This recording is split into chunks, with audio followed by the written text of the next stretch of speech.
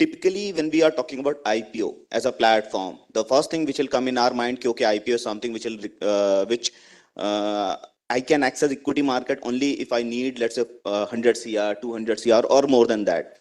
So yes, because listing criteria was slightly bit tedious process, getting into the motion banker and listing process, that was slightly tough. So because of that, now when we are talking about MSME, so everybody knows MSME being the growth engine of any economy, be it state. So basically, government, they wanted to have a separate setup for small and medium enterprises, because when we are talking about SMEs, so let's say any company, when we are talking about their journey, the time when company is starting, typically initially they are taking finance from, family, friends. Post that, they can access or reach out to the bank. In fact, banks, they are having lots of good schemes. For example, your CGT MSE, which is credit collateral free loan scheme up to 1 CR or 2 CR. I hope it is 2 CR as of now. Oh, now it's 5. Okay, that's great. So, I mean, banks are coming up front, they are supporting. So, now what happened, when company is looking for growth, obviously they cannot keep on borrowing from banks, because banks are also having certain limitations. Company will have to maintain certain key ratios, for example, debt equity ratio. When you are going for certain bigger loan, you will have to provide them mortgage. Okay, so that's where additional source of funding, I will not say that equity funding will, if you are having a, or if you are a listed company, you don't need fund from banks. Obviously it's an additional source of funding for you. So that's where companies can approach a stock exchange, and they can also explore a listing platform. So as I told, so ministry, as under the ministry's guideline, SEBI, which is our regulatory body, they wanted to have a separate setup for SME company. So that's where 2012 NSC, we came up with a platform known as NSC Emerge. Now this is a separate dedicated platform for listing of small and medium enterprises. So today, when we are talking about SMEs, the what is SME for us? Okay, we are not looking at your turnover. Sorry, we are not looking at your turnover. We are not looking how many employees you are having. Simply a company which is into the existence for more than 3 years, with positive cash accruals and with positive net worth. This company is coming under SME for us. Okay, so any company which is coming under SME guideline, if it is a private limited company, their paid up capital, post issue paid up capital face value should not be more than 25 CR. I'm not at all talking about again turnover. Your paid up capital can be even 1 lakh, that is fine, but should not be more than 25 CR, because of the simple reason, more than 25 CR, you can only go to the main board. So these companies can approach stock exchange for listing. Currently, if I'll tell you, we are having close to 317 SME companies which are listed at NSE Merge platform. Out of this 317 companies, altogether these companies have raised close to 56,000 CR from market. 56,000 CR is their total market cap, and they have raised more than 5,000 CR from different investors. Now, one of the key feature of this platform is, once you are listed, after completing 3 years, you can smoothly migrate from SME to main board. So more than 40% of the companies which were listed at SME platform, today they are there at exchange main board. Okay, otherwise, typically, I mean, as I have told you, I mean, directly getting listed at main board is slightly tedious process.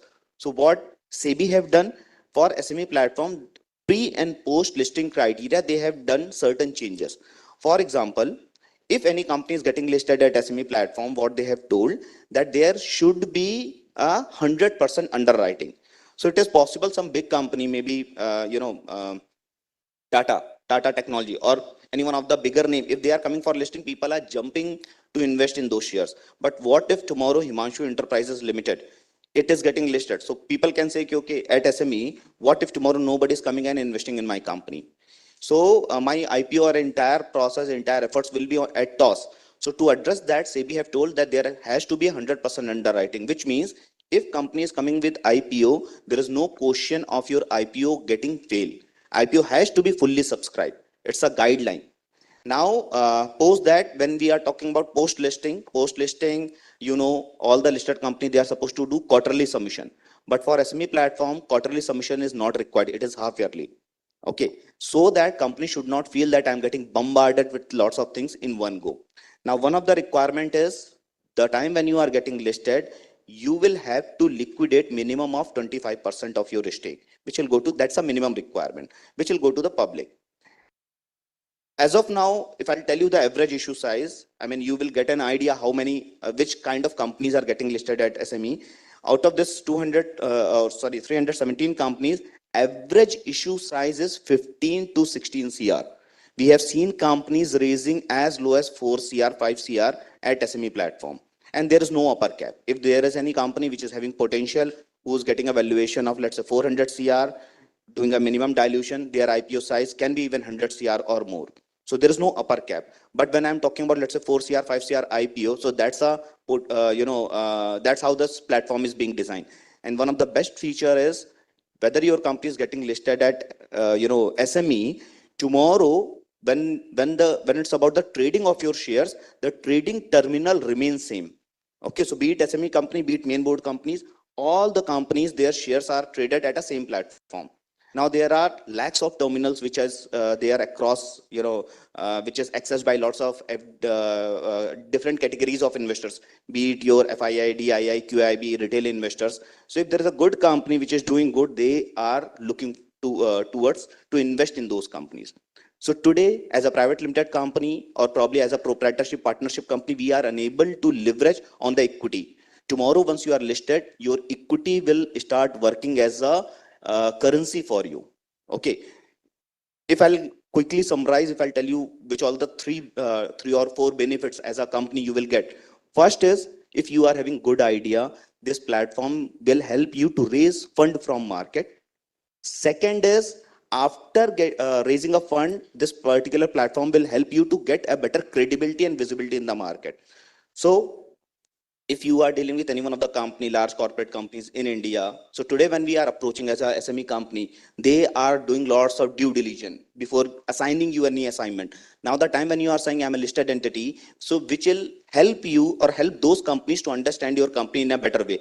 You are a listed company, which means you are a compliant company. Even in overseas market, when you are saying I'm a listed entity. So currently NSE, you might be knowing, we are leading stock exchange in India. We are the leading stock exchange in certain segment globally. So when you are talking about, let's say, turnover in derivative market, NSE is the leading stock exchange all over world. So people knows. And people knows, okay, if there is a company which is listed, what is the basic credibility or basic criteria? So they can just put the name of your company. They can see certain basic information. So that helps them to choose you. Okay, so that's where it's like a better credibility tool. Tomorrow you are listed, you can attract better talent by giving them e-shop, or you can retain your employees for a longer tenure. Now, companies who are based out of Tamil Nadu, one of the best part or best thing for you is, so currently NSC, we are having MOU with almost 13 state government bodies, out of which in South, we are having MOU with Tamil Nadu government and Telangana government. And Tamil Nadu government is only, as of now, only state in South, which is also giving upfront subsidy for, they are providing subsidy on the basis of the listing expenses. So with that, Devji, over to you. Thank you. Thank you, Manshu. What is the turnaround time? Like if I file my application today as an SME, so what will be the total duration to get the, subject of proper coordination from the company, because there are certain documents required. Typically, it will take 3 to 4 months, average what I've seen. In fact, there are companies who have filed DRHP within a span of 2 months also. Okay, but on an average, it will take 3 to 4 months for your company to file your DRHP. Thank you. So it is, it may take time, but it is very good option, for emerging MSMEs, I should say, SMEs to get finance apart from bank, right? So thank you, Manshu. Yeah, please, sir. Sir, whether trust or common facility centers, they are eligible to avail this one, sir. They can, whether they can become, for instance, Tamil Nadu, we have promoted a lot of printing clusters. So are they eligible to become your platform? Yes, sir. As long as they are fitting. Their paid up capital is 4 crores, 5 crores. Anything. So paid up capital should not exceed 25, because The guideline says if your paid up is up to 10 CR, you can only go to SME platform. 10 to 25 CR, it is your choice. You can go to SME also, main board also. More than 25, only main board. Okay, so your paid ups are, it can be even 1 lakh, 10 lakh, 5 lakh, doesn't matter. Should not be more than 25. Okay, thank you. So, if we talk about this cluster financing, or for that matter, any new initiative, any new concept, there are 3 points which I think, you should ensure before entering into it. One is whether that intervention can have scalability, that can have convergence with the, other schemes, and at last, whether it is it sustainable or not. So these are the, few aspects, 3 aspects which I request, when we'll talk, we'll interact, and you can ask, when you will be asking questions from the panel. So you can keep in mind. And at the same time, it's a great moment of pleasure for us that, both the leading banks from public sector and private sector, HDFC and SBI, are here in this panel. So I request Mr. Shams Tabriz, who is the Deputy General Manager with State Bank of India, leading the SME practice, right, for his viewpoint on cluster financing. So over to you. Yeah, thank you, Dev. Am I audible? So thank you, ASSOCHAM, for this cluster approach. And it's an opportunity. Now the focus of the government and the bank has both increased on the cluster-based financing. The government is doing lots of things. We are in that, we are getting all those feelings, and even the associations. So for the bank, this approach is a mainstay as a strategy to enhance our credit portfolio. And this cluster approach has again bring back the bank to connect with the associations, to get the details of the clusters so that we can join hand in hand to finance them. Not to just to go for the conceptual clarity, as Mariappan sir has said about the working capital. Dilip, they've talked about the ratios, sustainability, scalability, and Himanshu has also spoken about some things about equity. Why should we go for debt and equity? From the banker perspective and from the promoter as a borrower, you can say, or entrepreneur, for the banker perspective, what is the thing that help the banks to finance the cluster? As a cluster, it is a common activity. And the key ratios like working capital cycle will be common. Cash accrual concept will be common. EBITDA margin will be common. So what do we do when we fund the cluster approach? We waive lots of things. One is TEV studies, because we know. Because as a banker, we also know this is the cluster approach, so their detailed project report is available. Rather, associations, I have seen many associations come up with a detailed project report of especially any cluster. Like in Tamil Nadu, if I see, we have identified, we are in the regular focus of telling the people at the ground level, go and identify. So far, we have identified the very active 15 clusters. And one cluster has done very well. That is a machine tool cluster in Coimbatore. And we have financed almost around 145 crore in 1 year. And there was a growth of around 45% in 1 year. And we found it very easy to finance. As one angle has come, the cost of the credit. Now, when the bank is financing a cluster, so our operational expenses also come down because we know the pattern of financing. We need not to do lots of due diligence, lots of study. So what do we do as a banker? We give some concessions in processing fee. We give concession in interest rate also because our operational cost is going down. So this gives a benefit to the clusters. And then we have identified other clusters also, like power loom clusters in Karur. There are 3 clusters have been identified in Madurai, coir clusters, dal mill, rice mill. Then there are other clusters in Salem, ready-made clusters, Sago clusters. And it is well known that automobile clusters is a hub, and Chennai textile clusters are also there. So it becomes easy for the bankers to fund them. And clusters, the common thing is, again, the other part from the banker side is the suppliers are common, the buyers are common, the market is common, the technology is common. So it is easy to understand both the parties.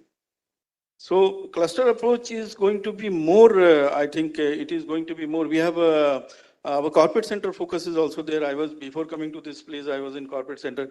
I worked on Morbi cluster in Gujarat. And we have done, we have seen that the default is very less, hardly default is there. And we have come up with a specific product for Morbi cluster. Similarly for machine tool, James and jewelry we have identified. So, and let me tell you, in these gatherings, August gathering, many startups are there. So Chennai is going to be a cluster of startups. That is one major upcoming things. And we have got IITM Research Park. We have opened a branch specifically at IITM Research Park. Because financing startups is again a very unique pattern. What we have observed, I have very keenly observed, we have financed some startups also. Because they work on the idea, they don't have the assets. They work on idea, and for them, startups, it is always advisable, they should go for both equity and debt. Because debt cost is high, ultimately debt has to be returned back, and maybe in 10 years. So equity keeps you supporting. Then one major clusters is coming is the solar.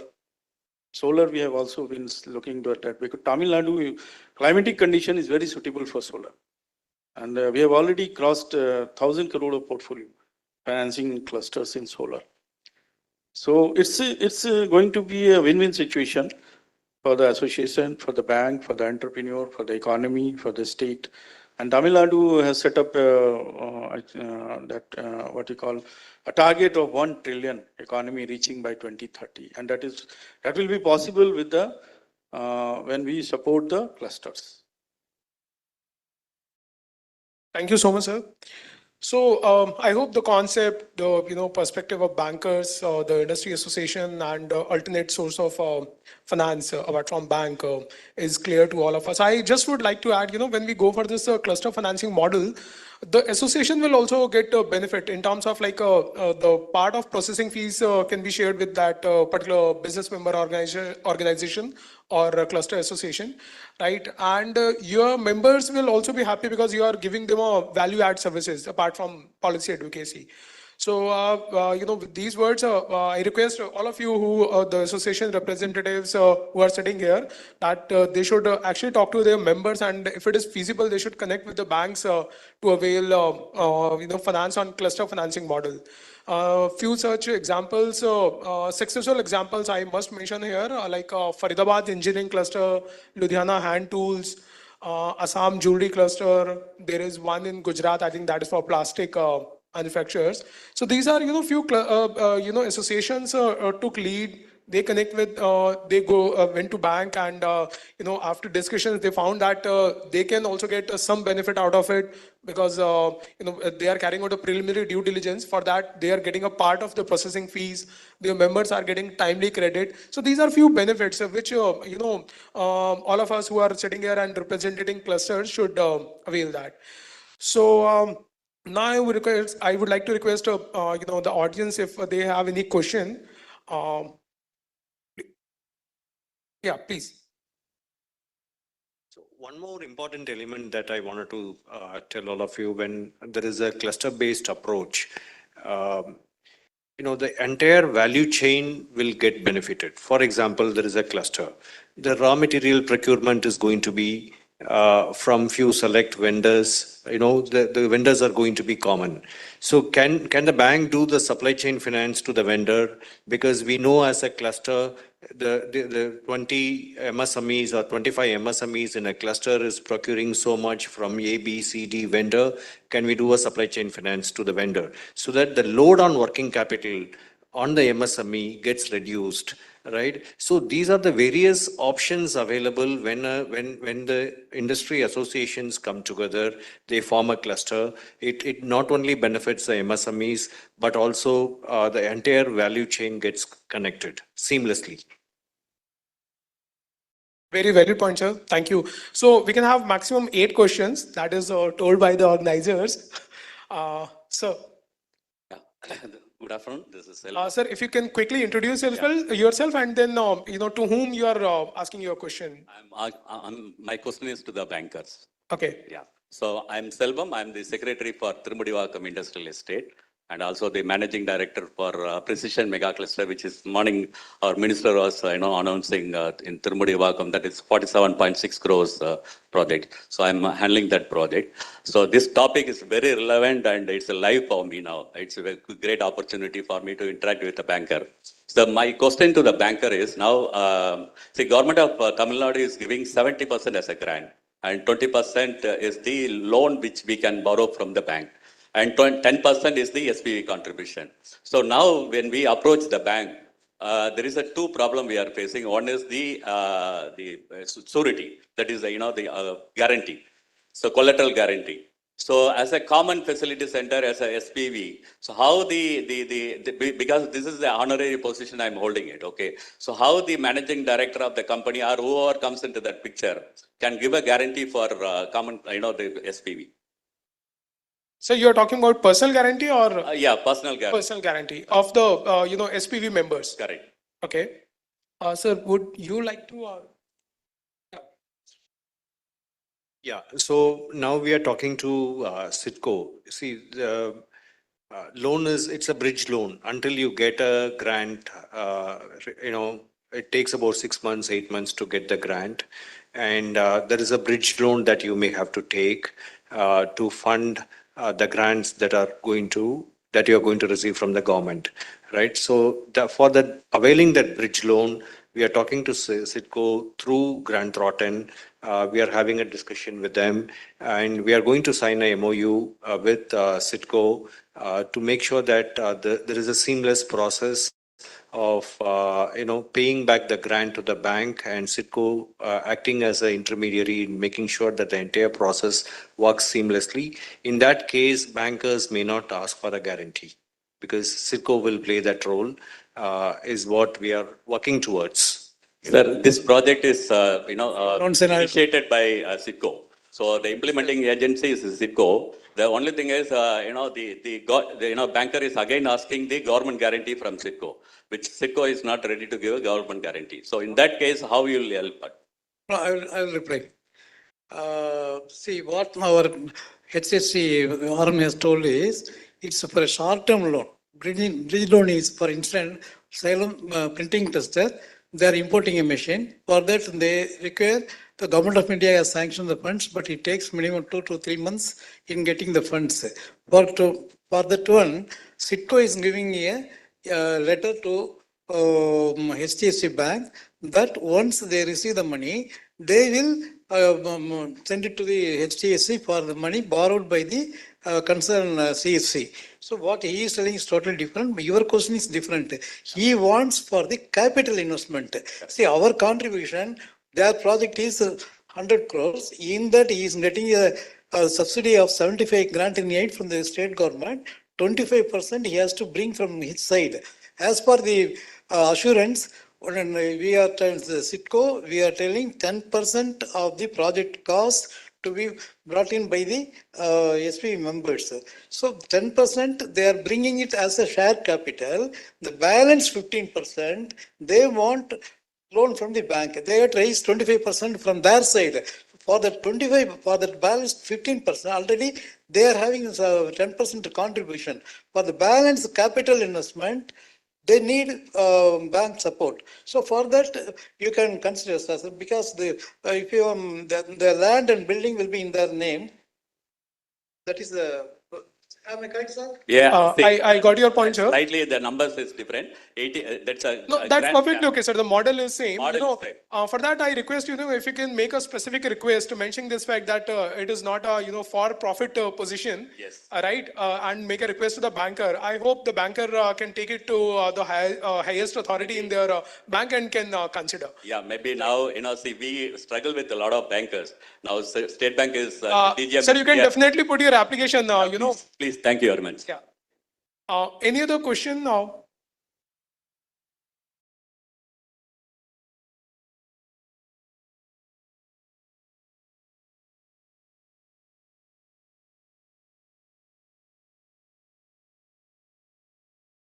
Hello, I am Dr. Ramanan, a former GM of SIDBI. I am with the VIT now as the Director of the Center for Micro Enterprises Development. The question to Mr. Himanshu ji, See, you said there's only 317 SMEs are listed in the stock exchange. Right, sir. The number is so large, it's not even now 0.1%. So Very the true. hesitation, this seminar was conducted even earlier by various other forums. I was also director of Achi Masala. So many of the companies are not inclined. The basic problem is the disclosure norms which are applicable to even the SME stock exchange, despite the liberalization and all those things. See, you find the big names in Chennai, you go to T Nagar, you find Pothys, you find Saravana stores, you find so many companies, they are not listed in the stock exchange. Either they are proprietorship or partnership, they continue to be, or private limited at the most. So I think already the Andhra Chamber has taken some efforts in this direction to motivate them and all that. But I feel that this is a very good offer to them. But unfortunately, because of some legislative problems or disclosure norms, they are hesitating. Very true, sir. In fact, sir, one of the major reason probably because of which or behind the number being so low, first is, sir, awareness activity. Me being NSE, I am accepting it. It's still there are lots of potential companies. Just to tell you, the first company which got listed at NSE Merge platform was from Chennai. Yeah. So still, sir, there are lots of potential companies. They are not at all aware about this platform. Second issue, because of which the numbers are low, the miscommunication. Lots of times, let's say if I'm talking to any promoter, obviously they will have to talk to their financial consultant. It can be CA, it can be CS, it can be an individual party. Now, probably this promoter have attended certain session, but when they are talking to them, they are upfrontly telling you, okay, IPO, so many disclosures are required. Sir, I will not talk about proprietorship or partnership, but you might be agree anyway, 70%, all private limited companies, they are already doing 70% disclosures. There's nothing which is behind the curtain. All the data is available within in public domain. So it is just a communication gap, or it's just a miscommunication which is given to them, okay, or which is provided to them by the people who should practically, they are the people who should do their hand holding. Okay, what is IPO? Today, when I'm saying that we are having total market cap of 56,000 CR, it's a big number. So, Honorable Minister, he was talking about $1 trillion economy. Sir, for that, not only company, entire ecosystem has to grow. A company, if state want to touch that number, company should grow. There should be employment. Okay, there has to be a investment in that particular state. So equity market is the place which can bring lots of FII, DIIs. Because your company is in public domain, you need not to go and talk to somebody. They are seeing that the company is doing good. So, I mean, the only reason what I can see first is miscommunication. Okay, and second one, from exchange side, probably we should work more on reach. So we keep on doing lots of event. With ASSOCHAM itself, we have done a couple of events in past. We are doing event with CII, EPC, AEPC, different state governments. Okay, so take feedback taken, sir. We'll look forward to work on it. And sir, as you are part of SIDBI, with your permission, sir, one point, as there are lots of cluster heads here, one point I would like to bring in your notice. Now, there are lots of companies who are facing issues pertaining to their working capital. Okay, so there's a venture between NSC and SIDBI. Now, the company is known as RXIL. Okay, it's a platform where a company can get their bill discounted. Okay, now if you are supplying to any one of the large corporate companies or PSUs, so you need not to wait for, let's say, 45 days or 30 days. Through this platform, your bill can get discounted within, I hope the tenure turnaround time is 48 hours. Okay, so there are three parties involved. One is the MSMEs, another one is their buyer, which is large corporate companies, and there are lots of financial institutions in between. So on RXIL, I'll not talk much. You can Google it, but it's a very good initiative. It's doing really very well. Thank you. Thank you, Himanshu. Before taking next question, 2 points. One, if we can have a such program, to create awareness about this SMA merge for Chennai in association with maybe ASSOCHAM, that would be great help for SMEs operating from this region. And another is the Himanshu was talking about trades platform. Three major entities are operating on that platform. That is RXIL, and M1 Exchange, and another one is Invoice Smart. So Invoice Smart, M1 Exchange, and RXIL. So you can get the details. Otherwise, we can also have one program specifically on trades for the SMEs and other stakeholders who are here in association with any one of these companies. Right. And otherwise it is simple, like you are, let's say, supplying to a larger unit or maybe to the government. You can get your bill discounted in a daytime.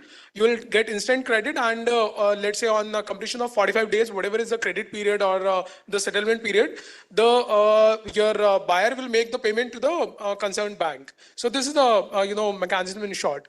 So we have a question from the back. Yes, sir. My name is Arognathan. I am running a company named Nathan Enterprises.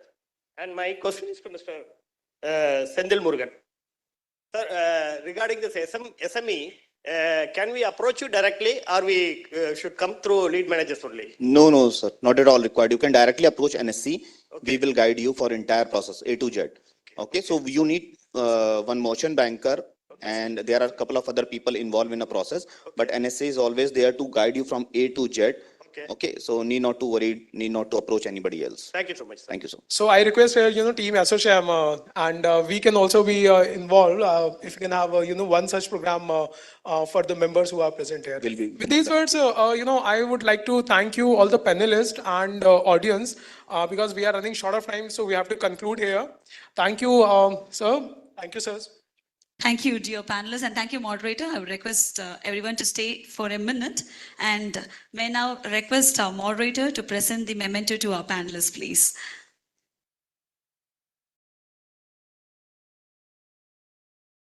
So request Mr. Dev Kumar, the Director, GT Bharat LLP, to present the memento to our panelists. Mr. Suresh Ramakrishnan. Oh, okay. Mr. Shyam Stabres. Thank you. And to Mr. Suresh Ramakrishnan. Suresh. Thank you, sir. And to Mr. Mariappan.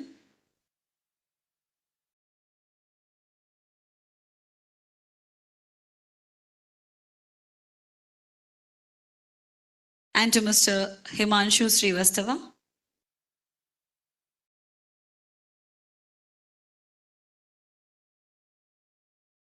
And may I request Mrs.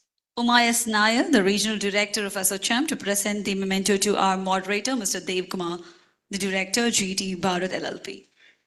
Thank you, sir. Thank you very much. And thank you to all the panelists for making the session quite very interesting. And there were a lot of questions following with this session. But then, as we are running short of time, we had to cut here. And we'll move on to the next panel discussion. Thank you once again. A group picture, yeah. Can we have the photographer here? Photographer?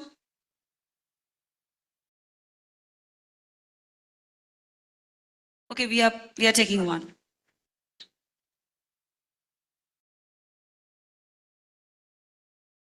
Well, ladies and gentlemen, without further ado, let's move on to the panel discussion two. Yeah, so he's here. Finally. Okay. So this, thank you very much. This panel discussion topic is about the role of strong industry association, and may now welcome the moderator, Mr. Mohammad Zaidi, GT Bharat LLP. Welcome, sir. And I'd like to welcome the chairperson, Mr. Mariappan, sir, from Tanzania. Sir, you will be the chairperson for this particular session. I request you to come back.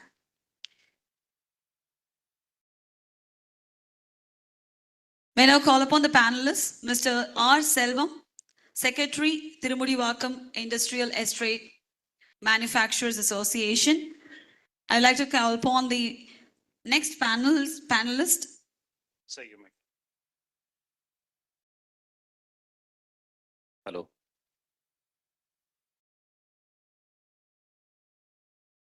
One more.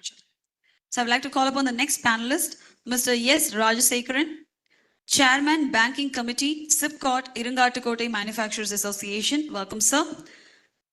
I'd like to call upon the next panelist as well, Mr. T. Ramesh, Advisory Committee, Tirumallai Oil, Women's Sitco, Industrial Manufacturers Association.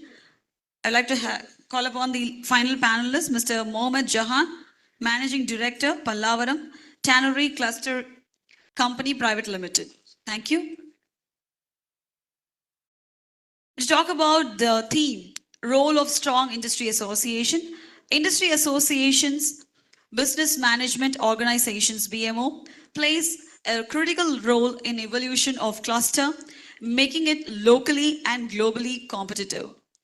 The theme shall focus on some select case studies where more proactive industry associations have facilitated interventions to identify and bridge the gap in the cluster value chain, ranging from optimizing input cost, making operations and manufacturing competitive through common facility centers, linking to local and global value chain through suitable market linkage, as well as facilitating quality conformance of the members for meeting international demand. Over to the moderator. Thank you. Thank you. Thank you, Nandini. Thank you. Good afternoon and welcome you all to this conference on holistic sustainable cluster development program.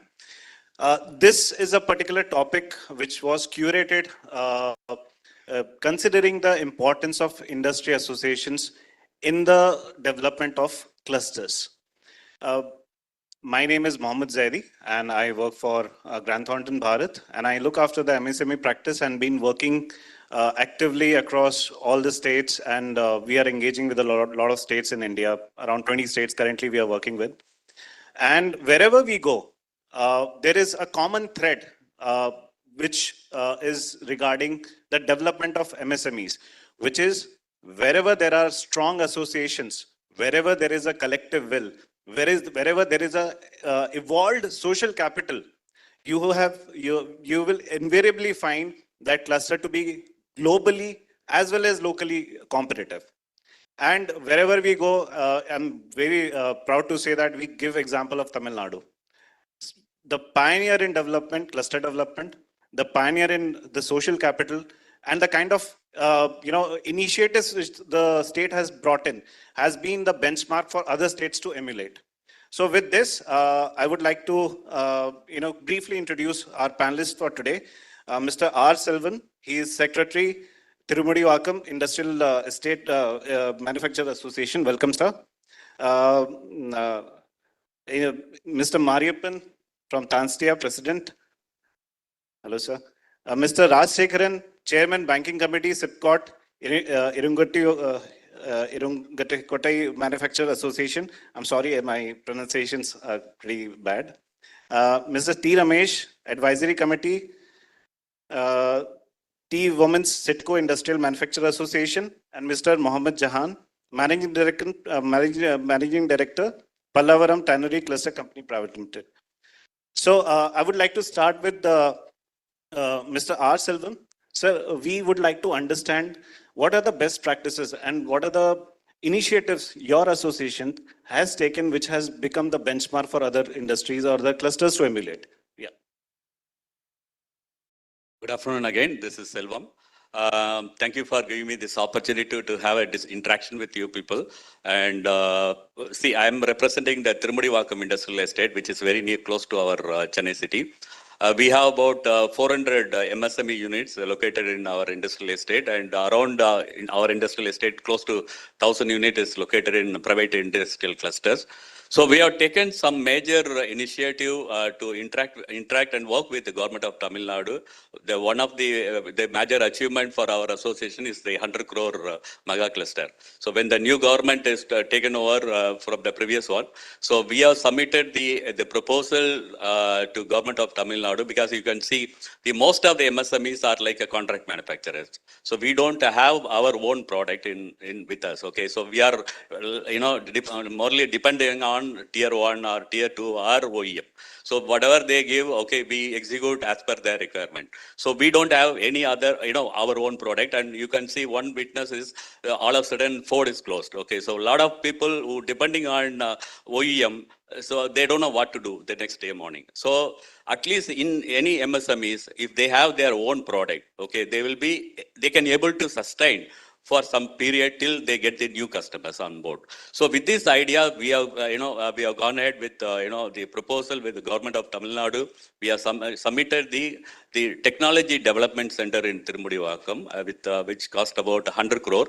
And we are taking in two phases. The phase one is about 47 crore, and which is in, its a tender is already floated. Right? You can see the tender document in the TANSITCO website. The second one is we will be taking in later. This is one of the achievements. The second one is we also have one more cluster which is running upfront in Tirumudivakam. This is a common effluent treatment plant.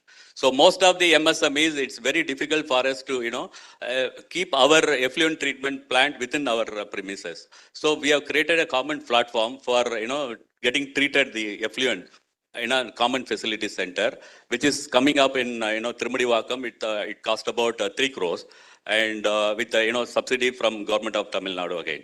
So these are all the two major achievements with, what we have achieved through last, 4-5 years.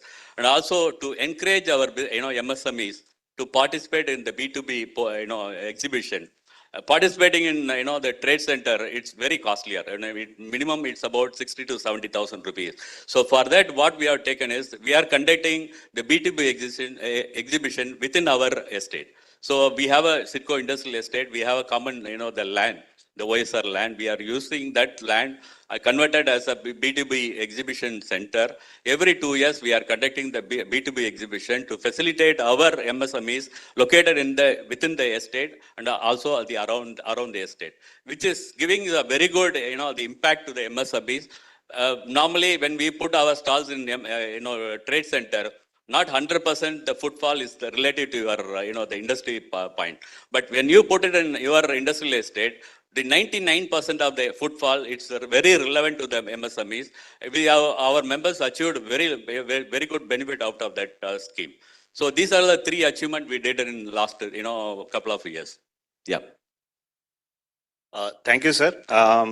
Sir, being the chairperson, I will ask you to summarize, if it is fine with you, sir. Our next speaker, Mr. S. Rajasekaran, since he is chairman banking committee, there is one very key and important aspect of industry associations acting as a facilitator for credit for their members. I think that is something which is still at a very nascent stage. There have been some certain best practices in isolation, but that is something which has to be institutionalized and has to evolve as a major factor. Sir, to elaborate much on that, I would like to have somewhat. Good afternoon, everybody. First of all, thanks for ASSOCHAM giving an opportunity to our association to come out with our best practices. What is the strong association? First of all, that is a question mark, right?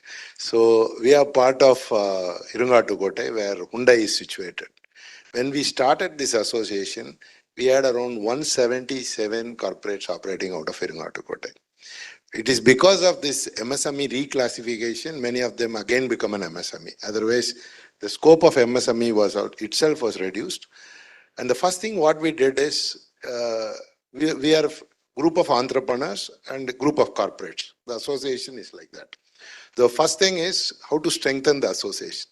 With great difficulty, we got Hyundai into the association, then Swing Setter into the association, Wipro into the association.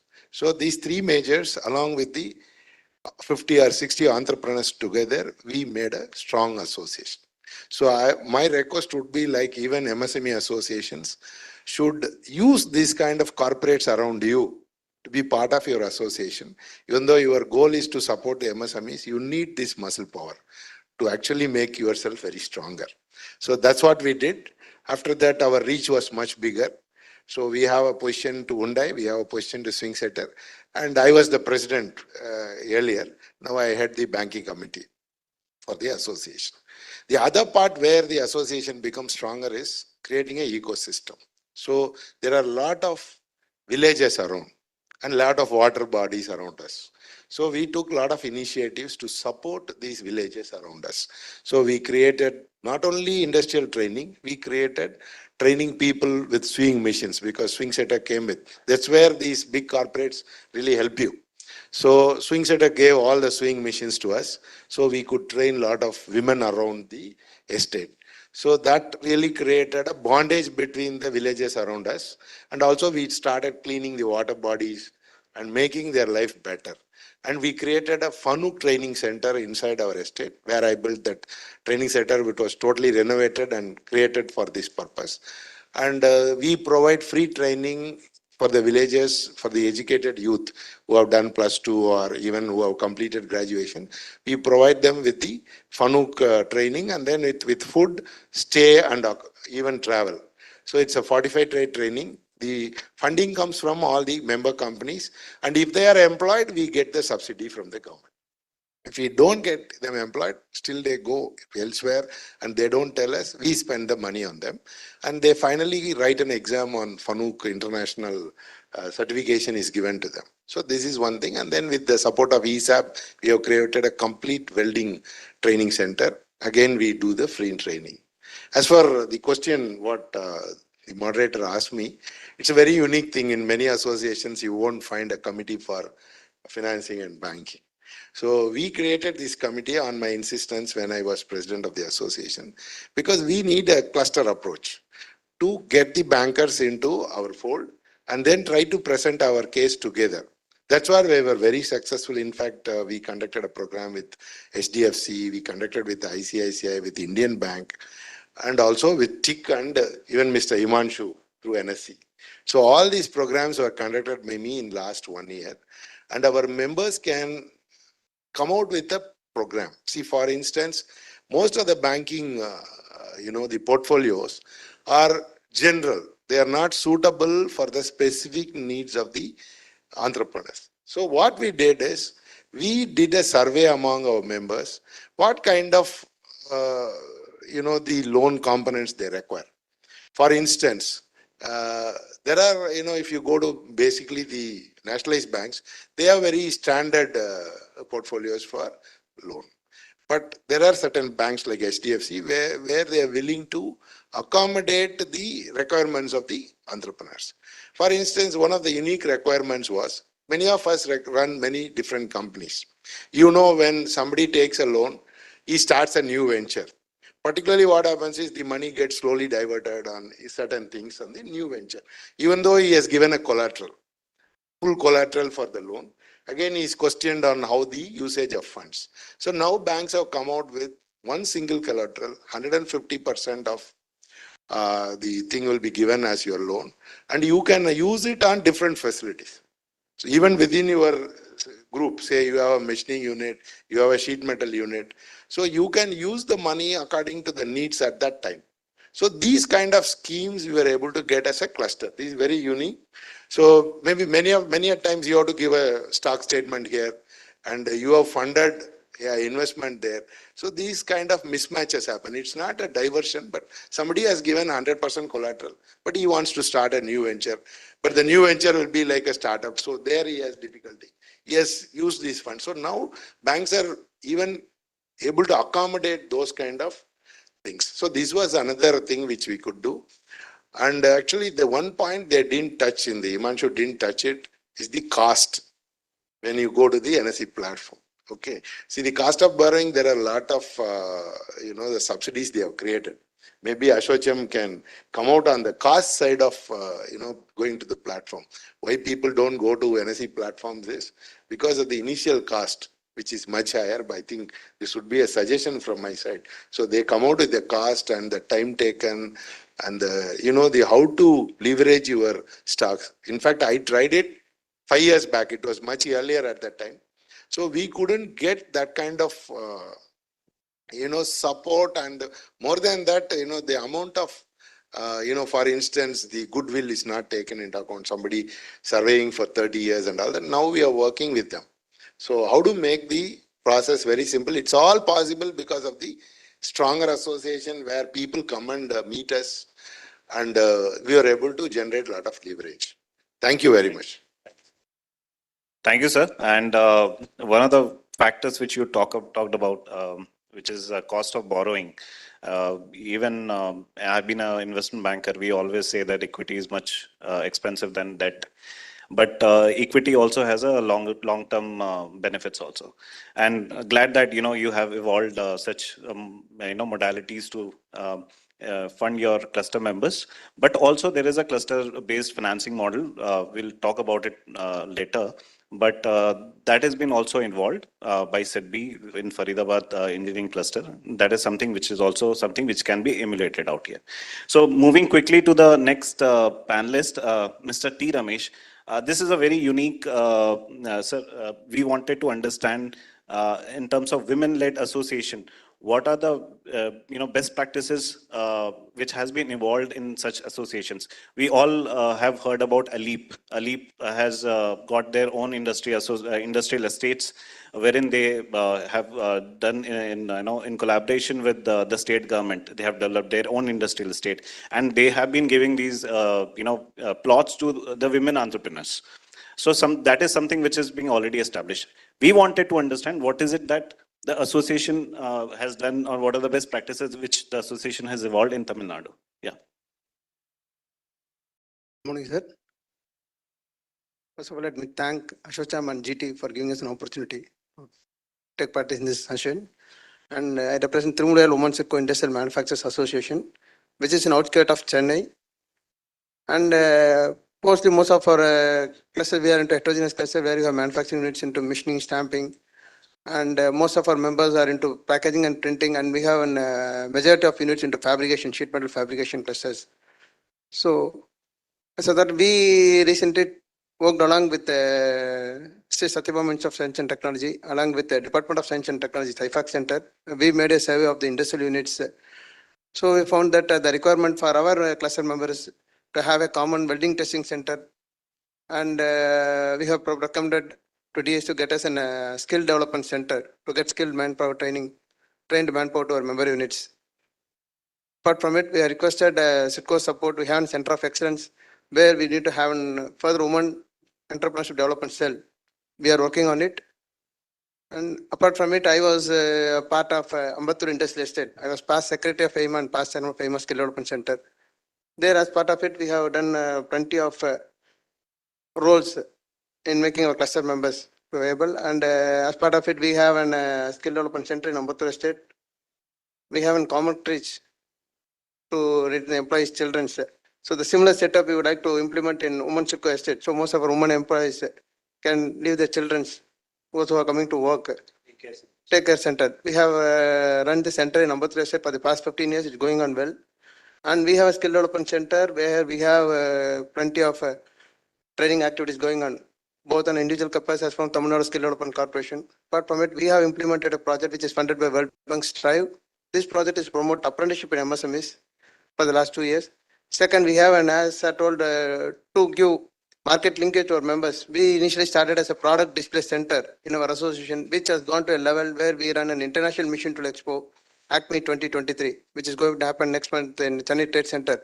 So it has gone to a level where almost participants from 28 countries are participating, especially from machine manufacturers. This we started as a small product showcase center in our association office 25 years back. Now it has grown to a level where it has become an international UFI certified event, where you have 50,000 prospective business visitors coming into our session. So with regards to this women CITCO, we have planned to start a clinic apart from it skill development center. We are working at the universities nearby our industrial estate. We started working with the university, which is a good center of excellence, which is funded by grant of Government of India. Now we had a discussion, we had a MOA with them. We just making use of these facilities for our cluster members to do their input and output operations. Second, recently we have tie-up with TIC for special interested subsidies for women entrepreneurs. We have signed an MOA recently, sir. Thank you. Thank you, sir. I think this is one aspect of skilling which you have covered, which was, I'm sure other associations also would be having, but I think you have deliberated on it quite in detail. Moving very quickly because we are already running short of time. Mr. Mohammed Jahan, he is the Managing Director, Pallavaram Tannery Cluster Company Private Limited. When you talk about leather, you always associate the clusters from Chennai. And this is not only domestically, but internationally very, very, very famous. So, sir, we would like to understand from you how this clusters has evolved. What are the best practices that your cluster has taken up, and what are the main ingredients behind your success? Yeah.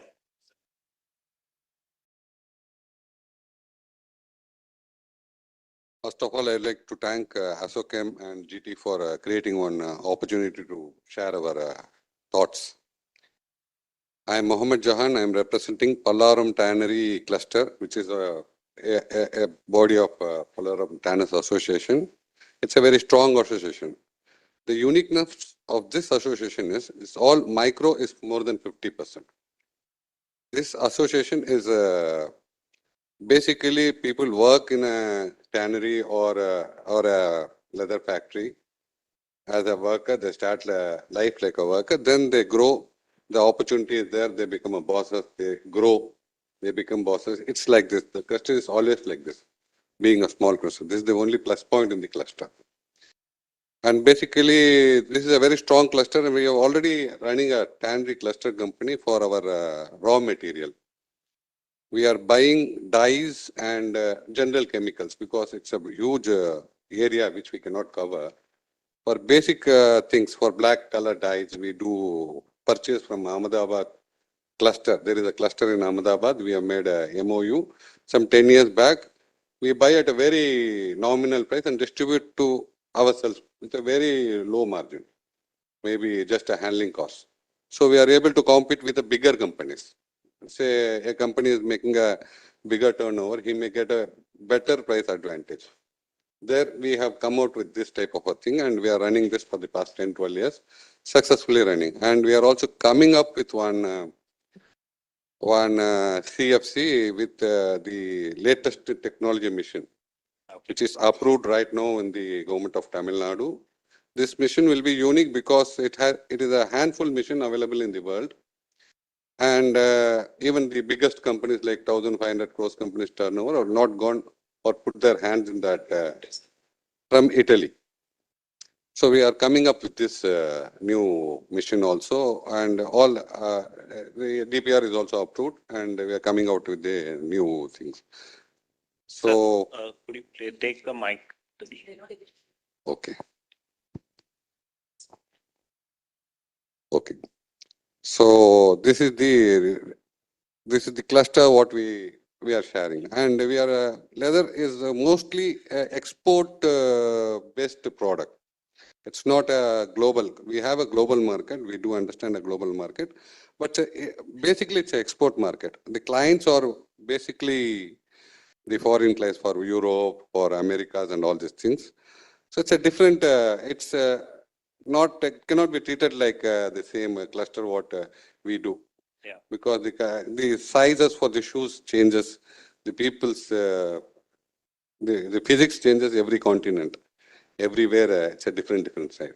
So it's a different unique thing, and we have recognized in Pallavaram we have leather working group approved vendors. That is an international body for 26 companies are there in Pallavaram with the approved, and we are moving on. Sure. Since our market is not local, we are mostly a global player. Our market tends to become more critical when the resistance starts in other country. We will not have the taste of Indian market. Right, sir. Basically, that is a big problem. And now everybody knows due to the war, the Ukraine war, Europe economy is going down, and we are also facing the ripples in this. We hope we come across this and we solve the problem, and we do. Sure, sir. Right. Thank you so much. I would like now Mariappan sir to summarize, and also audience if they have any questions, sir. Thank you, sir. Sir, regarding this session is concerned, we want to encourage all associations to involve in the promotion of cluster common facility centers. For that, GT will help you for the associations to get some funds also for the individual associations whom are promoting this kind of clusters in district wise. So the Tanzania, we are interested in promoting at least one common facility center in each of the 38 revenue districts. Whatever support you require, we are ready to give.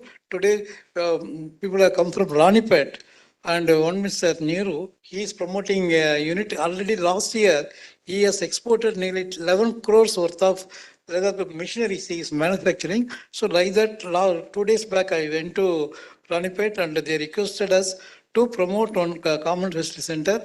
I think that they can consult with you and they can also take your advice, and our vice presidents are also there.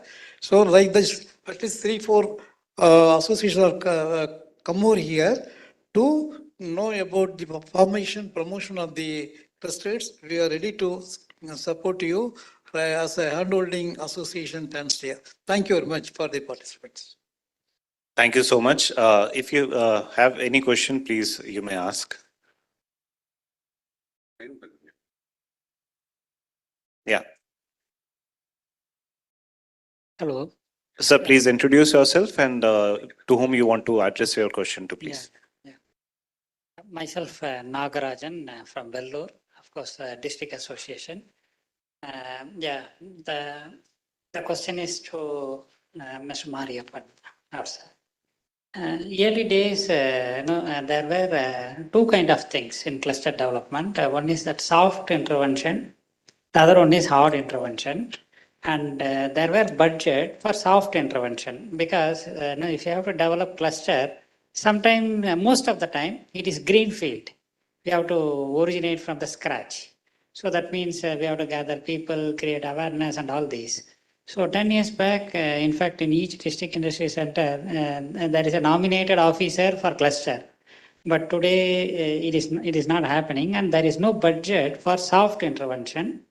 The similar concept is there with Government of India also. But what I mean now, my request is Government of Tamil Nadu, being want to have more cluster, we should allocate some budget for soft intervention, which is the initial, the beginning of the cluster.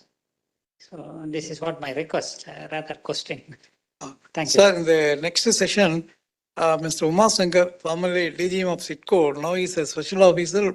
He is looking after the cluster development. He is going to participate in the next session, sir. He will give you what are the supports in district level or regional wise. SITCO is providing you.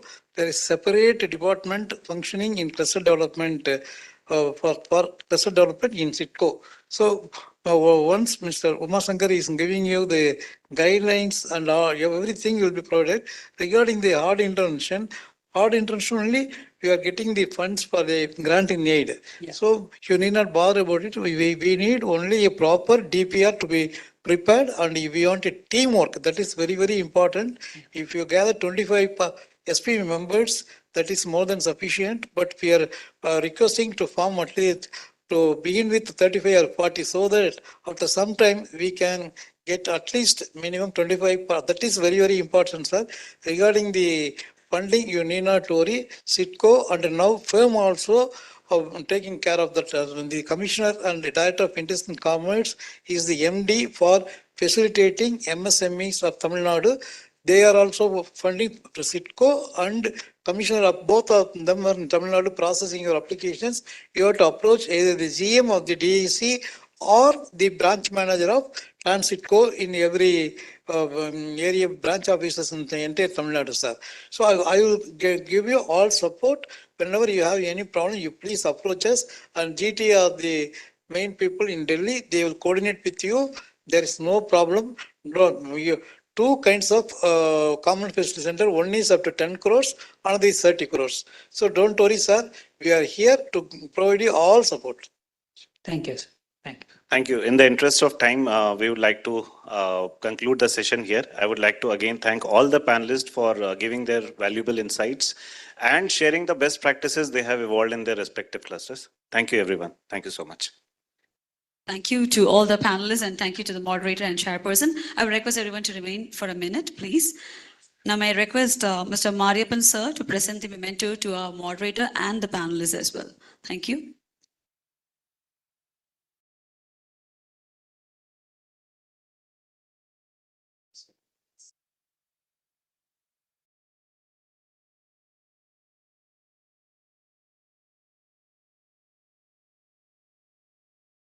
So thanks to the moderator, Mr. Mohammed Zaidi, GT Bharat LLP. Thank you. And thanks to the panelists, Mr. R. Selvam, yes, Rajasekaran, T. Ramesh, and Mr. Mohammed Jahan. Thank you very much. Well, ladies and gentlemen, without further ado, let's move on to the panel discussion 3. The theme of this particular panel discussion is all about the technical and physical infra in clusters.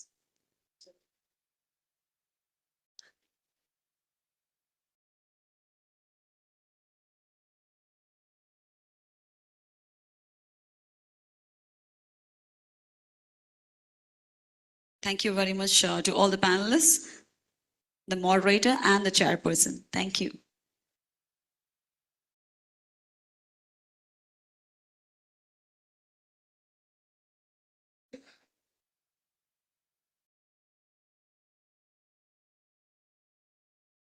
Thank you, sirs. Thank you very much. Let me take the pleasure in calling the next panelist of this particular panel discussion, Mr. Uma Shankar, the former DGM, Tansitco, Best Practices for Speedy Implementation of Cluster Projects. There is Sendil Kumar R, IEDS, Deputy Director, MSME, DFO, role of MSME, DFO in facilitating cluster development. And the chairperson of this session is Srimati S. Madhumati, IAS MD, Tansitco, Government of Tamil Nadu. And the moderator of this session is Professor V. Batmanan, Partner, GT Bharat LLP. Welcome, sir.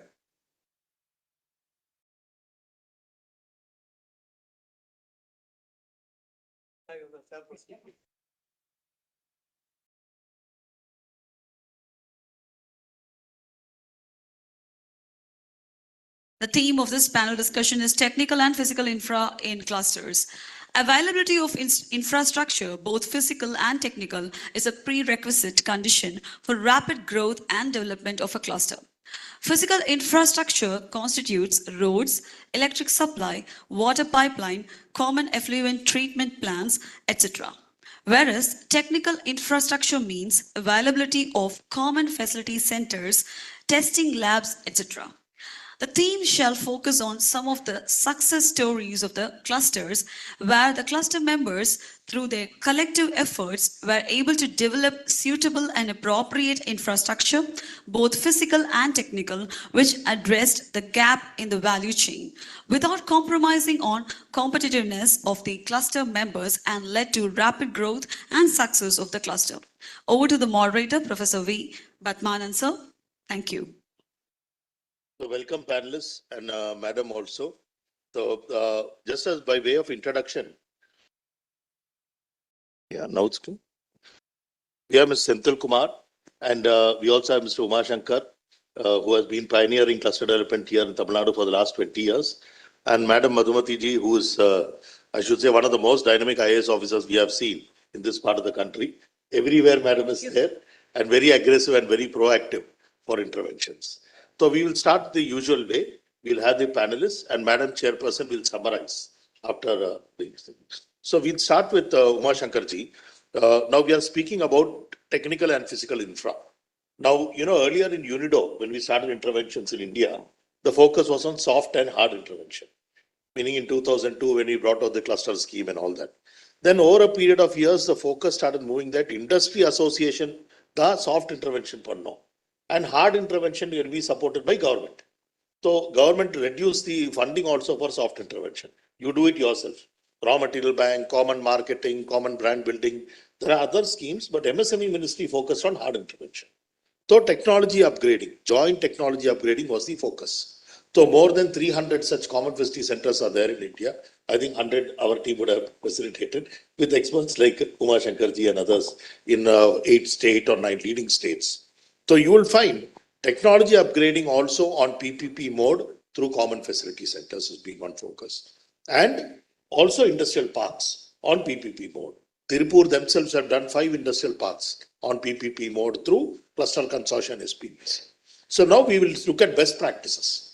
இதே நாம இப்போ தமிழ்நாடு இப்போ பார்த்தோம்னா 50 CFCs டெல்லியில இருந்து பண்ணியிருக்கோம். But other private தமிழ்நாடோட own cluster development ஸ்கீம்ல many CFCs are coming. Maharashtra பார்த்தீங்கன்னா 50 இருந்தது same almost neck to neck. We started Maharashtra came, they saw here, Tamil Nadu, then only they started. Now the exposure is content. But they had 50. They have a mini cluster scheme, 10 crore. They are targeting 150. Meaning, Yerno CFCs, Yella cluster, Tamil Nadu. I mean, in Maharashtra. So Tamil Nadu also fund allocation with SIDBI cluster development fund or other schemes. So that we can do is one option. Now the question now is, what is the best practices by the state government? Why is it that states like Tamil Nadu, Maharashtra is so aggressively and very successful in, say, joint infrastructure development and joint technology upgrading through common facility compared to other states? We don't need to mention states compared to all other states. What is it in Tamil Nadu? Is it strong industry association? Is it proactive government? Good people working? What is the reason? Over to you, Mashankar.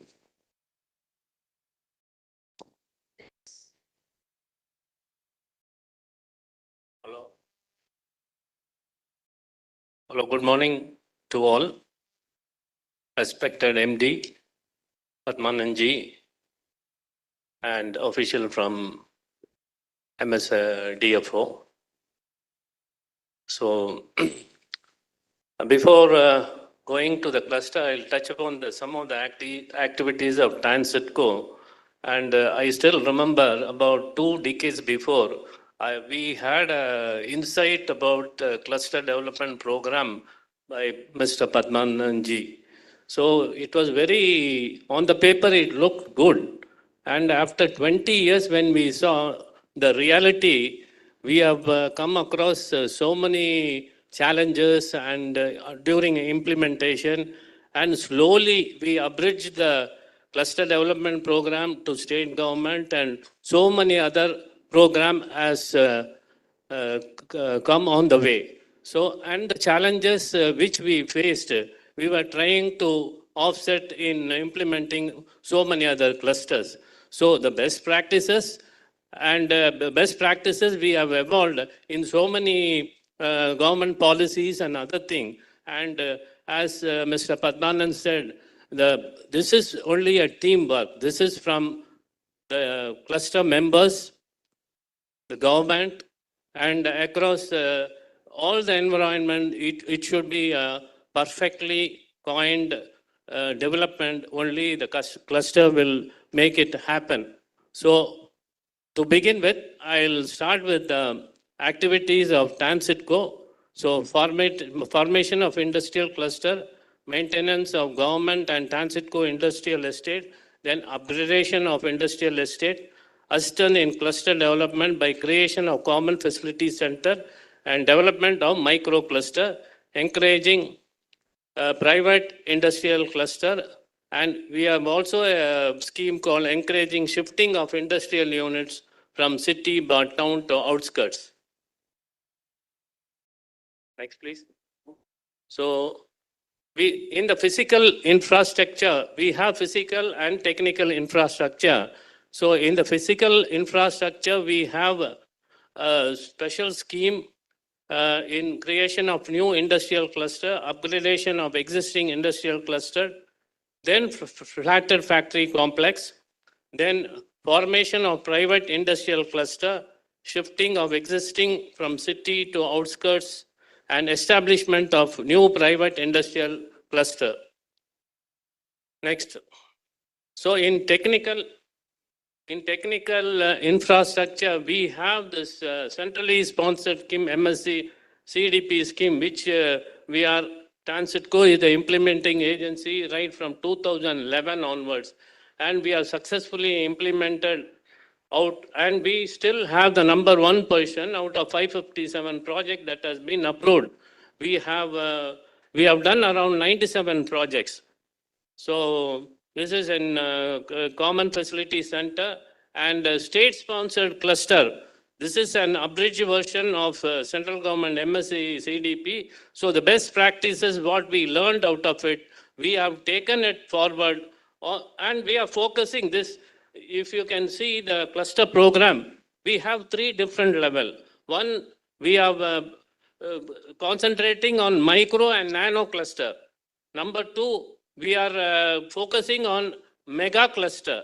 Number 3 is for micro and small industries. We have the MSc CDP program. So this is what we have learned out of our experience, and we have enlarged the scope of cluster program. Next, please. So, as you all know, the objective of technical and physical infra.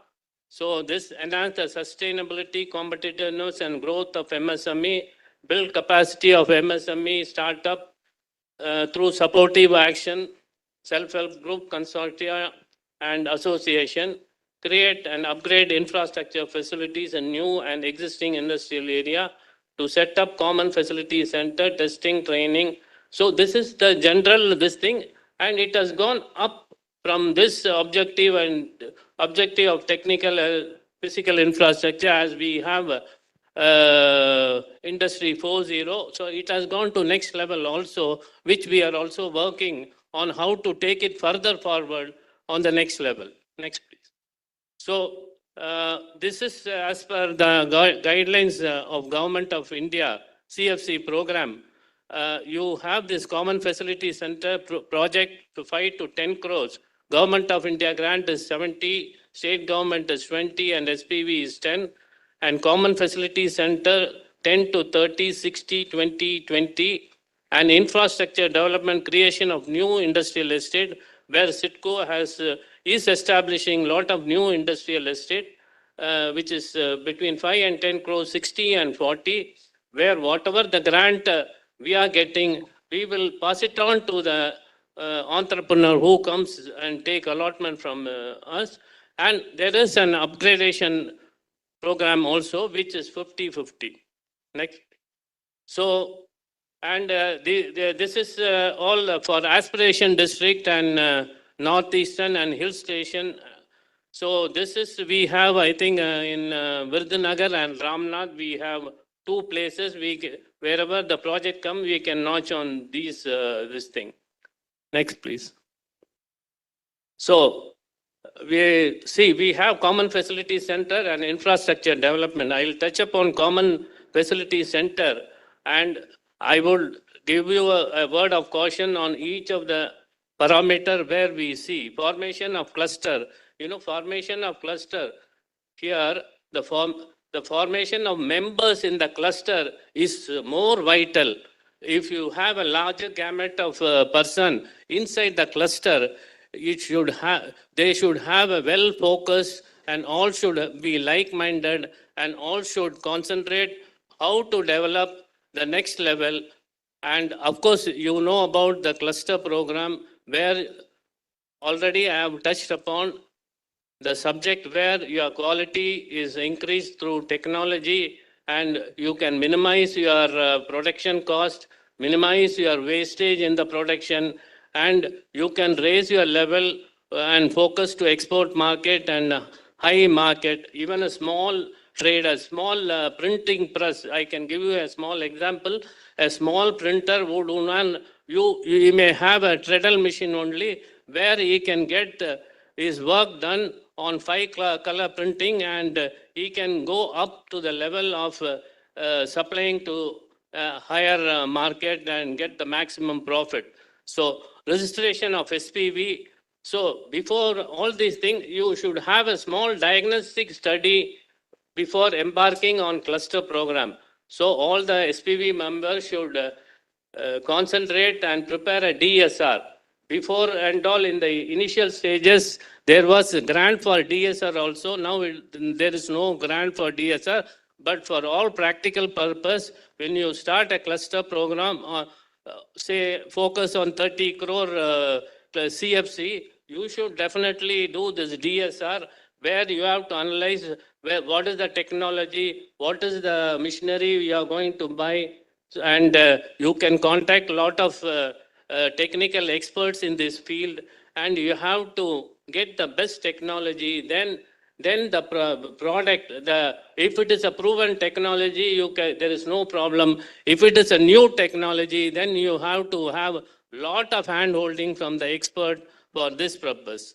So you should have a thorough DSR. And then preparation of DPR. Of course, there are a lot of experts in the field who can guide you in preparation of DPR. Of course, next level is SIBB appraisal, then state level steering approval, NAPC, and final approval. This is the general structure. So before embarking, again, I am just telling out of experience, these are all things. Once you get approval, next is the challenge where the fund flow should be positioned for each and every stage. So here I think you have to get the bankers for this, for getting bridge loan and other thing. So your cluster doesn't get stuck in the middle. So as per the new guidelines, they give only 18 months for the project to be completed. So in 18 months, and there should be a meticulous planning how to go about. Suppose if you have 25 machineries, which should be purchased first, so you can purchase in a phased manner. So everything we see and how the CFC members struggle and all we see about it. So it should be meticulous planning, and we are there to guide you how to plan all these things. And again, we tell the cluster member the financing part, because Government of India, Government of Tamil Nadu, they give a grant for all these cluster. We get grant from Government of Tamil Nadu in 2 installments, and Government of India and Government of Tamil Nadu, sometime it gets 1 month or 1.5 months delayed. So you should able to manage the fund flow by having a tie-up with bankers or any financial institution as a bridge loan. So next. So as you see, we have 51 cluster projects. So Government of India sanctioned and implemented. We have done 28 cluster project, and we have got 15 projects under implementation, and all are at the various stage of implementation. Totally 43 cluster projects we are doing, and the new project in the pipeline is 8. So we will be crossing 50, and it will be 51. Next, please. So this is a cluster-wise district where we have this Virudhunagar. You can see safety match cluster in Virudhunagar, which is one of the oldest cluster we have done. These people have, see here the man, they were folding all this Tipati, idella fold panni, all those things were done. So that this thing is eliminated, and lot of child laborers were involved in these cluster. That has been eliminated. So all these things are automated, and in the initial thing, they have a common branding, and they were supplying to the market. They were doing very well, and of course this is more than 10-12 years old cluster. And we have Salem, many cluster, power loom, wooden furniture, and wooden furniture was one of the best cluster which is coming out, and almost they have completed the thing, and they have, yeah, Padmanand ji has done a DPR, and this is wooden. It's one of a national record. Yeah. 5 clusters in one district. Acha. And I think Thrissur, they are done this wooden furniture cluster. This is coming out. We have 5. Thrissur, Kozhikode. Yeah. And all the best practices, they were imbibed from all these people. I asked this furniture wooden cluster to go all those places. And I think Mr. Mariappan has also done a legwork for this wooden furniture cluster by visiting Thrissur and all. So from there it has come out very nicely. It is going to be under completion stage. So some of the cluster, of course, not everything is roaring. There are 5 to 10%. We have to do a lot of hand holding for them. So some of the cluster we don't recommend is, one is the cluster which using lot of clay and other thing, we are not recommending, because we miserably failed in 1 or 2 clusters. Likewise, dyeing cluster, which we are not encouraging. And of course, in Tirupur, you have got lot of cluster coming, textile knitting, apparel, design, all those things. Palladam, power loom Palladam, that is not taking off, because I was telling there is a dyeing problem. They want to change the location. They have changed the location because when they actually go in for doing this cluster program, all the local villages objects because of the pollution. Shankarji, shall we come back after some time? Yeah. Because yeah. Yeah, I'll just rush through.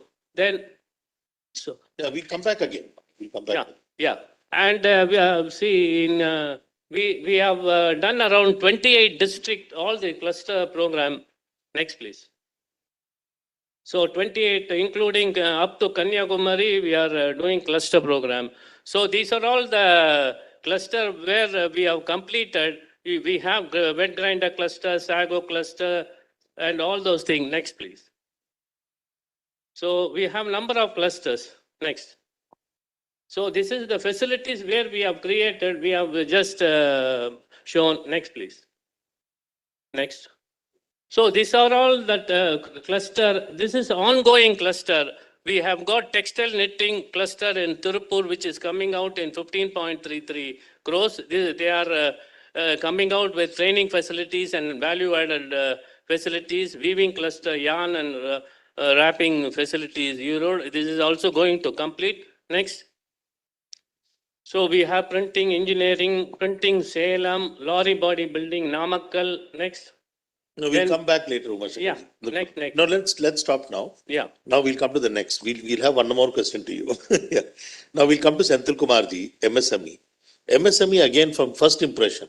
How are states like Tamil Nadu, Maharashtra, now to an extent Haryana, etc., now leading in interventions of cluster programs? What is MSME's impression? First of all, good afternoon to all present here. I take this opportunity to thank ASSOCHAM and GT for giving opportunity to speak on a cluster-based approach development. Tamil Nadu is the pioneering state, first of all, in cluster development. Among the more than 200 clusters developed by India across the country, in that nearly 51 clusters has come from Tamil Nadu in different stages. 28 has been completed. Ongoing 14 clusters ongoing, and then 8 clusters under pipeline. It is under various stage of process for getting approval from Government of India. First of all, Tamil Nadu government as well as MSME from Tamil Nadu, particularly SPB members, they are taking more advantage from getting funds from Government of India, using the benefits like MSC CDP schemes. For developing common facility center, particularly in common production process center. In order to balancing the line activities, they are taking advantage of this scheme. Particularly in different areas, printing sectors, and then engineering sectors, and then safety match cluster sectors, and then textile sector. Most of the clusters come from textile sector, and then leather sector. Now coming up with one project is leather sector. Major sector is covered is printing, nearly around 6 to 7, and then safety match, nearly 6 to 7 sector has been proposal has been approved and working very well. In that cluster based, we are then a pioneer, and then ID projects also, particularly infrastructure creation of land and assets to the development of MSME sector. We are also the number one, but pioneering coming to that across the country. Nearly 48 ID project has been approved by Government of India. Currently, if you see that more than 200 crore has been Government of India has put up in Tamil Nadu. That is the best advantage for taking MSME units to develop their growth, particularly in order to produce high quality products with to improve the export market as well as textile sector number one. If you consider the textile sector. Kumarji, one more question to you. One more question. You know, even under IIUS scheme, Tamil Nadu had been number one. You know, auto components, Chennai leather, Tirupur, Nehru Park, Netaji. So both smaller projects as well as 100 crore, 200 crore projects. Tamil Nadu has been number one and leading interventions, along with Maharashtra to an extent, neck to neck. Now, is it because of, it could be one of 3 or 4 reasons. One is people here cooperate more together, see the benefits of joint action. That could be one reason. Second one is state government machinery is more aggressive and proactive. That could be the second reason. Third reason is the administrative part from the state government. Matching contribution, seed contribution of 10%, 20%. All these schemes, state government will have to contribute. Then Tamil Nadu had funds and the interest to support. Which of these 3 reasons is most important, or all 3? All 3, sir. Most important, all 3, sir. First of all, MSME units are taking their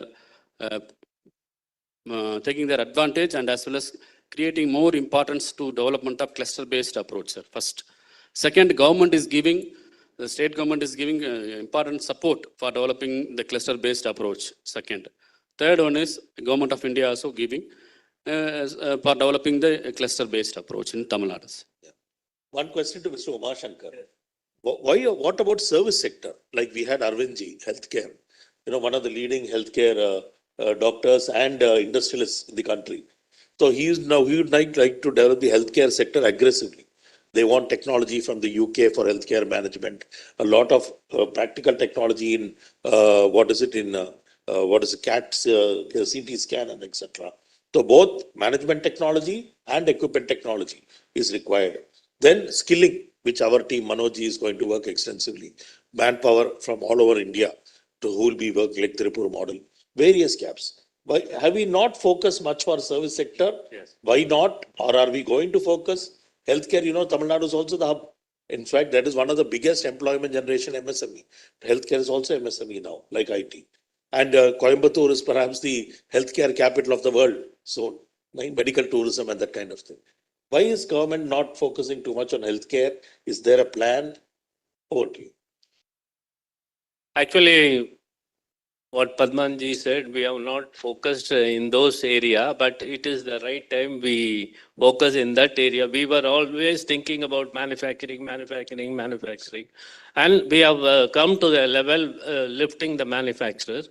And of course, service is equally important where we should focus on service sector and we'll try to do something on those things also, because Government of India is also encouraging such type of this thing.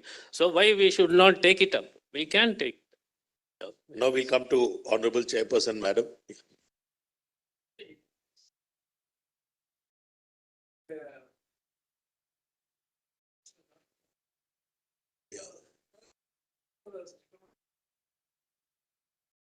Healthcare is not MSME. Now it has been included. Now as the new revised guideline, it has been included, particularly hospitality, health and healthcare, and then laboratories, testing laboratories are included in this.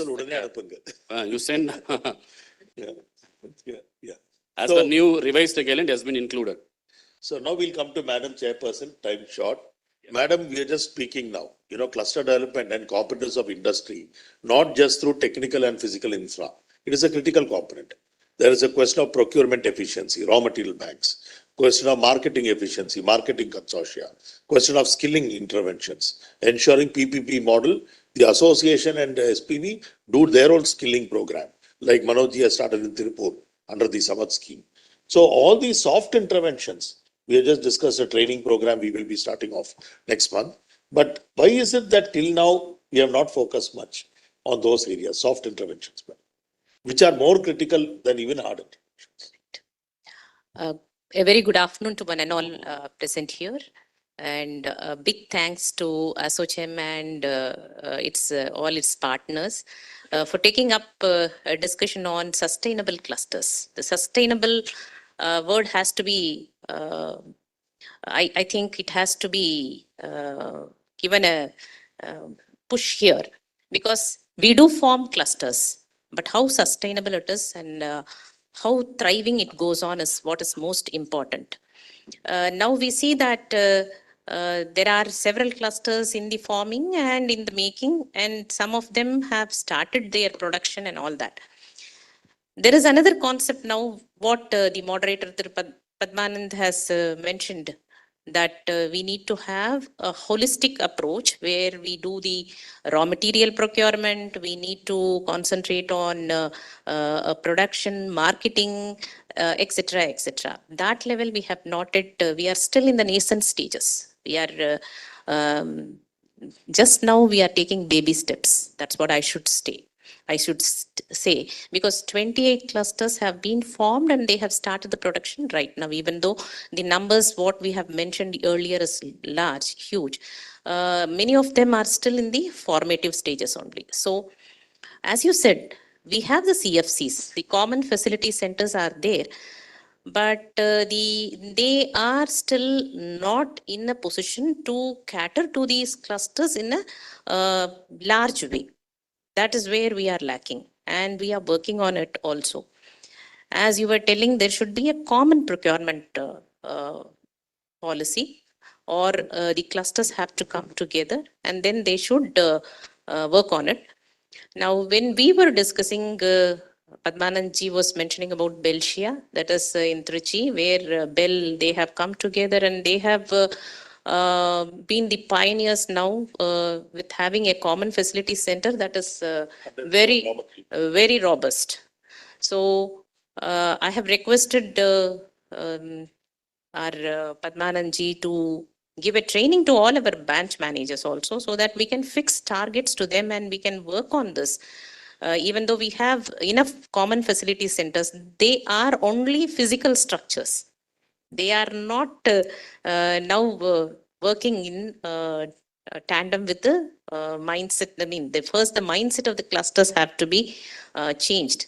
They think that if they come under one umbrella, everything is set. Then if they get the machinery, that is the end of it. They can utilize the machinery, they can do their production, and then they can go their way. But that is not so. That's what I was mentioning in the beginning itself, that the emphasis is on the sustainability, which we need to work on continuously. So we do give hand holding. There are certain wonderful clusters which I would request the participants to go and visit also. One such is the plastic recycling cluster in Coimbatore, where the plastic bottles, all the plastic bottles are recycled and they are using it to produce the tapes. So that is something environmental friendly also. So we are talking about greening. So when our aim is to have green technology, we should work on such projects. Similarly, the wooden cluster, which was mentioned by the panelists as well as by the moderator, in Salem, we have the wooden cluster. There again, they are not wasting even a small bit of wood. Nothing is coming outside. Everything is being utilized. So we are only encouraging such clusters, and we are looking for more and more such clusters to come up. That is on one side.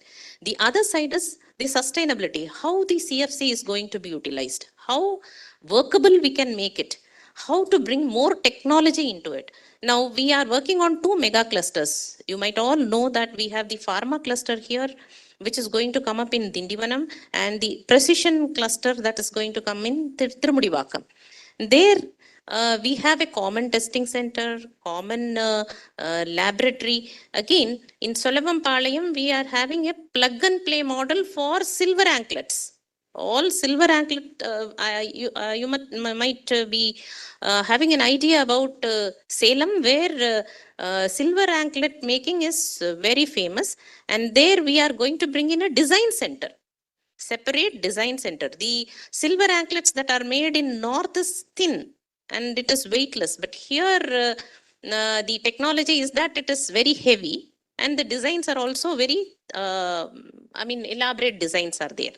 So we want to have a common design center which can be utilized by all the artisans, and they can use that CFC for having this. Similarly, we are going to have a sculpture park that is also going to come up in Mahabalipuram. That sculpture park, again, we are having to have a common facility center where they will have a design center for not only the wooden sculptures, stone sculptures, and brass and other sculptures. They will also have an exhibition hall. See, in many places, the display centers are not there. The clusters are there, they are working on their products fine. But where is the display center? Only if there is a display center, the marketing can happen. That is not there. We are also working on online marketing, having a same common base for them. With the common base, they can market their products, display their products. So this is what we are working on, and we have a long way to go. We have taken, as I said, we have taken very small steps right now, and over time, within a few months' time, I think we will reach certain level where we can proudly say that we are working to a common technological infrastructure as well as common knowledge sharing. That will happen very soon.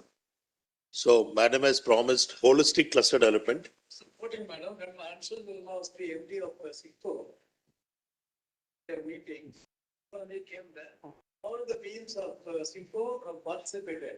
So, during that's organization program, the district teams of DXC and also the SIPO team, the team will come and there is an expand. Yeah, similar program we are going to have very shortly. And as the moderator was questioning, what is most important, whether the cooperative, the mindset of the clusters, members of the clusters, or the hand-holding from the state government or from other sectors, everything is important. Now, the mindset of the cluster is very, very important. In many cases, the clusters doesn't gel well, and they had also parted also. That is also happening. So everything has to go hand in hand. And we are ready. The state government is very much ready. Not only MSc CDP, we have a microcluster development program also where we are encouraging tiny clusters. Small clusters are also being encouraged. So this MCDP program, we have the budget is up to 10 crores. And the sharing pattern between the state government and the cluster is 80-20 or 70-30. As the SPV or the clusters, we look at the financial strength of the cluster and we decide on the ratios, whether it could be 70-30 or 80-20. So this is regarding tiny clusters. So we have several clusters like that coming up now. Ladies and gentlemen, so time's running again short. We'll take one question from the audience, right? One question. Anybody? Please. கொஞ்சம் கேட்குற மாதிரி சொல்லுங்க. And who are you addressing it to? Hello. Yeah, myself, Ramesh from Tirumala Lumansakom. As you rightly said, there are plenty of clusters shown in numbers, but it's very hardly that 50% of only active. As you told, plenty of directors, they are not gelling, and they set up in the center. Once the machines has come, they put into operation, that's it. The story is over and they are not utilizing it. So what CITCO has any revival plan to take back those clusters to hand out to some other directors, or a cluster which has been initiated 15 or 20 years back with a very old technology? Is there any refunding option available to upgrade the facilities in the common facility centers?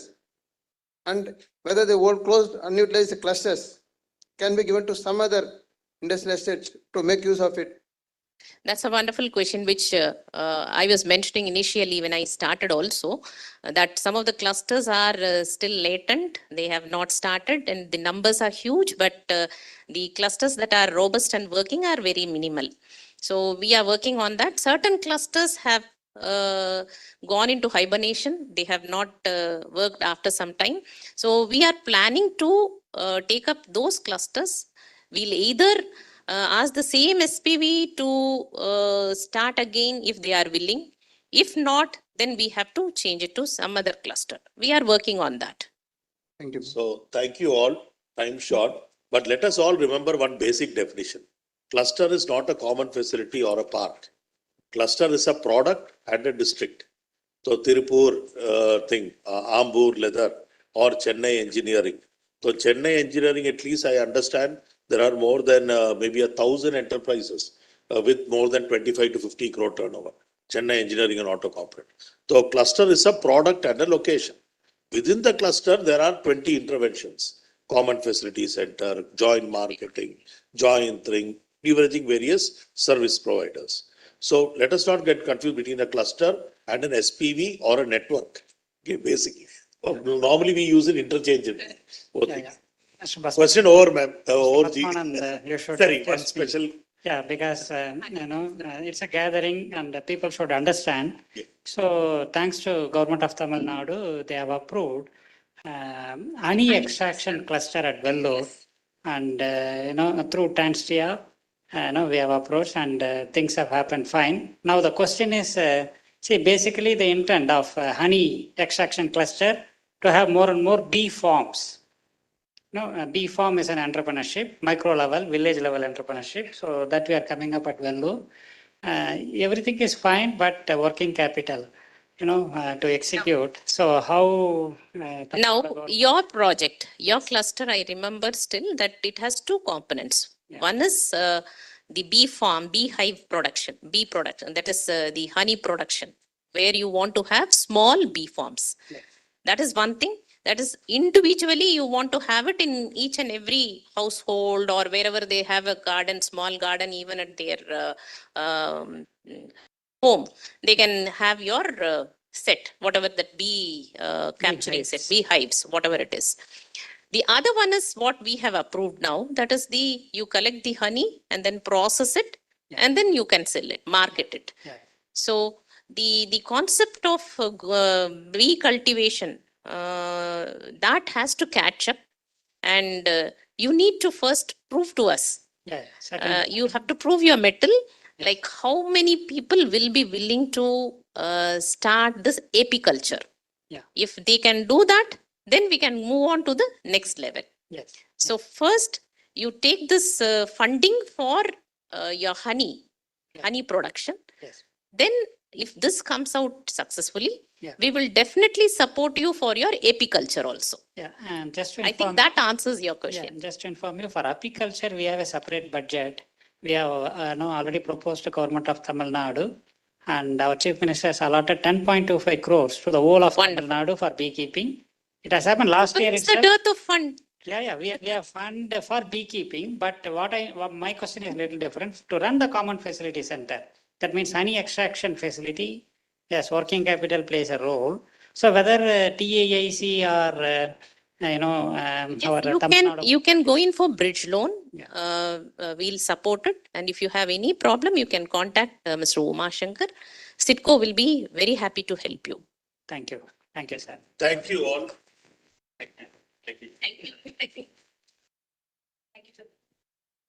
Thank you to the entire panel, ma'am. Just a moment, ma'am. We would request you to be here. So I would request Srimati S. Madhumati, IAS, MD, TANSITCO, Government of Tamil Nadu, to present the memento to our moderator, Professor V. Padmanand, partner GT Bharat LLP.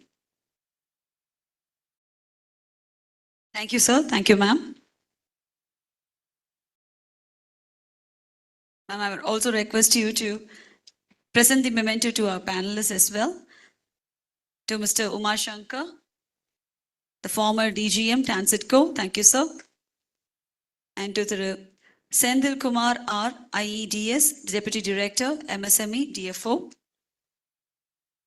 And we also have a memento for you, ma'am, for which I would request Uma S. Nair, ma'am, the Regional Director of ASSOCHAM, to present the memento to you. Thank you.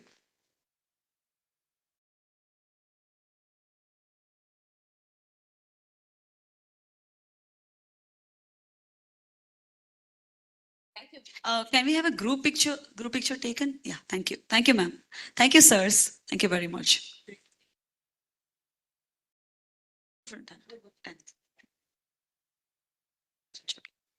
So, ladies and gentlemen, we are breaking for the lunch right now.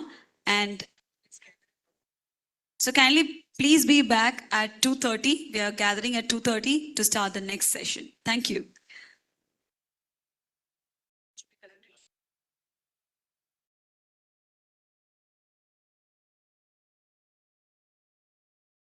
I hope everyone has a food coupon. Please hand it over to the counter there and you can have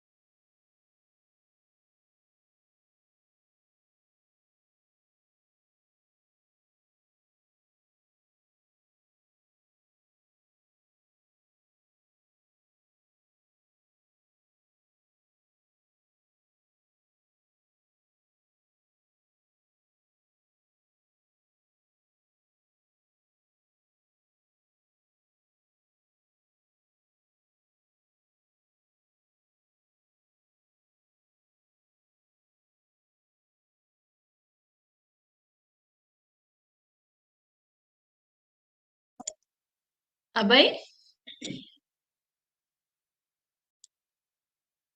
Hello. Yeah, Abhay. I can hear you. I have just joined from my PC. Sorry, you joined from?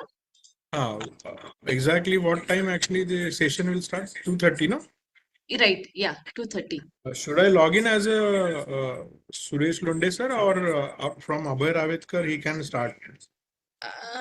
It's okay, whichever this thing is working. No, you joined from your laptop only, right? Just let me know actually. By 2:30 we should join, no? Yes, yes, yes. Huh? Yeah, And please okay. switch on the video while session is on.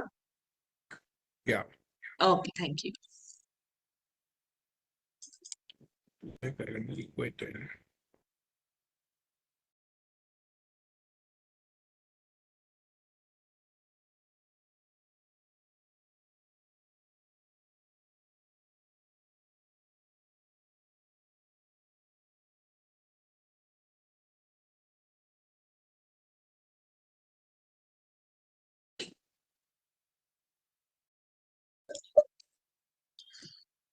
Hi, sir. Hello, Batma. Hello. Hi, hi. Yeah, we can hear you and see you also. Thank you. Sir, we request you to please join a little earlier, 5 minutes before session starts.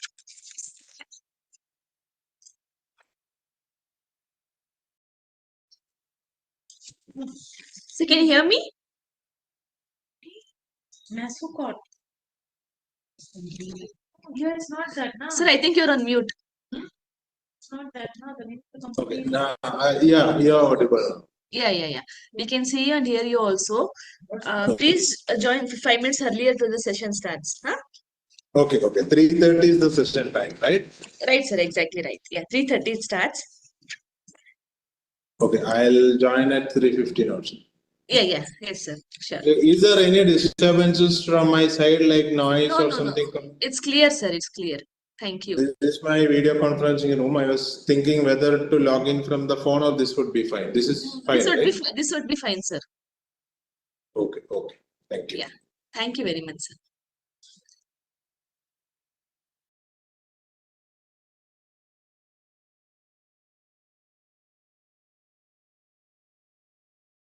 Shall I log out now? Yes, sir. Please.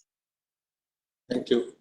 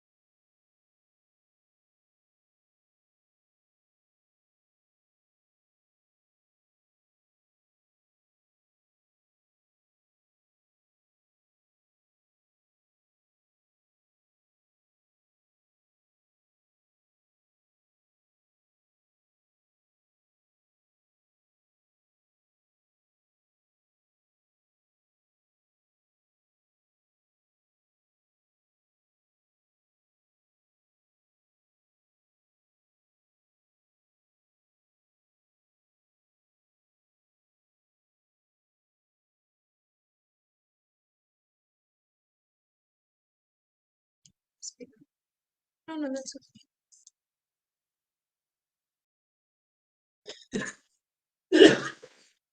Heera ma'am आप अपना थोड़ा audio, हाँ थोड़ा video भी दिखा दी, video और audio दोनों ऑन कर लीजिएगा प्लीज। ऑडियो हेलो, तो मैं ये पुट ऑन योर्स। हाँ मैम, वीडियो भी एक बार ऑन कर लीजिएगा दोनों एक साथ। वीडियो भी ऑन करो। जी जी जी, हाँ अब जी ठीक है, जी, अब हो ठीक गए है, ना? हाँ जी, हाँ पद्मा ओके, हाँ ठीक है मैम। अब आप यहीं से करेंगी राइट? जाएंगे, हाँ जी यही जी, से करना पड़ेगा ना। तो हाँ अपने को ठीक है। कितने यहाँ पे 5 बजे लिखा है, सर ने 3 बजे बोले थे। नहीं नहीं मैम, आपका तो 1 मिनट, आपका तो 3 बजे है, 3 से 3:30 है, तो हाँ उतना टाइम ही रख रहे हैं हम लोग। अच्छा अच्छा, ठीक है ना। ठीक तो है अभी ठीक है, अभी रख दूं क्या? हाँ जी हाँ जी, आप अभी रख दीजिए। आप जी 10 to 3 या 2:50, हाँ 3 बजने में 10 मिनट आप ऑनलाइन आ जाइएगा म्यूट पे, और अच्छा फिर जब वो अनाउंस करेंगी तब आप ऑन कर सकती है ऑडियो वीडियो। चलो ठीक है चलो, ठीक है, thank you ma'am, thank you thank so you, much, bye ma'am, bye. Thank you, welcome. त्यांचं म्हणणं आहे 3ला 10 मिनिट कमी राहतील.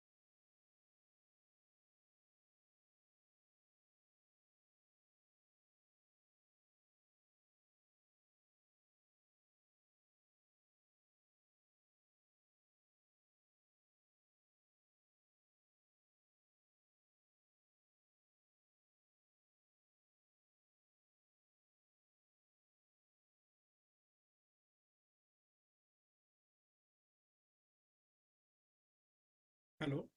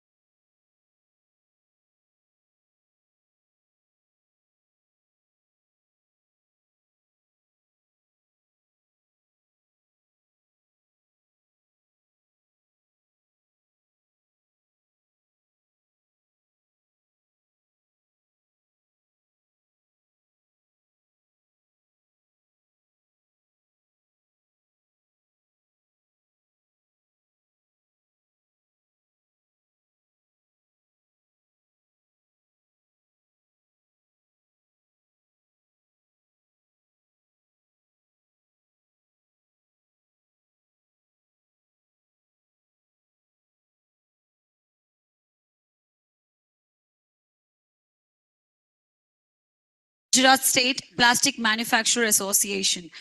Association led advocacy for customs rationalization.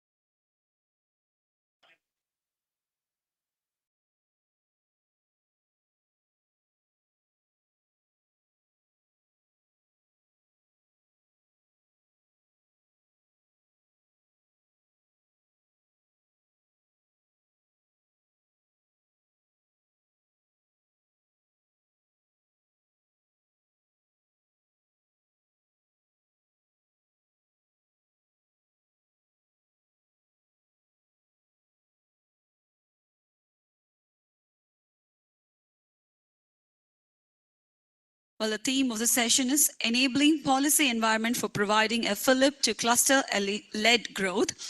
Policy in terms of enabling environment, AODB, as well as supporting schemes are complementary interventions. Some policy intervention would involve advocacy with center, particularly with reference to trade policy and fiscal allocations at the state level. State level GST exemption, incentive and other subsidies may be oriented with the purview of the state.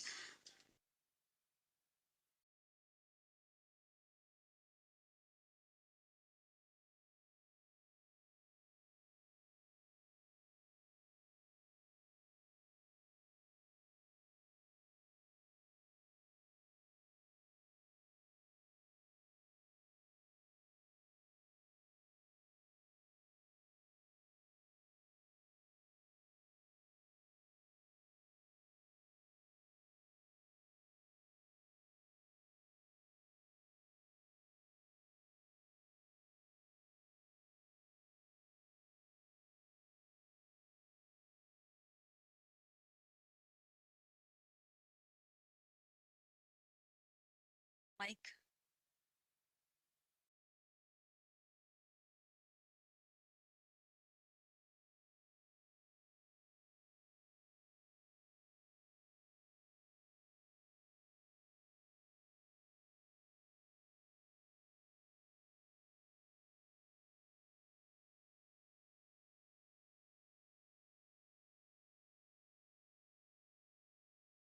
I would like to welcome the panelists, Mr. Mariappan Sir, Governing Body Member, President, Tamil Nadu Guidance Bureau and TANSTIA, Industry Association as Credit Syndicator, Facilitator for members and non-members. Welcome, sir.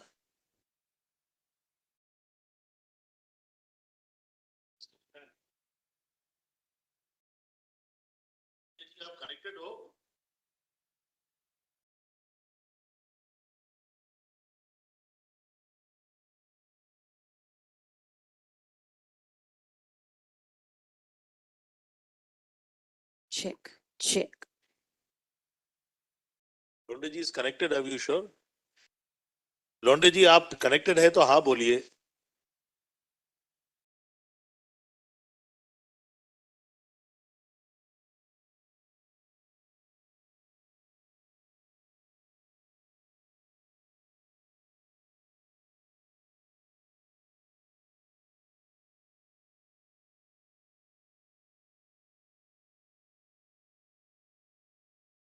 Maharashtra में लोंडे जी हो. महाराष्ट्र में. गुजरात से नहीं है ना? आप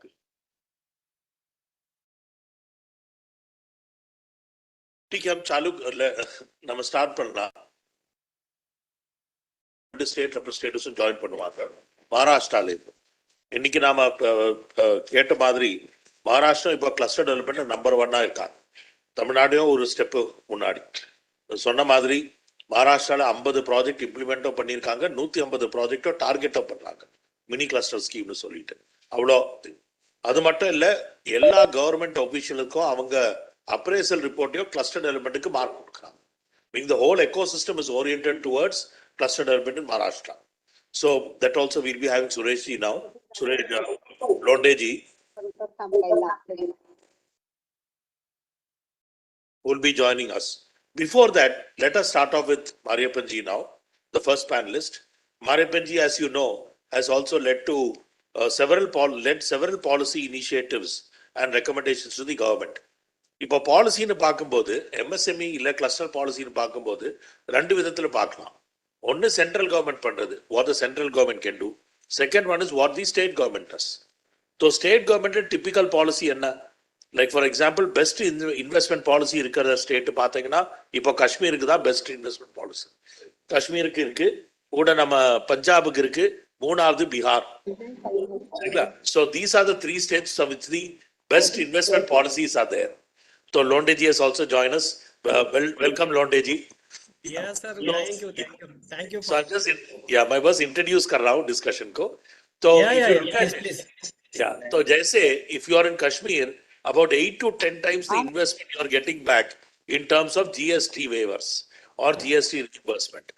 Similarly, if you are in Punjab or Bihar, 120% of your investment is recouped in terms of GST reimbursement, state GST reimbursement. Similarly, power subsidy, similarly with regard to labor related flexibility, these kind of incentives are typically offered by state government. Central government, the MSME policy is what, say, Nirmala Sitharaman ji had done in the recent budget, meaning no duty for raw material for leather and textiles. She reduced the duty or removed the duty for several items so that we can become globally competitive. So there are various central and state government policy initiatives. So let us start off with Mariappan ji.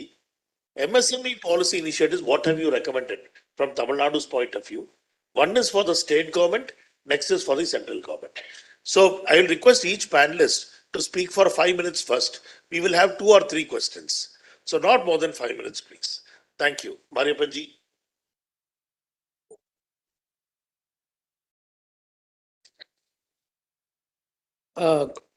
Good afternoon.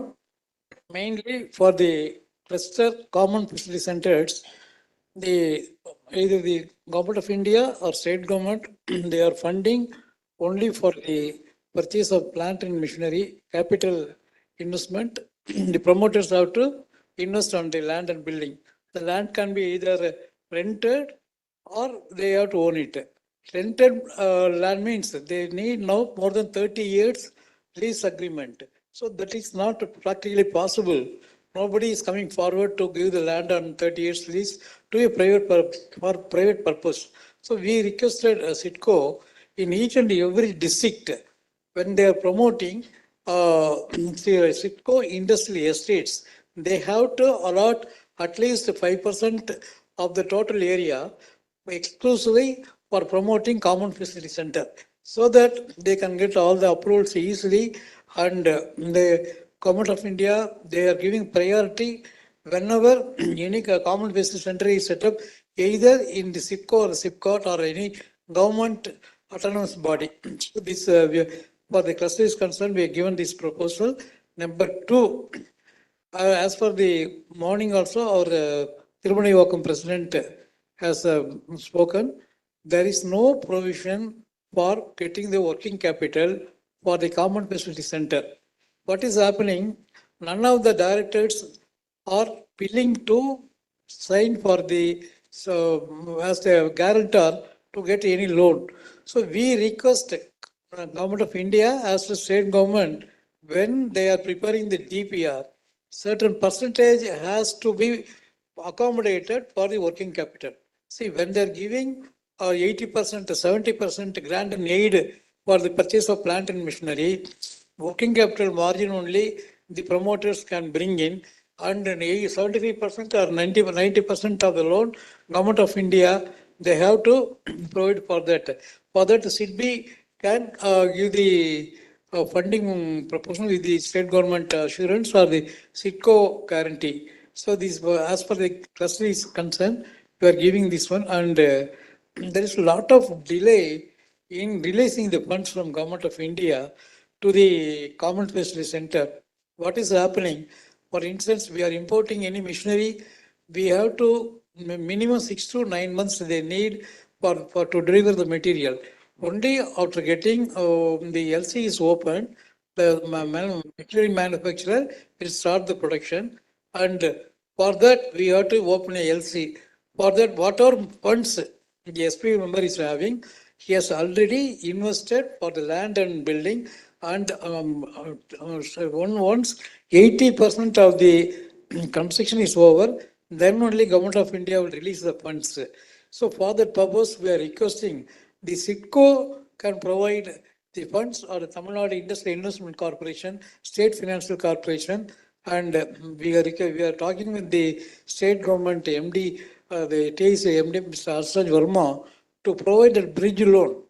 That is, whenever Government of India is releasing the grant and aid, till then, either TIC or SIDBI or any nationalist bank, they have to release that 40% funds as the first installment. Once that amount is released by Government of India, SIDCO must, it is passing through SIDCO, so SIDCO can transfer that amount to the concerned financier, it's a nationalist bank or the state financial corporation. And the SP members, we are ready to pay the interest. Whatever interest, they can give it at 6% or 9%. These are the cluster important.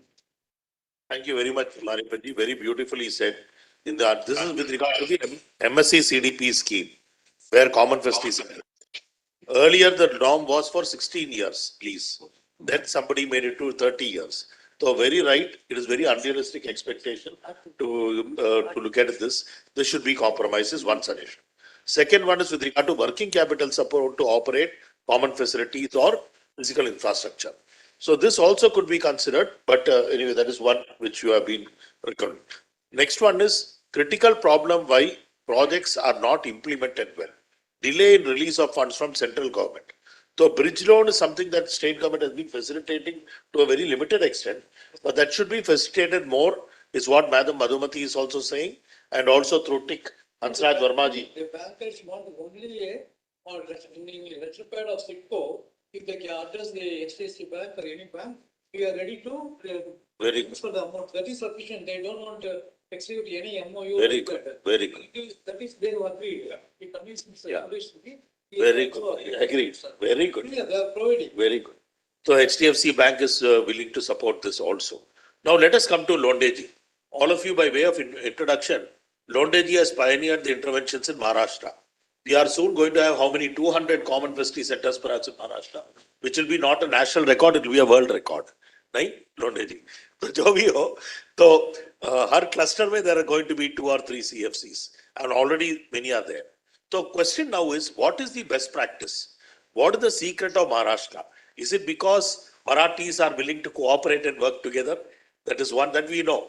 Maharashtra would have ruled India, I mean, in that sense, if maybe a couple of 100 years ago, if the Brits didn't come in. But another thing was, other than the cooperative aspects of Maharashtrians, is it because the government is more proactive? Is it because the industry department took a lead? Or is there some new instrument that you had evolved with regard to earlier implementation, easier implementation? What is the secret of Maharashtra's success in cluster-based intervention? Over to you, Lodi. Yes. Thank you, Padmanabhji. There is not as such a secret. It are the joint efforts from headquarters as well as field officials. And also we have very strong bonding with the local stakeholders.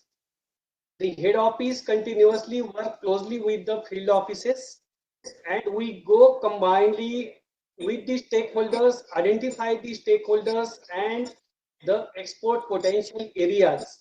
And we conduct series of meetings. There are a lot of pre-meetings we conduct. We give answer to each and every person, and we appeal them. When you are satisfied, then only you enter. So in Maharashtra, the best thing is that we are making a continuous dialogue, continuous discussion, the thought process, exchange of ideas, and the trust building is the main thing. So the officers, we approach them as a friend, as an industry friend, not as an officer. So in Maharashtra, we got success initially that was very tough for us also, but we showcased some 10-15 clusters first, and after their success we showcased these projects, and they were working as a brand ambassador for others. So that was the strategy we adopted in Maharashtra. We initially focused on 10 to 15 because when we approached to 100 of people, only we got response from 10 or 15. But we concentrated on them. We started work on them. We started grooming, complete hand holding, trust building, continued dialogue. And once the physical structure arises, common facility center, soft intervention, joint studies, case study tour, the other people got excited to know what is happening over here. And after that, we appeal these people, you discuss with these people, take the experience from them, and then this chain was continuously growing, and we got the result. Now in Maharashtra, in our state cluster scheme is there, along with the government of India's MSc CDP program since 2006, we are implementing that. So in Maharashtra under MSc CDP, as on today, we have 49 approved projects in Maharashtra under MSc CDP, and our state-owned cluster development program, which is basically focused on the industrially backward areas, and we started to implement in 2014. And today now, we have identified 227 potential projects in Maharashtra. So all together, the total interventions, the total identifications of clusters are 250 plus in Maharashtra, and out of that, around 69 projects are operationalized. Already CFCs are in operation. They are in various sectors, and we are continuously evaluating what are the new things, what are the new sectors, where is the pulse, where is the pocket, and we approach them. We continuously make a dialogue with them, and that is the success of Maharashtra. Now we started the next level of intervention. We are now treating these clusters as a center of development. We are integrating around 10 schemes to the clusters, and this is the success of Maharashtra.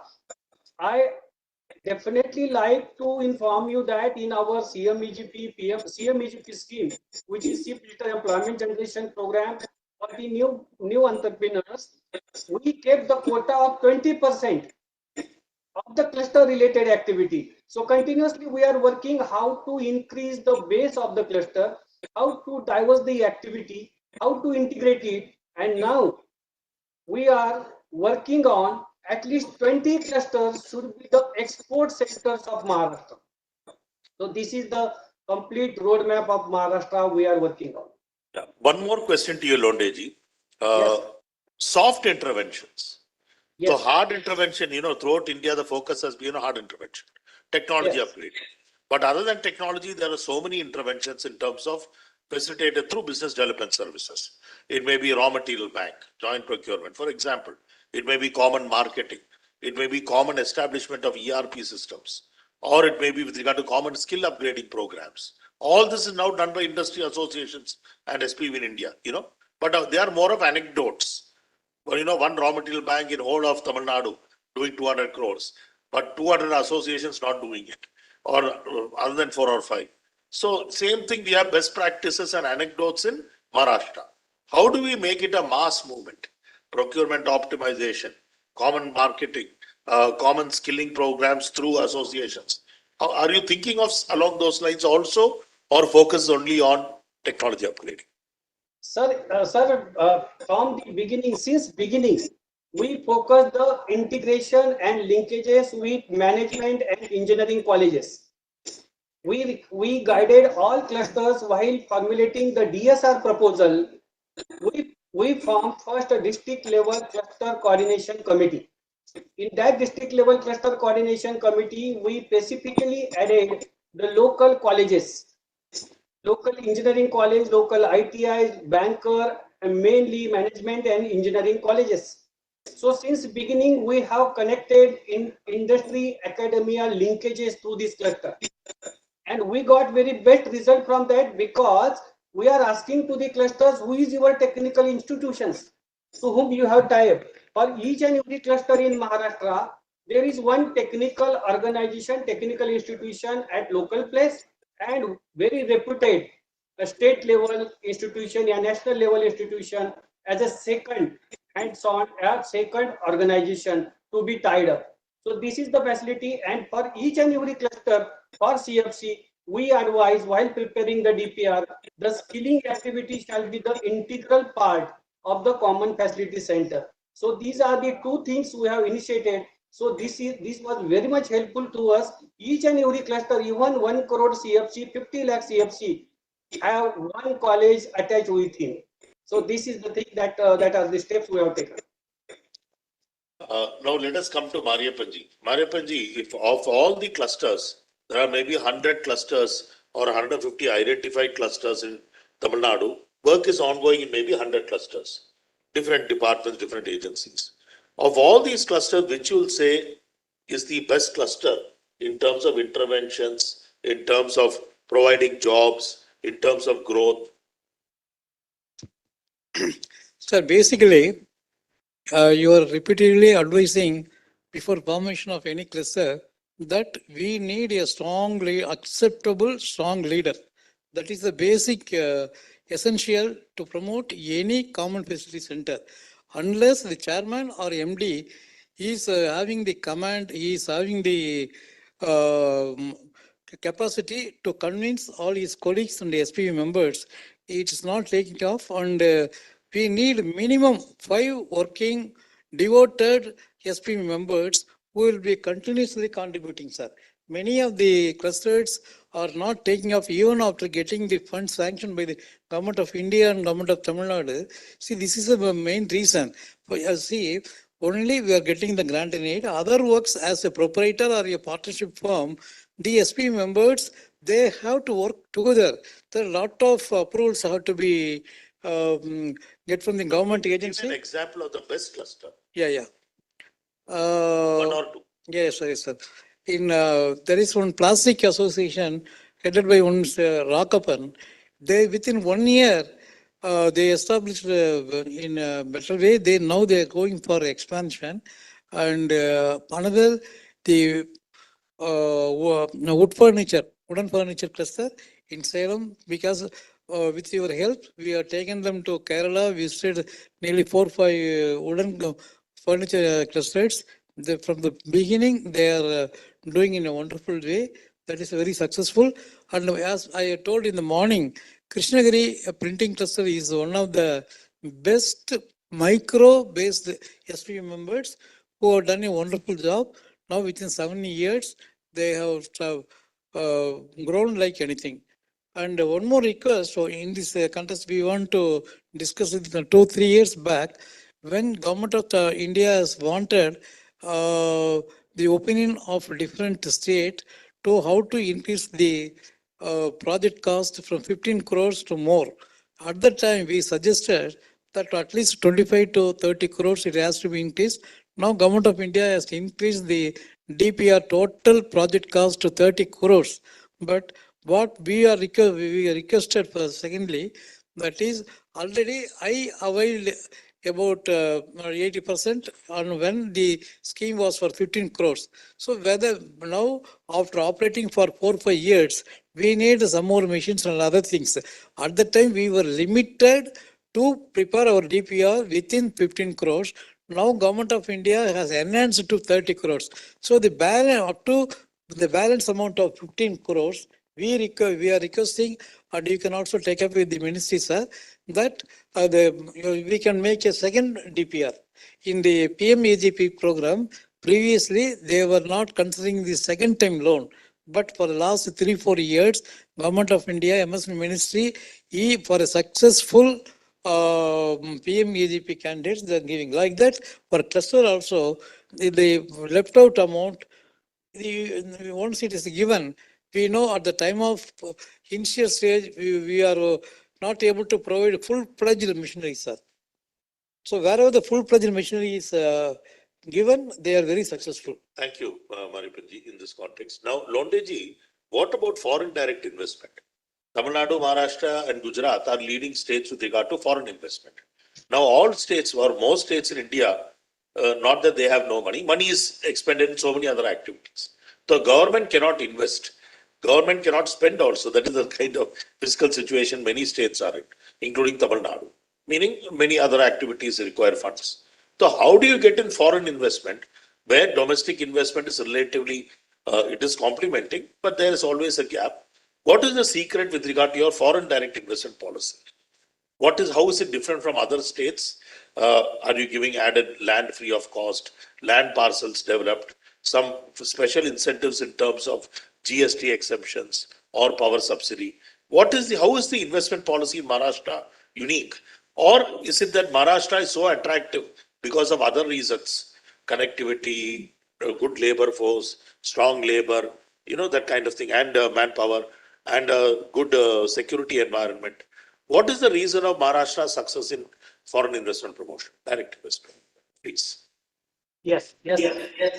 The very first cause is Maharashtra has a very good administration and very progressive policy since beginning, and very nice ecosystem for the industries and investors. That includes communication, that include logistics, that include education system, that include resource organization. So overall ecosystem is very nice in Maharashtra. So investor always prepare the destination for investment as a Maharashtra. And apart from that, that is the propelling his thing is that Maharashtra's very progressive policies, incentive policies, MSME ecosystem, highly qualified youths education network. So these are the things. For example, in Maharashtra, Maharashtra is number one in Udyam registration.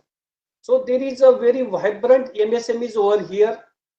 And apart from that, these policies, for example, our incentive policy offers around 70 to 100% return what he has invested. So very attractive policy of package scheme of incentive from Maharashtra. And also we are focusing on thrust sectors, and thrust sectors, that is the sunrise sectors we have identified in our new industrial policy. 15 sunrise sectors we have identified, and the sector specific policies have been announced with added incentive, add-on incentives. This includes, you know very well, 15 third sectors Maharashtra under new industrial policy, Industry 4.0, special e-vehicle policy, aerospace policy. Then we are now on a way to formulate our own export policy, MSME policy, circular economy policy. So these are the emerging what we are now doing, very progressive IT and ITS policy. So these are the policies and upcoming policies combinedly with the government's vision for continuous support to the industries and the administrative system. So these are the things. The Maharashtra is ahead in the country, and we are also very much keen to support other states also by sharing our experience, and we are ready to collaborate with other states to have the best practices and interchange ideas and best practices. So this will be the best situation for our country. So we are ready and very much open for all states, and we are also like to learn from them also. So this is from Maharashtra. Thank you, sir. Thank you, sir. We will approach, sir. Tamil Nadu, we will Yes, take. please. We will join you. Accept everything that you suggest. I actually putting that concept, interstate collaboration network. So very good platform we can form.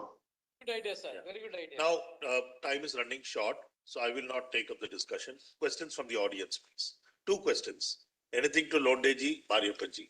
Gujarat, not showing that. Any questions from Maharashtra? Maharashtra, Tamil Nadu are propelling the Indian industrial economy, right? You know that 30% of industries in these 2 states. 30 or 35. Anybody? வேற என்ன சந்தேகம் இருந்தாலும் கேளுங்க. Okay, sir. Close பண்ணு. Anybody? Any questions? From Mariappaji also? Okay, no questions as of now. So Londeji, we'll be working together very closely. Yes, Tamil sir. Nadu Sir. copied your mini cluster development scheme, right? Yeah, I'll, Facilitated. yeah. Facilitated. 2014, he only brought the I think private mini industrial cluster. estate scheme was taken by Maharashtra from Tamil Nadu. Tamil Nadu. Or was it from Maharashtra to Tamil Nadu? I don't know. No, mini cluster was taken from Maharashtra. He was suggested. Here to Maharashtra. Oh, yeah. Anyway, so mutual exchange, please. What is the FDA industry in Maharashtra? What is the FDI? FDA industry, Maharashtra. So far. Direct investment inflow to Maharashtra. Londeji, sir. FDI is, Yes. is there for the cluster development. Yes, cluster development or in general? General. Londeji, आप बोल सकते I don't think cluster development will be there. FDI कितना हुआ है? Last 1 year, 2 years. Recent 10 years, is there any FDA involvement in this Maharashtra? In general or in cluster development? Londeji, sir. $1-2 billion होगा. Londeji, can you hear us? Can you hear me, sir? Yeah, Londeji, yeah, sir? you can. Yeah. For foreign direct involvement in Maharashtra, in general project or the cluster development basis, is there any idea how much contribution for FDA inflow? Around 28% contribution of the country. 28 in the intervention of FDA. the countries. It's very good. I think Maharashtra is the number one in FDA Yes. in India. What about the global contribution? Maybe 7% in terms of global FDA inflow, India. Any idea? That we have to check. Yeah, thank you. Yeah, correct. Okay. बहुत बढ़िया. Yeah. Thank you very much, Londeji. So hope Tamil Nadu and Maharashtra will jointly continue to lead the country. Very good. So thank you very much. Yes, sir. Thanks a lot for inviting us. Thank you.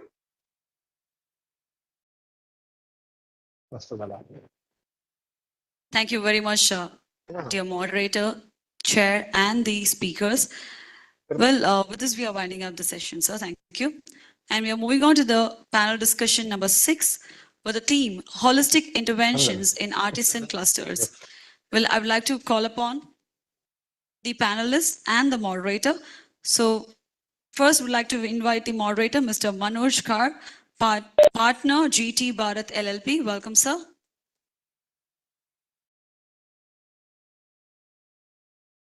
Next, I would like to call upon the panelists, Mr. Rishu Ravi, Director GT Bharat. Welcome, sir. Srimati Hira Gedam, Secretary, Ready-Made Garment Cluster, Nagpur.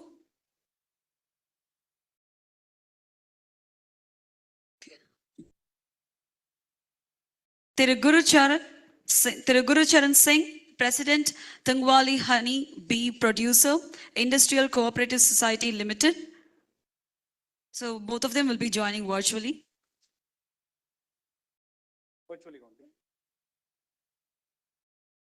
And we'd like to welcome Mr.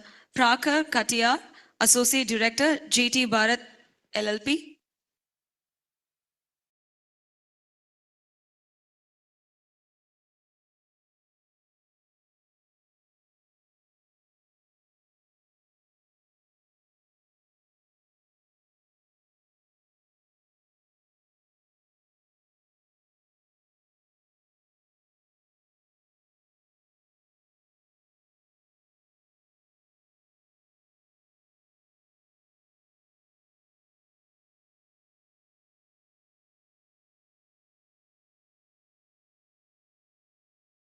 Joined virtually?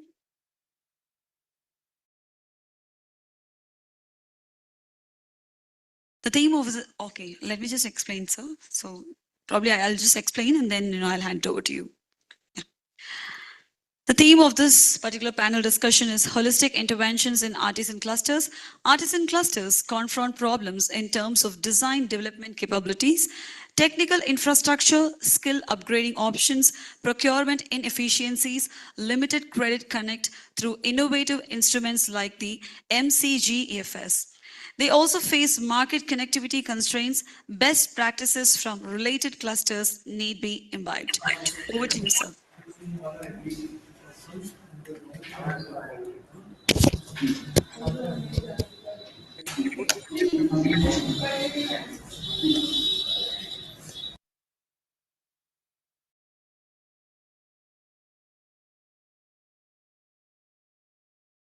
Start.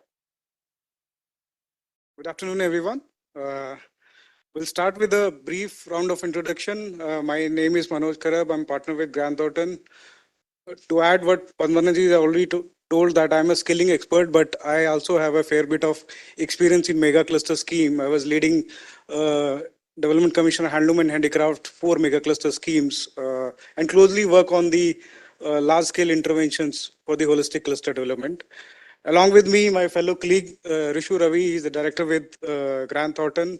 Rishu is leading one of the Sorai Art Cluster in Hazaribagh, and we have done a great work there. We'll come back to Rishu on the various intervention. We have also joined virtually by Hira Gidamji. She's Secretary, Ready-Made Garment Cluster Nagpur. She's running one of the unit very successfully where both private and public partnerships are there. We have also Shri Guru Charan Singh Ji. He is President Tungavali Honey Bee Producer Industrial Cooperative Society. He's one of the success story of Sweet Revolution of India. Coming to the theme, which is holistic intervention to artisan clusters.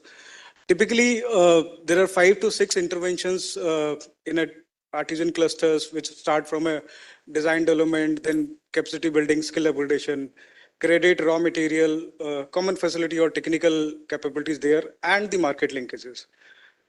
One of the important part is how these different interventions need to be sequenced.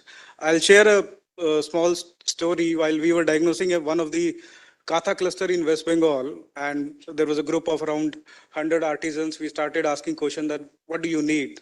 Someone said we need design, someone said we need skill, someone said raw material, market. But then after a detailed deliberation, we came to know today they are able to give work to artisans in the cluster, which is around 200 days in a year. The most important part which came out is that they need credit first.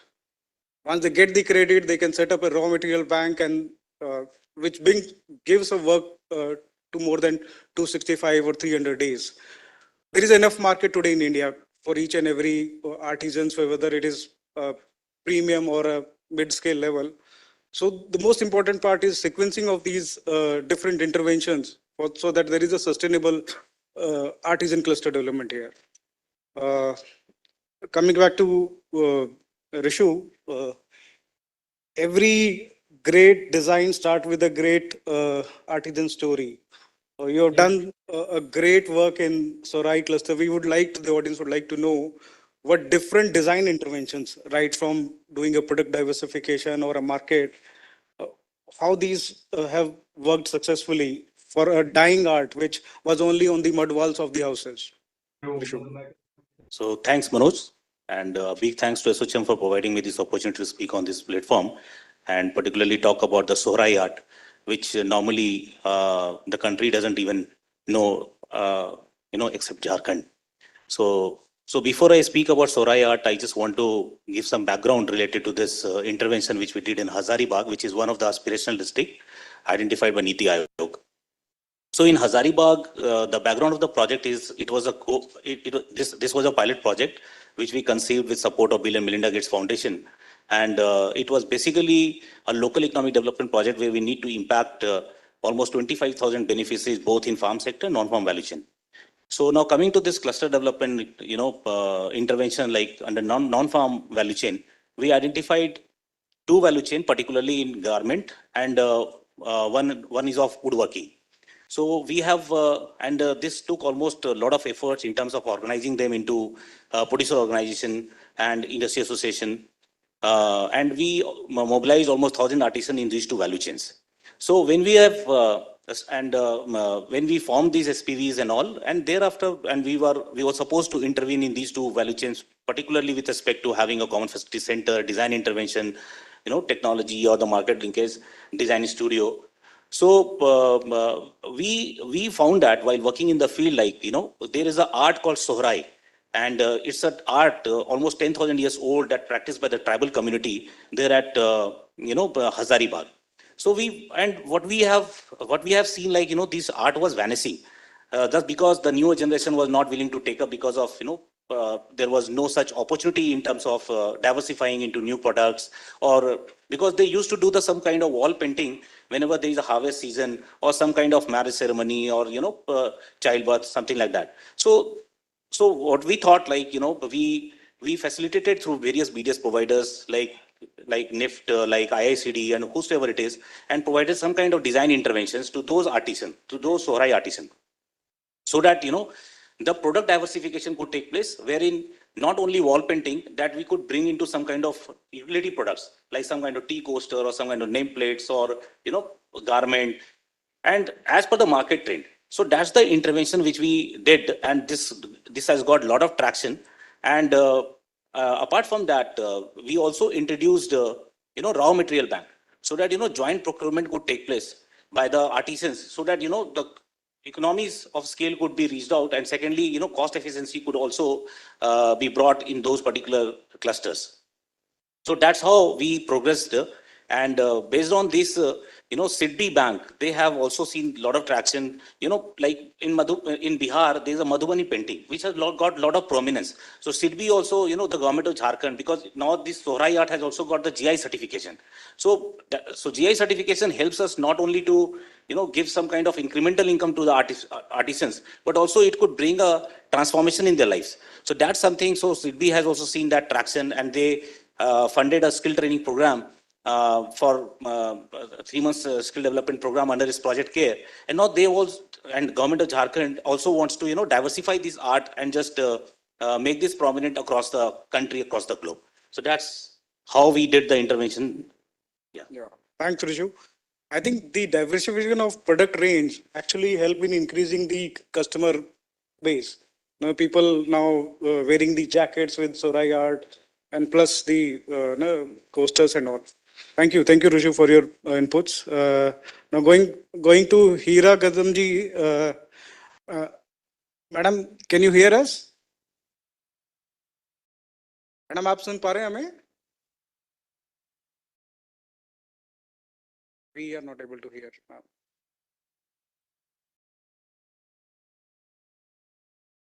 हीरा गदम जी, आप सुन पा रहे हैं हमें? हाँ, अब मेरी आवाज आ रही? ओके, बिल्कुल आपकी आवाज आ रही है। आप नमस्कार सर। नमस्कार। आपसे अब जानना चाहेंगे कि आपने ये कैसे स्टार्ट किया, एंड टुडे आज आप कितने आर्टिजन्स के साथ काम कर रहे हैं? आई केम टू नो कि आप खादी के साथ भी काम कर रहे हैं, प्राइवेट प्लेयर के साथ भी काम कर रहे हैं, और आपने अपना एक ब्रांड भी बना दिया है, ठीक है? हमारी ऑडियंस को आप बताइए, हाउ यू स्टार्टेड, व्हाट आपके सॉफ्ट इंटरवेंशंस क्या रहे, हार्ड इंटरवेंशन क्या रहे? जी, ये अपना प्रज्ञाशील बहुउद्देशीय संस्था के तरफ से हमने ये हस्तशिल्प रेडीमेड गारमेंट्स ये क्लस्टर बनाए। क्लस्टर के लिए हमारे को महिलाओं को मोटिवेशन करना, उनके हर एरिया में जाना, उनका सर्वे करना, ये हमारा चालू था। ये हमारा एक एम्ब्रॉयडरी का मिशन था कि हमको एम्ब्रॉयडरी सिखाना है, उसमें पेंटिंग है, बुनाई है, टिकली वर्क है, इस तरह का। तो ये हम सर्वे करते करते हमको ऐसा लगा कि ये सभी महिलाओं को मिलाकर एक कुछ तो भी बड़ा प्रोजेक्ट करना चाहिए। तो फिर हमारे खादी में गजबे सर थे, उनसे मिले, तो उन्होंने हमको ये सब जानकारी क्लस्टर के बारे में बताई, स्फूर्ति क्लस्टर में। वो जानकारी मिलने के बाद में ये संस्था को फिर एक टीए लगता है, टीए के तौर में ग्रैंड थॉर्टन ने हमारे साथ में काम किया। ग्रैंड थॉर्टन में हमारे राहुल भोजवानी थे, शशांक सर, उन्होंने हमारे प्रोजेक्ट का पूरा काम संभाला। तो काम यहाँ पे बहुत सारी कठिनाई आई। क्लस्टर बोले तो कठिनाई नहीं आती, ऐसी कोई बात ही नहीं, बहुत कठिनाई आती। इसके लिए अगर अधिकारी टीए रहे, ये सभी लोग मिलके अच्छा काम करे तो बहुत अच्छा काम होता। बहुत अच्छी संकल्प बना है। तो हमारे साथ में ग्राम थॉर्टन ने हमारे को बहुत मदद करी, तो उससे हम आगे बढ़ गए। आगे बढ़ने के बाद में सीएफसी बनाए। सीएफसी बनाने के बाद में सॉफ्ट इंटरवेंशन का प्रोग्राम करे। सॉफ्ट इंटरवेंशन में महिलाओं को कैसा मजबूत बनाना, उसके लिए फिर बाहर के लोगों को बुलाए, एक्सपर्ट को बुलाए, निफ्ट वालों को बुलाए, और महिलाओं को पूरा सॉफ्ट इंटरवेंशन का प्रोग्राम पूरा करे। और फिर हार्ट इंटरवेंशन में पूरी मशीनरी आई, जैसे कांच मशीन है, बटन मशीन है, एम्ब्रॉयडरी मशीन है, और पूरी कटर मशीन है, सीविंग मशीन है, ऐसे मशीनरी पूरी आई। वो मशीन से महिलाओं को बहुत सारा फायदा हुआ। सीएफसी में हमारा पूरा मकसद है, ये 530 महिलाओं का क्लस्टर है हमारा। ये महिलाओं के साथ में काम करने का हमारा पूरा इरादा है।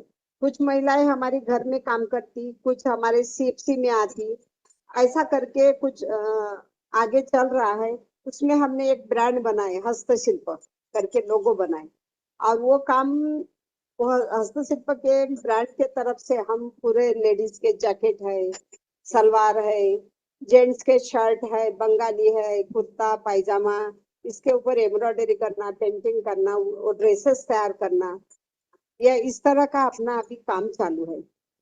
तो हमारा ये है कि हस्तशिल्प ये ब्रांड है, ये तो नागपुर में हस्तशिल्प का ब्रांड आगे कैसा बढ़ना चाहिए, वो एक नागपुर में पूरा उसका ब्रांड किस तरह हमारा सामने आएगा, इस तरह हमारी मेहनत चालू है। और कंपनी में हमारे महिलाओं को पूरा काम किस तरह का करना है, मार्केटिंग क्या करना है, क्या चीज है, ये सब चीजों का हम उनको नॉलेज देते हैं, काम कर रहे हैं। गरीब महिलाओं को, जिस महिलाओं को काम नहीं मिलता था, उसको घर बैठे काम मिल रहा, वो महिला अपने घर में बैठे अपने बच्चों को संभालती, काम भी करती, उनका भी भवितव्य बन रहा है। तो ये क्लस्टर का यही उद्देश्य है, सभी का मेहनत रही और सभी लोग एक साथ अच्छे जुड़कर रहे, बहुत अच्छा फायदा होता, महिलाओं का भी मोटिवेशन होता और बहुत महिलाओं को भी लाभ मिलेगा, और हम क्लस्टर के लिए हम महिलाओं को बहुत आगे बढ़ाएंगे, ऐसा हमारा एक ध्येय। धन्यवाद, धन्यवाद हीरा जी। आई थिंक ये बहुत Thank you, sir. अच्छा उदाहरण है जहाँ क्लस्टर के नजदीक महिलाएं घर में बैठ के भी काम कर पा रही हैं और सीएफसी में आके भी काम कर पा रही हैं। बहुत अच्छा फ्लेक्सिबल वर्क एनवायरनमेंट है। धन्यवाद। Will go to Gurucharan Singh ji. Gurucharan ji नमस्कार। नमस्कार जी। आपका Tungavali honey bee production industrial cooperative society is one of the great success, जहां आप 1100 फार्मर के साथ मिलके काम कर रहे हैं। हम लोग ऑडियंस जानना चाहेंगे कि आपने ये कैसे स्टार्ट किया, और आज कितना बड़ा काम और क्या बिजनेस आप कर पा रहे हैं, और सॉफ्ट और हार्ड इंटरवेंशंस आपके क्या क्या रहे हैं इस क्लस्टर को सक्सेसफुल बनाने के लिए। ये सर ऐसा है भी हमारे मतलब गांव तुंगवाली के 25-30 ਅਸੀਂ मतलब ਜਿਹੜੇ ਬੰਦੇ ਸੀਗੇ मतलब ਉਹ ਮੱਖੀ ਕੰਮ ਕਰਦੇ ਛੋਟਾ ਛੋਟਾ, ਤੇ ਇਹ ਐਸਾ ਹੈ ਵੀ ਜਿਹੜੇ ਜਾਗਦੇ ਬੰਦੇ ਜਾਂ ਪਏ ਗੱਲ ਕਰੀਏ ਜੋ ਬੰਦੇ ਮਤਲਬ ਜਾਗਰ ਤੇ ਤੁਰਦੇ ਬੰਦਿਆਂ ਦਾ ਕੰਮ ਹੈਗਾ। ਜਿਹੜੇ ਮਤਲਬ ਅੱਛੇ ਕਿਸਾਨ ਸੀ, ਫਾਰਮਰ ਸੀ, ਉਹ ਅਸੀਂ ਪਹਿਲਾਂ ਰਲ ਕੇ ਇੱਕ ਸੰਸਥਾ ਬਣਾਈ ਐਸਪੀਬੀ ਸਟੈਟੀ ਬਣਾ ਕੇ ਉੱਥੇ ਮਤਲਬ ਛੋਟੇ ਪੱਧਰ ਤੇ ਕੰਮ ਕਰਿਆ। 2003 ਤੋਂ ਲੈ ਕੇ 2016 ਤੱਕ ਅਸੀਂ ਕੰਮ ਕਰਦੇ ਰਹੇ।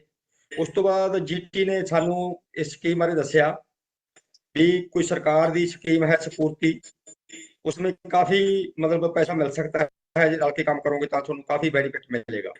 ਤੇ मतलब जीटी ने ਸਾਨੂੰ ਉਹਦੇ ਬਾਰੇ ਪੂਰੀ ਜਾਣਕਾਰੀ ਦਿੱਤੀ, ਉਹਦੇ ਬਾਰੇ ਸਾਡਾ ਮਤਲਬ ਡੀਪੀਆਰ ਬਣਾਈ, ਤੇ ਉਸ ਤੋਂ ਬਾਅਦ ਸਾਨੂੰ ਇਹ ਸਾਡਾ ਜਿਹੜਾ ਮਤਲਬ ਕਲਸਟਰ ਸੀਗਾ ਹਨੀ ਕਲਸਟਰ, ਬਠਿੰਡਾ ਹਨੀ ਕਲਸਟਰ 350 ਕਰੋੜ मतलब 3.5 ਕਰੋੜ ਰੁਪਇਆ ਪਾਸ ਹੋ ਗਿਆ। ਉਸ ਤੋਂ ਬਾਅਦ 2016 में ਇਹ ਪਾਸ ਹੋਇਆ। 2018 ਦੇ ਵਿੱਚ ਕੰਮ ਸ਼ੁਰੂ ਹੋ ਗਿਆ। ਜਦੋਂ 2018 ਦੇ ਵਿੱਚ ਕੰਮ ਸ਼ੁਰੂ ਹੋ ਗਿਆ, ਉਸ ਤੋਂ ਬਾਅਦ 19 ਵਿੱਚ ਕਰੋਨੇ ਦਾ ਥੋੜਾ ਜਿਹਾ ਦਿੱਕਤ ਆਈ, ਉਹਦਾ ਕਰਕੇ ਥੋੜਾ ਜਿਹਾ ਅਸੀਂ ਲੇਟ ਹੋ ਗਿਆ ਸਾਡਾ ਕੰਮ। ਤੇ ਬੜਾ ਅੱਛਾ ਕੰਮ ਚੱਲ ਰਿਹਾ ਮਧੂਮੱਖੀ ਦਾ, ਕਿਉਂਕਿ ਮਧੂਮੱਖੀ ਇੱਕ ਐਸਾ ਹੈ ਵੀ इसमें ना तो कोई बिल्डिंग बनाने की लोड़ है, ना इसको कोई मतलब छन्नी पाने की लोड़ है, ना इसको कोई खिलाने की लोड़ है। लोगों के फुल्लां के जाके उसका मतलब भी झाड़ भी बढ़ता है और शहद भी बढ़िया मिलता है। इस करके साडे नाल जिहड़े कोई 1100 ਦੇ ਨਾਲ ਲਗਭਗ ਮੱਖੀ ਪਾਲਕ जुड़े हुए हैं, जिन्हां नूं सीधा ਜਾਂ सीधा फायदा हुंदा है। ਉਹ ਸਾਥੋਂ ਜਿਹੜੇ ਮਧੂਮੱਖੀਆਂ ਦੇ ਬਕਸੇ ਬਣते हैं ਜਾਂ ਕੋਈ ट्रेनिंग लेते हैं ਜਾਂ ਕੋਈ मतलब एडवांस ट्रेनिंग ਲੈਣੀ है, ਉਹ ਸਾਨੂੰ ਇਹ ਜਿਹੜੇ ਸਪੂਰਤੀ ਦੇ ਵਿੱਚ ਕਾਫੀ ਪੈਸਾ ਮਿਲਿਆ ਹੈ। 20 ਲੱਖ ਰੁਪਏ ਦੇ ਲਗਭਗ ਮਿਲਿਆ ਹੋਇਆ, 25 ਲੱਖ ਰੁਪਈਆ।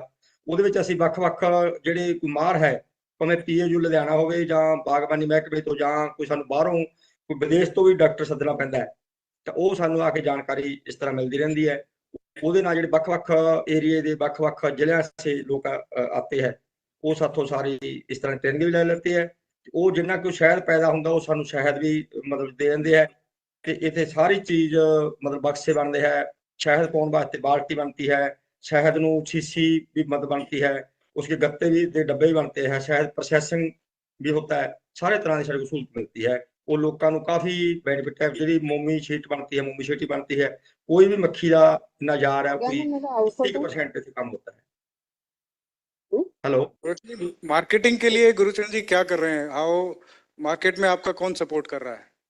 देखो जी मार्केटिंग ਦੀ ਮੈਂ ਤਾਂ ਇੱਕ ਬਾਤ ਕਹਿਣਾ ਵੀ ਟੁੱਟਿਆ ਕੱਚ ਵਿਕ ਰਿਹਾ ਹੈ ਹਿੰਦੁਸਤਾਨ 'ਚ, ਟੁੱਟੇ ਛੱਤਰ ਵਿਕ ਰਹੇ ਹੈ ਤੇ ਸ਼ਹਿਦ ਵੇਚਣਾ ਕੋਈ ਬੜੀ ਵੱਡੀ ਗੱਲ ਨਹੀਂ। ਪਹਿਲਾਂ ਸਾਡਾ ਡਾਵਰ ਨਾਲ ਵੀ ਕਿਸੇ ਟਾਈਮ ਵਿੱਚ 2003 ਦੇ ਵਿੱਚ ਐਗਰੀਮੈਂਟ ਸੀਗਾ, ਹੁਣ ਸਾਡਾ ਮਾਰਕਫੈਡ ਨਾਲ ਵੀ ਐਗਰੀਮੈਂਟ ਹੈ, ਮਾਰਕਫੈਡ ਵੀ ਸਾਡੇ ਖਰੀਦੇ। ਪੰਜਾਬ ਐਗਰੋ ਵੀ ਕਾਫੀ ਮਦਦ ਕਰ ਰਹੀ ਹੈ। ਉਹ ਸਾਨੂੰ ਸਾਡੇ ਬਠਿੰਡੇ ਨੂੰ ਮਤਲਬ ਜਿਹੜਾ ਹੈ ਮਤਲਬ ਬੰਨ ਡਿਸਟ੍ਰਿਕਟ ਬੰਨ ਚੀਜ਼ ਦੇ ਨਾਂ ਦੇ ਉੱਤੇ ਸਾਡੇ ਬਠਿੰਡੇ ਨੂੰ ਚੁਣਿਆ ਹੋਇਆ। ਪੰਜਾਬ ਐਗਰੋ ਕਾਫੀ ਲੋਕਾਂ ਨੂੰ ਇਹ ਮਤਲਬ ਛੋਟੇ ਪਲਾਟ ਜਾਂ ਵੱਡੇ ਪਲਾਟ ਲਾਉਣ ਮਦਦ ਕਰ ਰਹੀ ਹੈ। ਉਹਦੇ ਵਿੱਚ ਸ਼ਹਿਦ ਨੂੰ ਸਾਫ਼ ਕਰਨਾ ਜਾਂ ਸੀਸੀਆਂ ਮਾਰਕੀਟਿੰਗ ਹੈ। ਜਦੋਂ ਇਸ ਤਰ੍ਹਾਂ ਦਾ ਸ਼ਹਿਦ ਪੈਦਾ ਹੋ ਜਾਂਦਾ ਹੈ, ਵੇਚਣ ਦੀ ਕੋਈ ਸਮੱਸਿਆ ਨਹੀਂ ਹੁੰਦੀ। ਵੇਚਣ ਦੀ ਐਵੇਂ ਕਈ ਵਾਰੀ ਜਦੋਂ ਕੋਈ ਸਪੋਰਟਰ ਹੁੰਦੇ ਆ, ਉਹ ਸਪੋਰਟਰ ਤਾਂ ਆਪਸ ਮੇਰੇ ਵਾਲਾ ਵੀ ਮਤਲਬ ਕਰਦੇ, ਪਰ ਹਿੰਦੁਸਤਾਨ ਜੋ ਸ਼ਹਿਦ ਹੀ ਹੈ, ਜੇ ਹਿੰਦੁਸਤਾਨ ਸ਼ਹਿਦ ਹੀ ਸਾਰਾ ਵਿਕ ਜੇ ਤਾਂ ਆਪਾਂ ਨੂੰ ਬਾਹਰ ਜਾਣ ਦੀ ਲੋੜ ਵੀ ਨਾ ਪਵੇ। ਪਰ ਫਿਰ ਵੀ ਸਾਨੂੰ ਸਾਡੇ ਡੀਸੀ ਸਾਹਿਬ ਬਠਿੰਡੇ ਤੋਂ ਵੀ ਸਾਡੀ ਮਦਦ ਕਰ ਰਹੇ ਹੈ, ਸਾਡੇ ਜੀਐਮ ਹੈ ਡੀਆਈਸੀ ਵਾਲੇ ਉਹ ਵੀ ਸਾਡੀ ਕਾਫੀ ਮਦਦ ਕਰ ਰਹੇ ਹੈ। ਉਹਨਾਂ ਨੇ ਵੀ ਸਾਨੂੰ ਸਪੋਰਟ ਵਾਸਤੇ ਲਾਇਸੈਂਸ ਵਾਸਤੇ ਸਾਡੀ ਇੱਕ ਮੀਟਿੰਗ ਹੋ ਗਈ, ਇੱਕ ਸਾਨੂੰ ਹੁਣ ਟ੍ਰੇਨਿੰਗ ਰੱਖਣੀ ਹੈ 5-7 ਦਿਨਾਂ ਬਾਅਦ।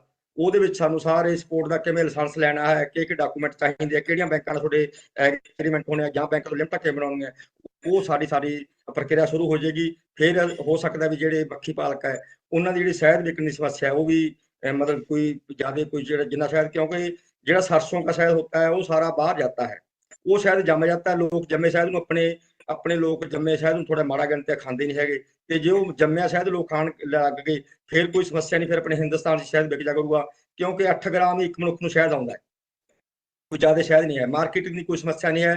जो जो कोई मैं तुहानूं पहलां गल आखी सी भी एक उद्यमियां दी संस्था है, ये चलदे लोकां दी संस्था है, ये जागदे लोकां दी संस्था है, क्योंकि असीं कोई वो बंदा नहीं साडा मैंबर हैगा जिहड़े नूं असीं घरे बैठे नूं जा के उत्साहित करिया होवे, वो साडे कोल चल के आए भी आपां रल के शहद दा काम करिए जां एसोसीएशन बनाइए। जो लुधियाणे दी एसोसीएशन बनी वो भी साडे बठिंडे तो शुरू हुई सी, वो एसोसीएशन मैं ही शुरू करी सी इत्थे 2003 दे विच। अज वो एक मतलब बड़ी वड्डी संस्था बनी हुई, नाम ना कट्टिया होया है। पीए जो लुधियाणा भी साडी मदद कर रहे हैं, साडियां मतलब जिहड़े केवीके भी मदद कर रहे हैं, बागबानी महकमा भी काफी जुड़िया होया है।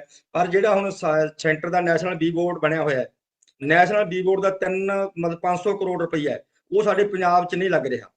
वो साडे पिछले साल तो मिठा मिशन जिहड़ा चल रहा सी ਉਹਦੇ ਵਿੱਚ ਹੀ ਪੈਸਾ ਨਹੀਂ ਆ ਰਿਹਾ, ਕਿਉਂਕਿ ਉਹਦੇ ਵਿੱਚ ਕੁਝ ਉਹਦੀਆਂ ਗਾਈਡਲਾਈਨ ਕਹਿੰਦੀ ਜਾਂ ਉਹਦੀ ਕੋਈ ਮਤਲਬ ਇਸ ਤਰ੍ਹਾਂ ਦੀ ਕੋਈ ਦਿੱਕਤ ਸੀਗੀ।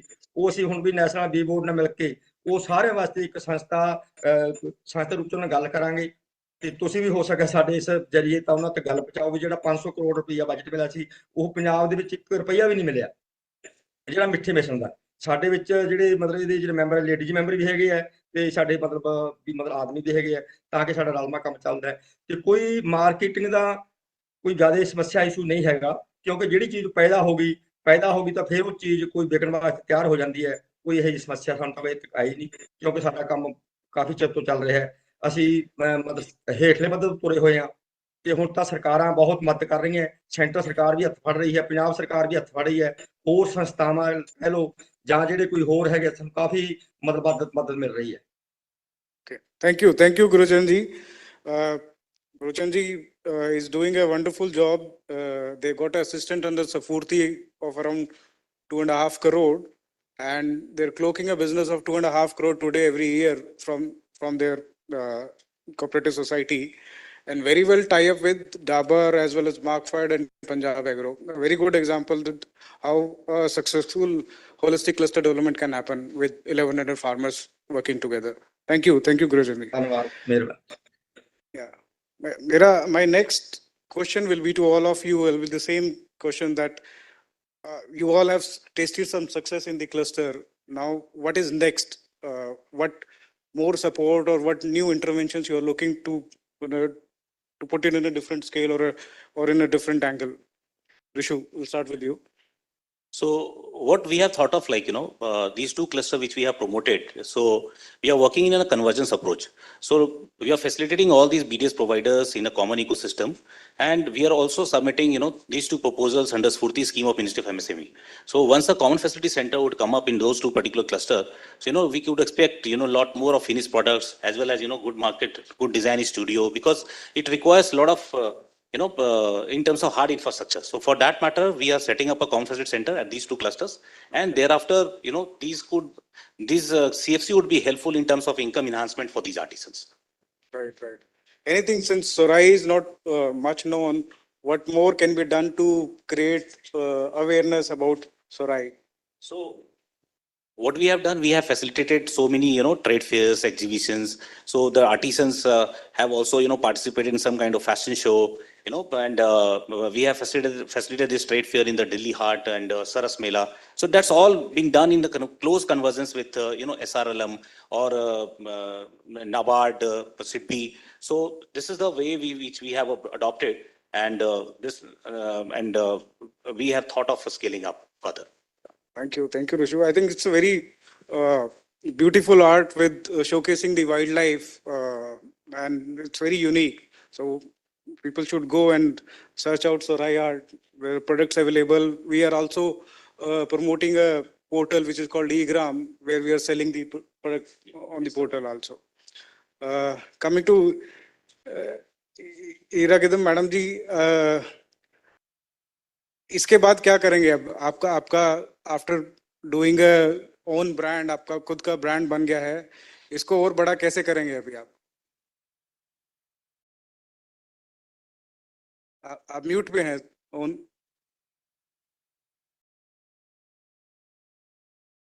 नहीं हीरा जी, आप म्यूट पे हैं, आपको ऑन करना पड़ेगा, उसको सुनाई नहीं दे रहा है.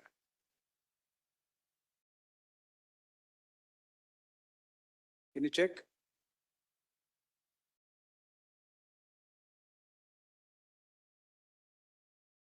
Hello, is it audible? अब ठीक है, अब ठीक है. हाँ जी, हाँ जी, अब आ गई. जी जी जी. तो अभी अपना है नया ब्रांड है, अभी अपन ब्रांड बनाएंगे. ब्रांड बनाने के बाद में ब्रांड बना है, अभी उसका अपन मार्केट में दे रहे हैं. वो तो उसको मार्केट में आने के लिए 2-3 साल तो लगेगी. फिर अपन बाहर में भी एक्सपोर्ट करेंगे. ऐसा करके अपन अपना ब्रांड बढ़ाएंगे, ऐसा विचार है. बहुत अच्छा, great great, thank you. Guruchand ji, मैंने आपसे बात किया था, आप पहले ही बोल रहे थे कि हम लोग एक लेवल पे पहुंच गए हैं और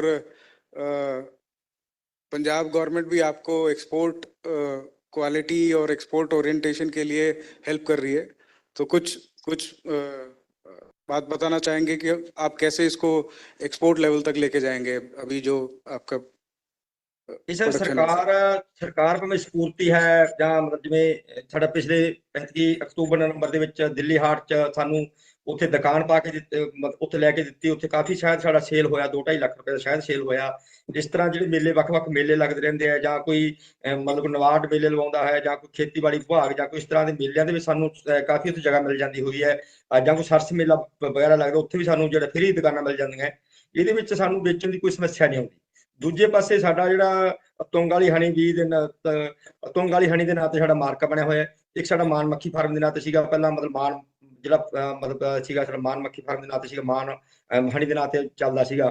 ਹੁਣ ਅਸੀਂ ਜਿਹੜਾ ਸੰਸਥਾ ਦਾ ਸਾਡਾ ਮਾਰਕਾ ਹੈਗਾ, ਉਹ ਸਾਡਾ ਤੁੰਗ ਵਾਲੀ ਹਣੀ ਦੇ ਨਾਂ ਤੇ ਚੱਲਦਾ. ਤੇ ਵੇਚਣ ਦੀ ਸਮੱਸਿਆ ਸ਼ਾਇਦ ਜਿੰਨਾ ਕਿ ਸਾਡੇ ਕੋਲ ਸ਼ਹਿਦ ਹੁੰਦਾ, ਉਹ ਸਾਡਾ ਤਕਰੀਬਨ ਵਧੀਆ ਸਾਰਾ ਮਤਲਬ ਸੇਲ ਹੋ ਜਾਂਦਾ. ਕੋਈ ਸਮੱਸਿਆ ਨਹੀਂ ਆਉਂਦੀ ਇਸ ਤਰ੍ਹਾਂ ਦੀ.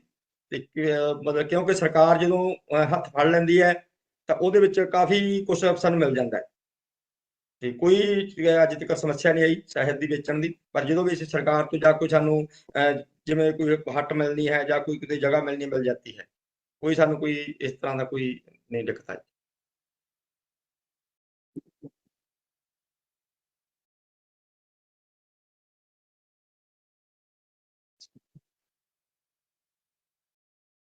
Rishu said that they started with soft intervention design and now they're looking for hard interventions to put it in a different scale. Similarly, Ira Gadamji has now come up with their own brand while giving the work to the artisans. Now they have come with one brand, and then they are now trying to reach to a different market through different interventions. Guru Charanji already on a way to start an export journey now. So thank you panelists for your valuable inputs. If there is any question, would like to I have two small questions. For artisan development, what is the project capping? Artisan cluster development, what is the project capping limit? Project costing. So,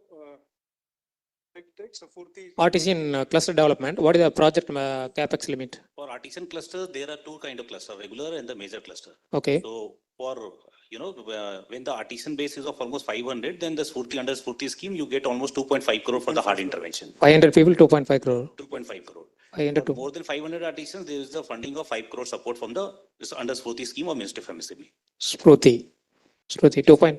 Yeah. Spruti 2.5 and 5. 500 and 500 above. And which state is in the booming in this artisan development? Which major 3 state? Under Spurti scheme of Ministry of MSME. No, which state is in major leading in this sector, in active involvement for artisan development? Which state is in the which state is the best for an artisan development? Country. Huh? Spurti Which state? Which top 3 state? implementation. Implementation, Odisha, yes. I guess. Odisha, even Maharashtra. Orissa, Maharashtra, Punjab. Maharashtra, okay. Padinda in Orissa, okay.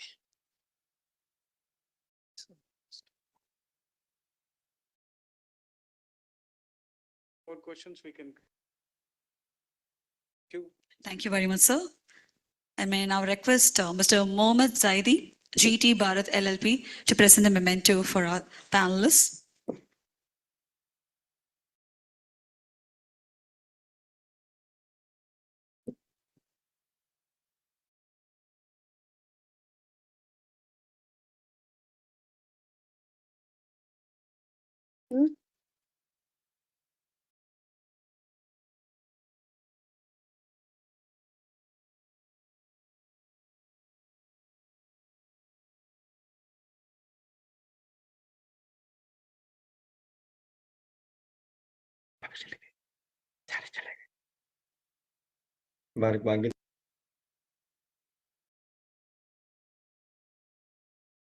Evolving agri-based clusters and overview. So we have the panelists here, Mr. Jovan George, who is joining us virtually, President Agro Processing Cluster, Wayanad, Mini Food Parks. And we also have Mr. Manigandan, who is joining us now, Chairman, Khajano FPCL, contribution of a performing FPO, Success FPO. And we also have Mr. Prakar Katiyar, Associate Director, GT Bharat LLP. So I would like to welcome the moderator, Professor V. Batmanan, Partner, GT Bharat LLP. Welcome, sir.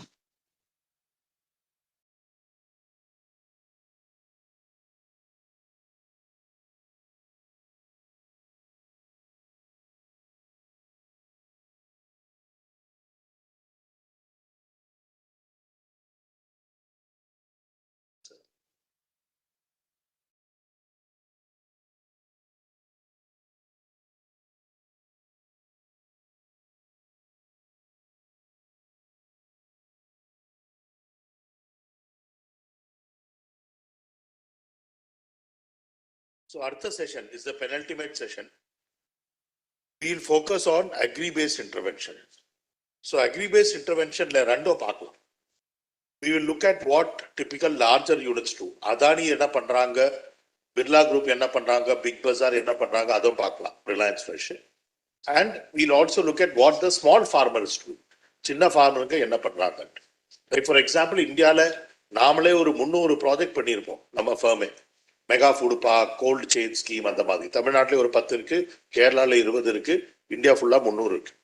Because we manage most of the schemes, project management agency.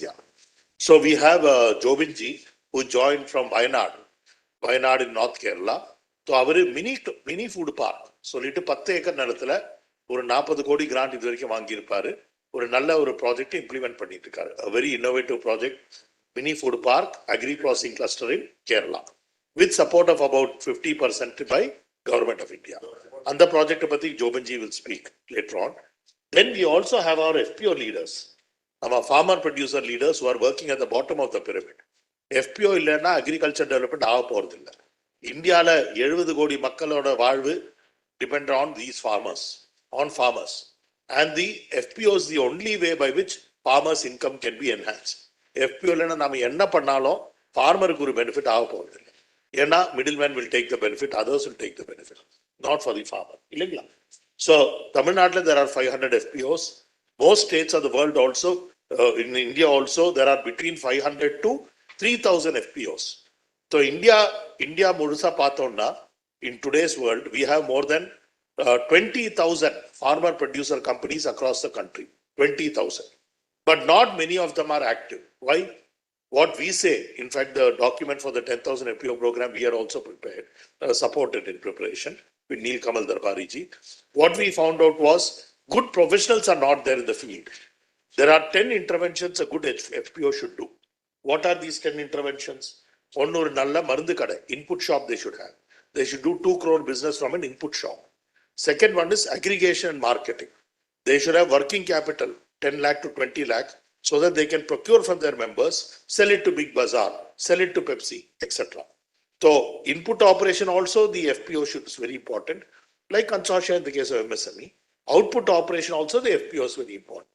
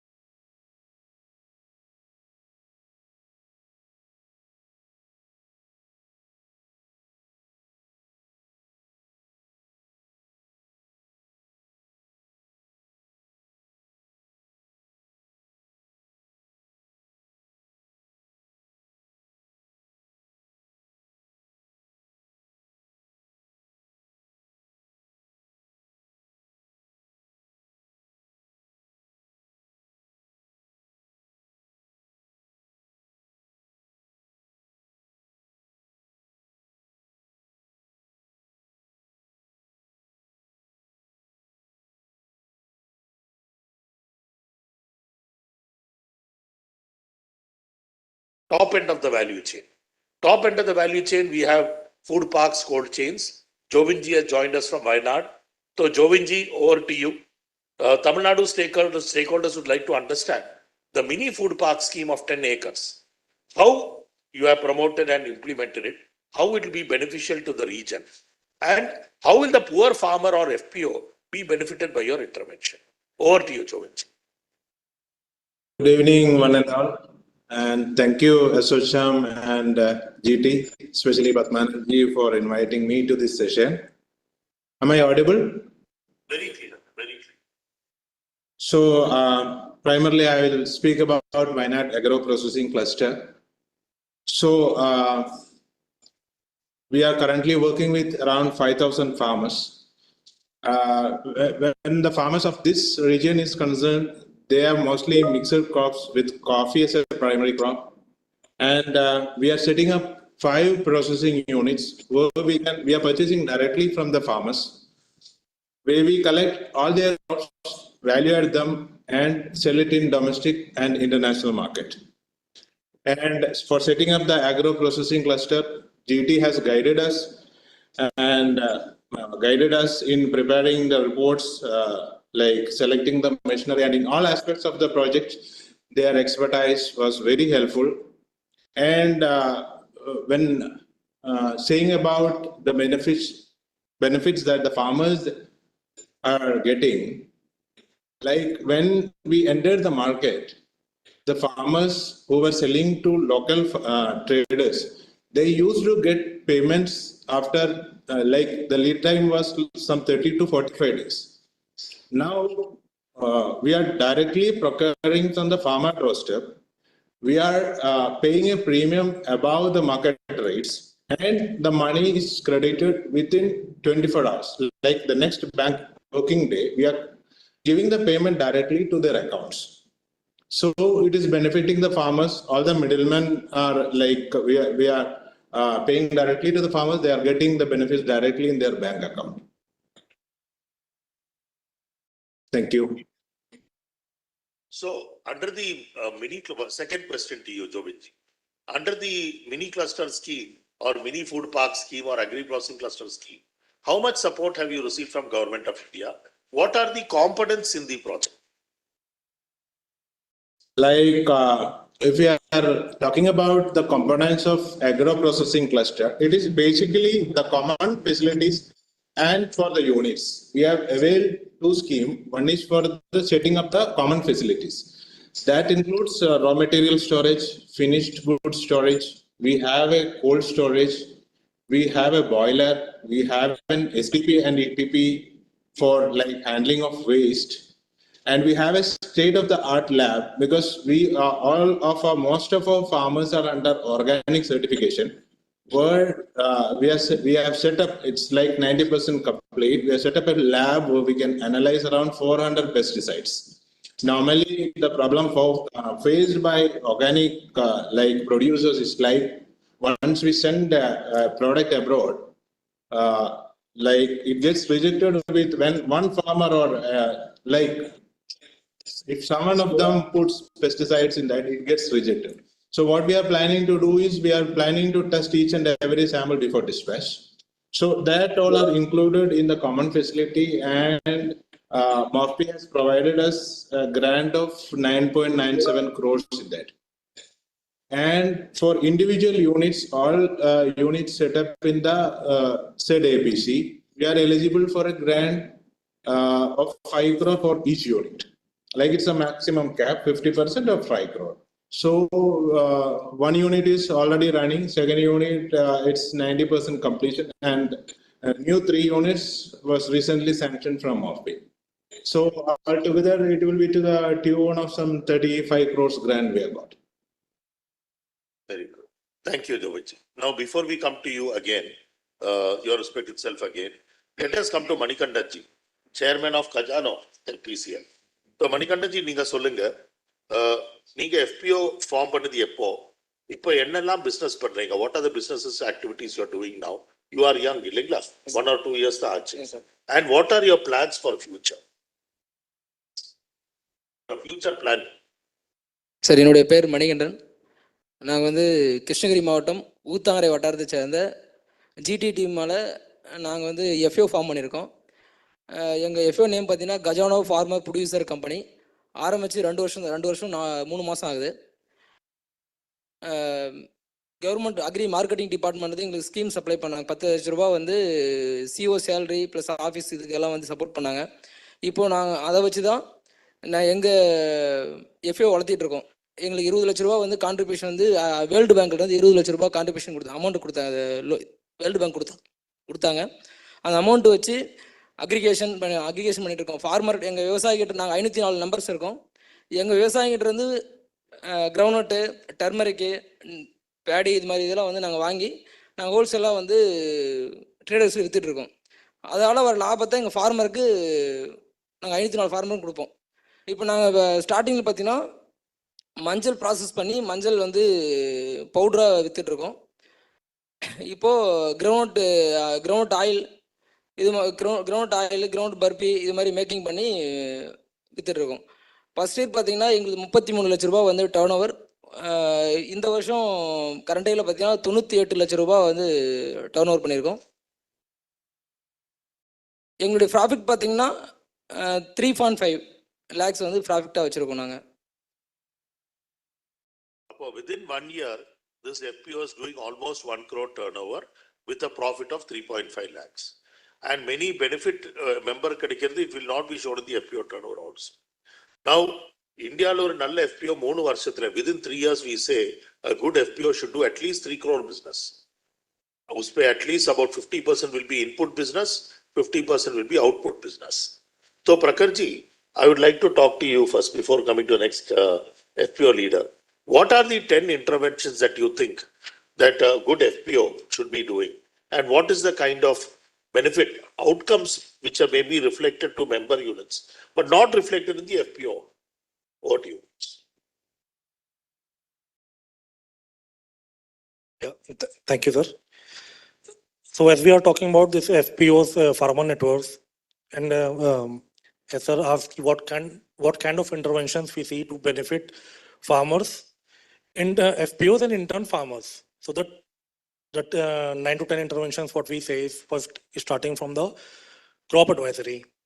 So generally what we have seen, farmers, they are into conventional and traditional farming, but they don't know the recent researches and innovations being done in the sector. So we tie them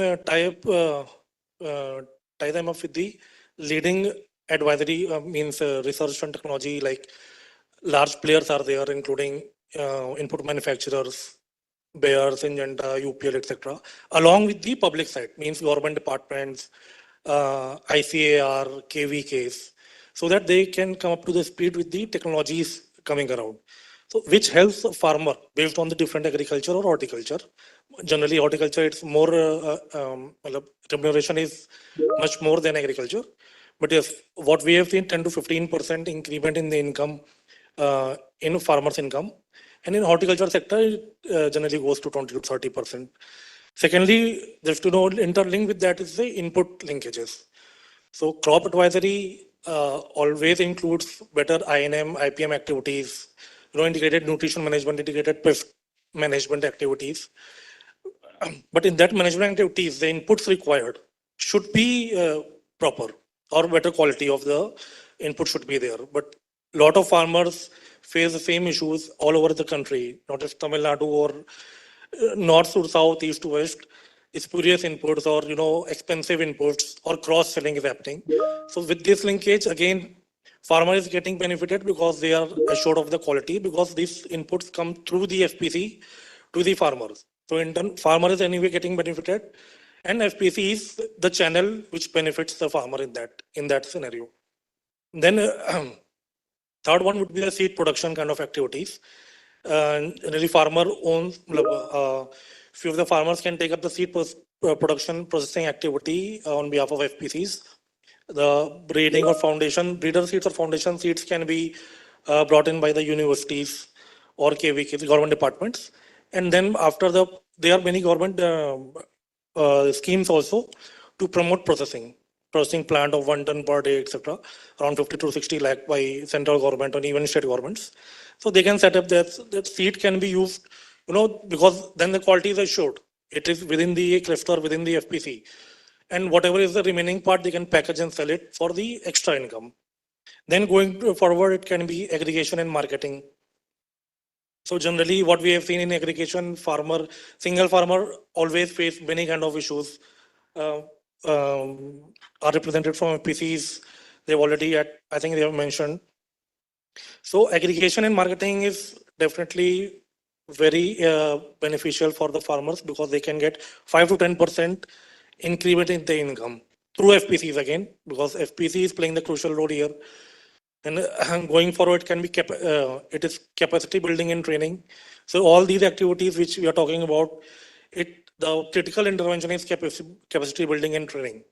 So this FPCs, which their leaders, like representatives or their director, they are capacity build and trained and up to the level, so that they can take the interventions forward. They can know all the nuances of the nitty-gritties of the marketing and business, so that they can take it forward.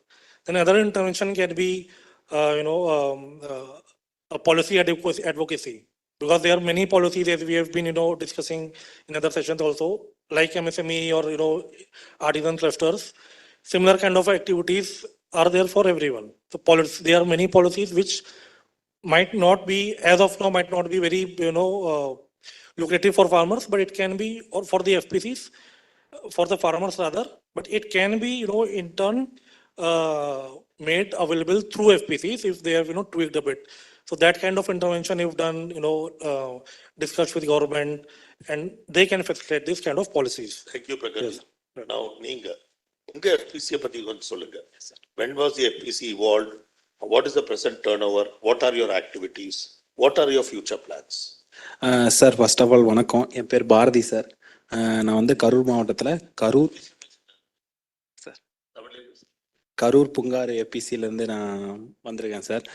எங்கள் மாவட்டத்தில் வந்து எங்களோட எபிசிஎல்ல வந்து 508 பேர் உறுப்பினர்கள் இருக்காங்க.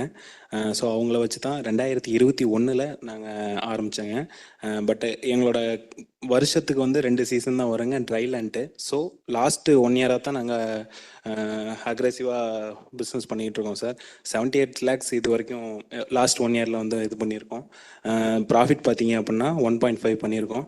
Means 1000 rupees கொடுத்து எங்கள் ஃபார்மர் ஒருத்தர் ஷேர் சர்டிஃபிகேட் வாங்கியிருக்காரு அப்படின்னா இன்னைக்கு தேதிக்கு 1300 ரூபாய், அவங்களுக்கு 300 ரூபாய் எக்ஸ்ட்ரா கொண்டு வந்திருக்கோம். அடுத்த வருஷத்தில் மொத்த பணத்தையும் அவங்கள்ட்டே நாங்கள் கொடுத்துற அளவுக்கு நாங்கள் பிளான் பண்ணியிருக்கோம் சார். மெயினாக இது வந்து ப்ராஃபிட் பேஸ்டு எபிசி இல்லை, எங்களோடது ஓப்பனாக சொல்ல போனால் சர்வீஸ் பேஸ்டு தான் சார். கவர்மெண்ட்டில் கிடைக்கிற ஸ்கீம்ஸ் எல்லாமே எங்கள் உறுப்பினர்களுக்கு வாங்கி கொடுத்துருக்கோம். ஹார்டிகல்ச்சரில் NMSA அப்படின்னு சொல்லிட்டு ஒரு இது இருக்குங்க. ஸோ அதை பயன்படுத்தி ஹனிபி பாக்ஸஸ்லாம் இஷ்யூ பண்ணியிருக்கோம். அவங்கள்ட்ட கிடைக்கிற ஹனிஸை நாங்கள் வாங்கி மக்கள்கிட்ட இது பிஸ்னஸ் பண்ணியிருக்கோம். அது இல்லாமல் அக்ரிகல்ச்சரில் சன்ஃப்ளவர் சீட்ஸுக்குன்னு சொல்லிட்டு நிறையா ஸ்கீம்ஸ் இருக்குது, அதெல்லாம் வாங்கி கொடுத்துருக்கோம். மேலும் நாங்களே வெளியிலேருந்து சீட்ஸு அந்த மாதிரி இன்புட்ஸ் எல்லாம் பர்ச்சேஸ் பண்ணி மக்களுக்கு கொடுத்து அவங்க விளைவிக்கிற பொருளை நாங்கள் பர்ச்சேஸ் பண்ணி ஸ்டாக் வச்சு நல்ல ரேட்டுக்கு விற்போம். அதில் வர்ற ப்ராஃபிட்டை தான் அவங்களுக்கு கொடுத்துட்ருக்கோம். எங்களோட ஃபியூச்சர் கோல் என்னன்னு பார்த்தீங்கன்னா, கரூரில் இருக்க எபிஸ் மட்டும் பேசிகிட்டு இருக்கோம் சார். இப்போ தான் ஸ்டார்டிங் ஸ்டேஜில் இருக்குது. எல்லாருமே ஒன்று சேர்ந்து எல்லாத்துக்கும் டிஃப்ரெண்ட் டைப்ஸ் ஆஃப் ப்ராடக்ட்ஸ் இருக்குது. அது எல்லாத்தையும் கம்பைன் பண்ணி ஒரு இ-காமர்ஸ் சைட்டை ஆரம்பிக்கணும் அப்படிங்கிறது தான்.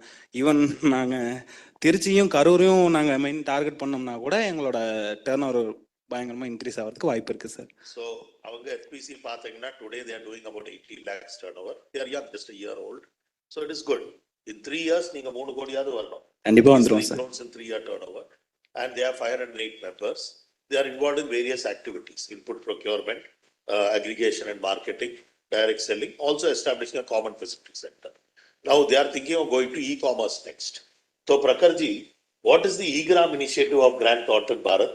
What is the status? There are so many portals, several portals, many charge.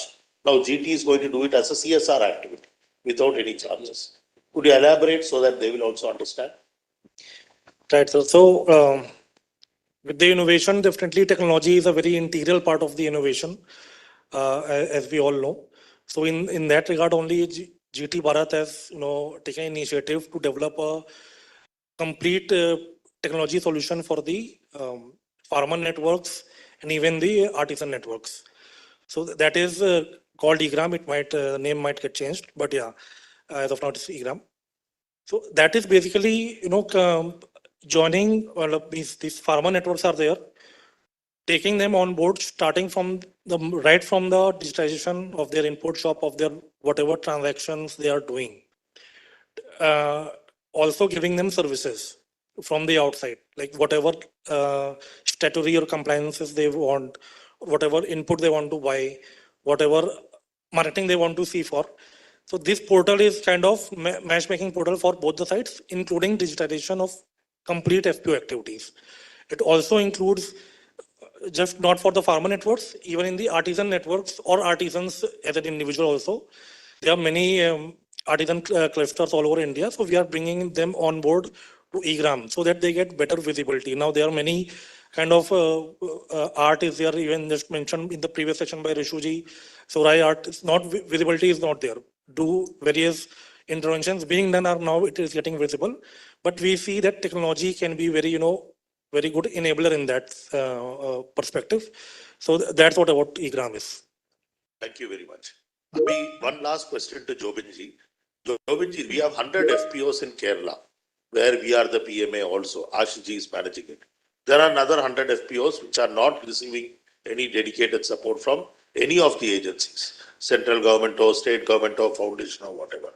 So have you started working with FPOs there in Kerala for procurement? Are you going to form your own FPOs? Or would you prefer working with individual farmers? To you, Jobinji. We are currently procuring from FPO. We would love to work with them also. So we are exploring the possibilities of in our future. We are having a turnover of 42 crores last year. So we are exploring the possibilities of specialty coffee. So where these individual FPOs, a group of farmers can, speciality happens mostly in the post-harvest processing. We can do the training, and if they can produce the required quality of coffee, we can pay them a very premium price. We are already in discussion with 2-3 FPOs in the location. Very good, beautiful. Fine, we are running out of time. Any question from the audience? Please.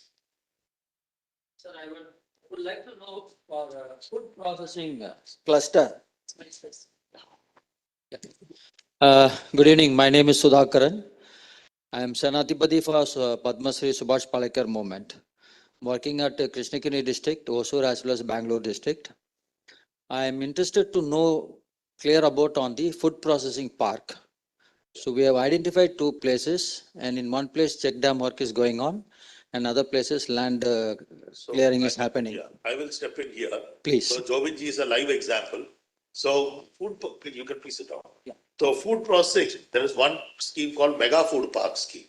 There are about 80 mega food parks in India. About 20 of them our firm is. We are PMA for that. Right from Adani Group to everyone has implemented a mega food park guided by our team, including 2 seafood parks. Now we are going to set up a marine park in Maharashtra for the Honorable Minister of Sindhudurg. Jayadiji is leading that. And also a mango and cashew park also in Sindhudurg for the Honorable Minister there, meaning for the government, state government there. So our team is working on it. So mega food park scheme supported by Minister of Food Processing. 50 crore is the grant given. One person can also implement the park. But the benefit should be to the FPO and to the farmer. Then there is a mini food park scheme. It is basically called agri processing cluster. Yeah. 10-acre land is enough, don't need 50-acre land.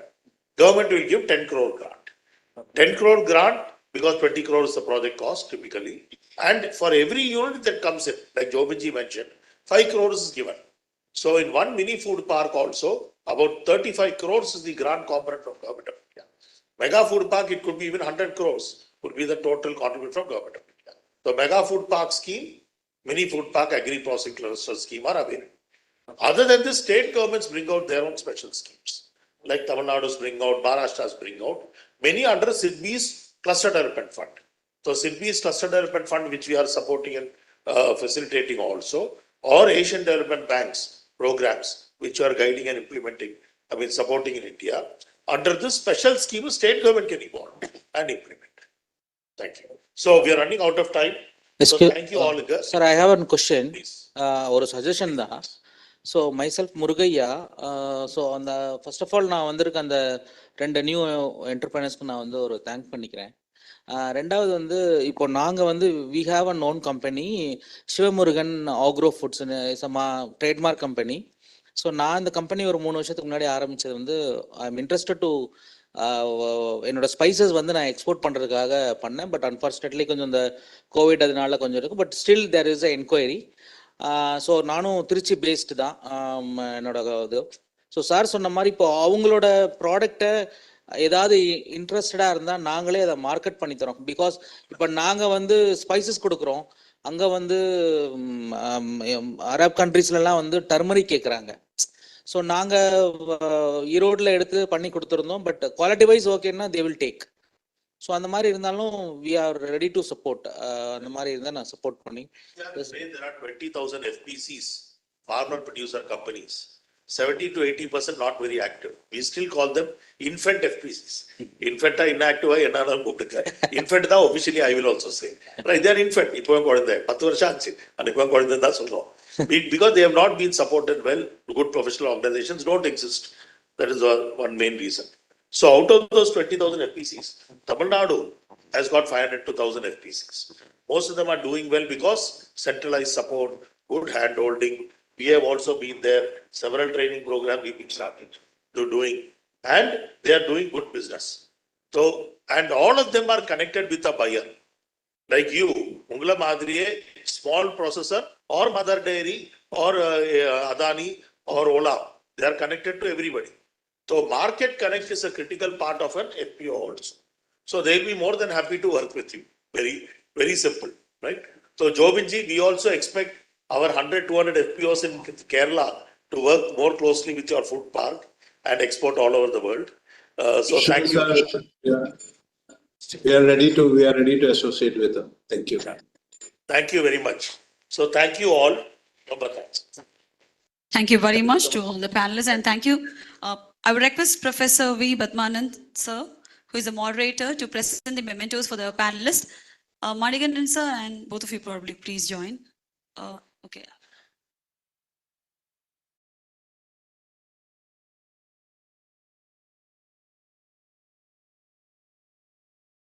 So thank you, Mr. Jovin George, sir. Thank you very much. Thank you. Most welcome. And I request Batmanan, sir, to present the memento to the panelists. Mr. Manikandan, the Chairman, Khajano FCL, to Mr. Bharati, Karur Ponga, thank you, FPCL, thank you. And to Mr. Prakhar Katiyar, Associate Director, GT Bharat LLP. Thank you, sir. Thank you very much. Thank you. So, ladies and gentlemen, we have another interesting session, but then there's going to be a talk. It's going to be an address by Mr. Mithul Patel, the Global President from Wadhwani Foundation. Ladies and gentlemen, please put your hands together to welcome him. So he's going to address the gathering. Welcome, sir. Mithul Patel is not only from Wadhwani, also CEO, former CEO of Microsoft. So Mithulji and your ERP could be a blessing for the MSME sector also. Over to you, please. Thank you. You can hear me okay? Yes. Okay. First of all, thanks a lot for the time. I've been going around the country, I guess, the last 2-3 weeks to try and understand what the challenges of small businesses are so that we can try and help increase the growth rate of the SMBs in India. So a little bit about the foundation and why I'm asking this question. The Wadhwani Foundation is funded by Ramesh Wadhwani, who's one of the first entrepreneurs in the US, first Silicon Valley type entrepreneurs. He has built 30 companies. He has become one of the wealthiest Indians in the US and has decided that he is going to give his wealth to try and improve the lives of millions of people around the world. And the solution to improving lives is to help people raise their incomes. And the way to raise incomes is by getting more jobs and getting good jobs. And the way to get good jobs is by helping small businesses grow, because that's where most of the jobs are going to be created. So I'm going to give you a perspective. When I came to India for the first time 10, 12 years ago, I was a strategy consultant at that time, working with a big firm. And I remember the first paper that we wrote was about how small businesses would have to be aggregated into large businesses so that they could have the efficiencies to be able to compete all around the world. That's the normal way the world has developed. If you go to Europe, you go to America, the way it's developed is by small businesses all consolidating, becoming bigger and bigger ones, and then the big businesses have incredible amounts of scale and efficiency and innovation capacity so that they can outcompete everybody else. And that seemed to be the normal way for growth to happen.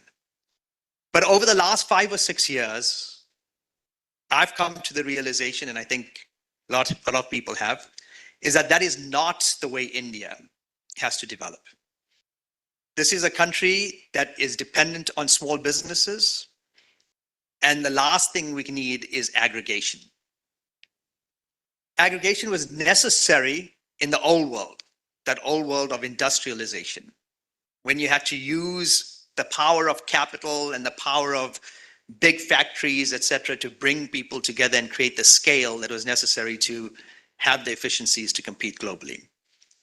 India has revolutionized in the last 4 or 5 years the power of technology. The technology can actually create and give the power of large businesses to small businesses. And so you can get all of that efficiency now without having to become a large business first. And this is very important. It's very important because we don't have to follow the same model of the industrial age, we can follow a model of the digital age. In this digital age, we can, in fact, have every small business look and feel like the largest business in the world.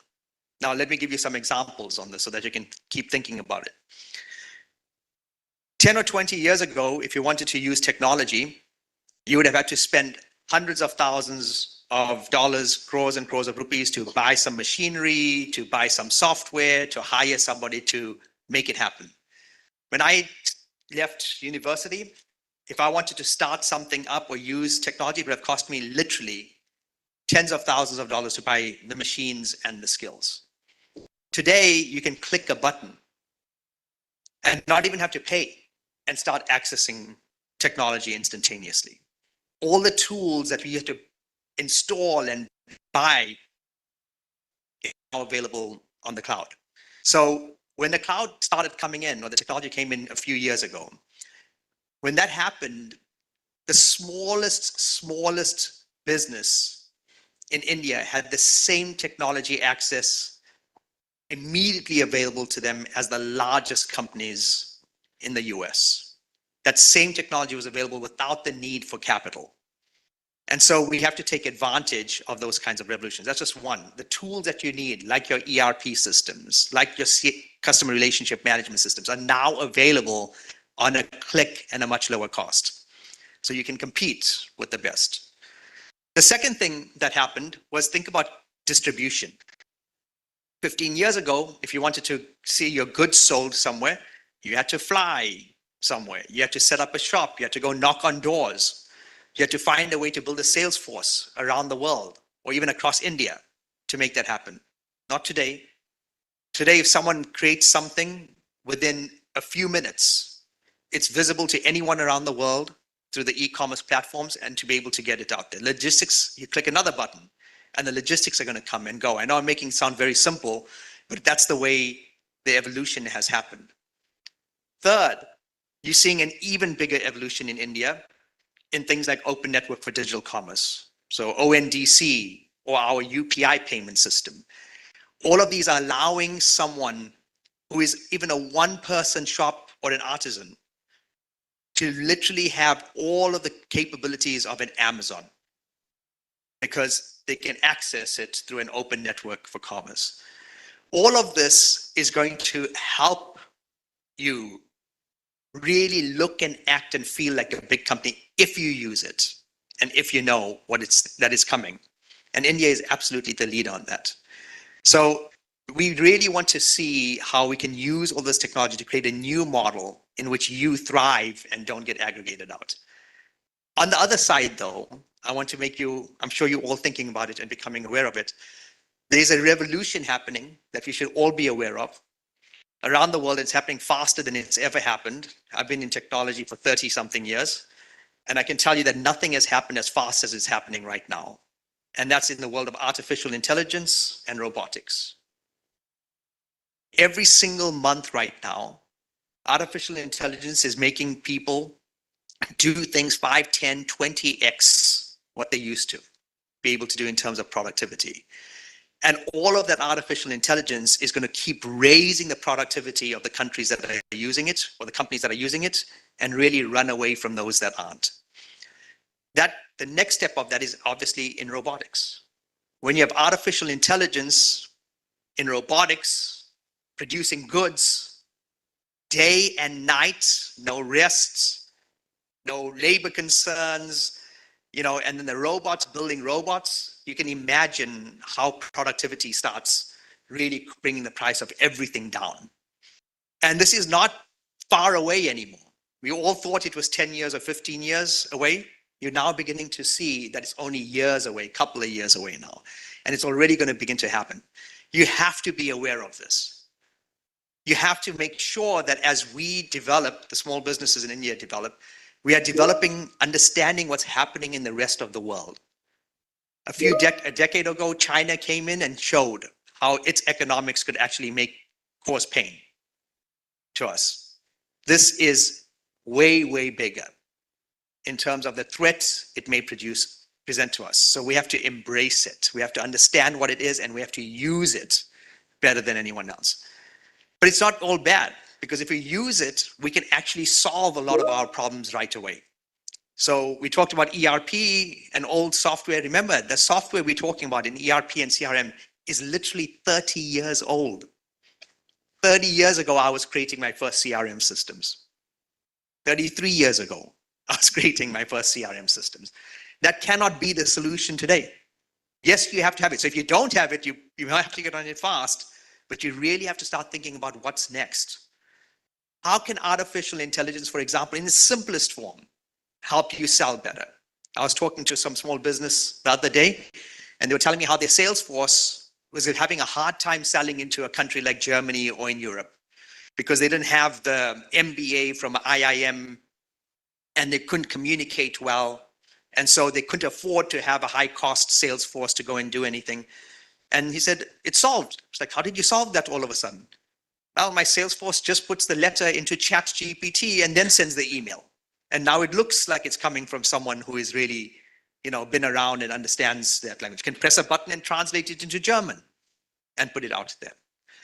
So please become aware of these tools, because we can use these tools to augment the challenges we have and actually start accelerating your growth.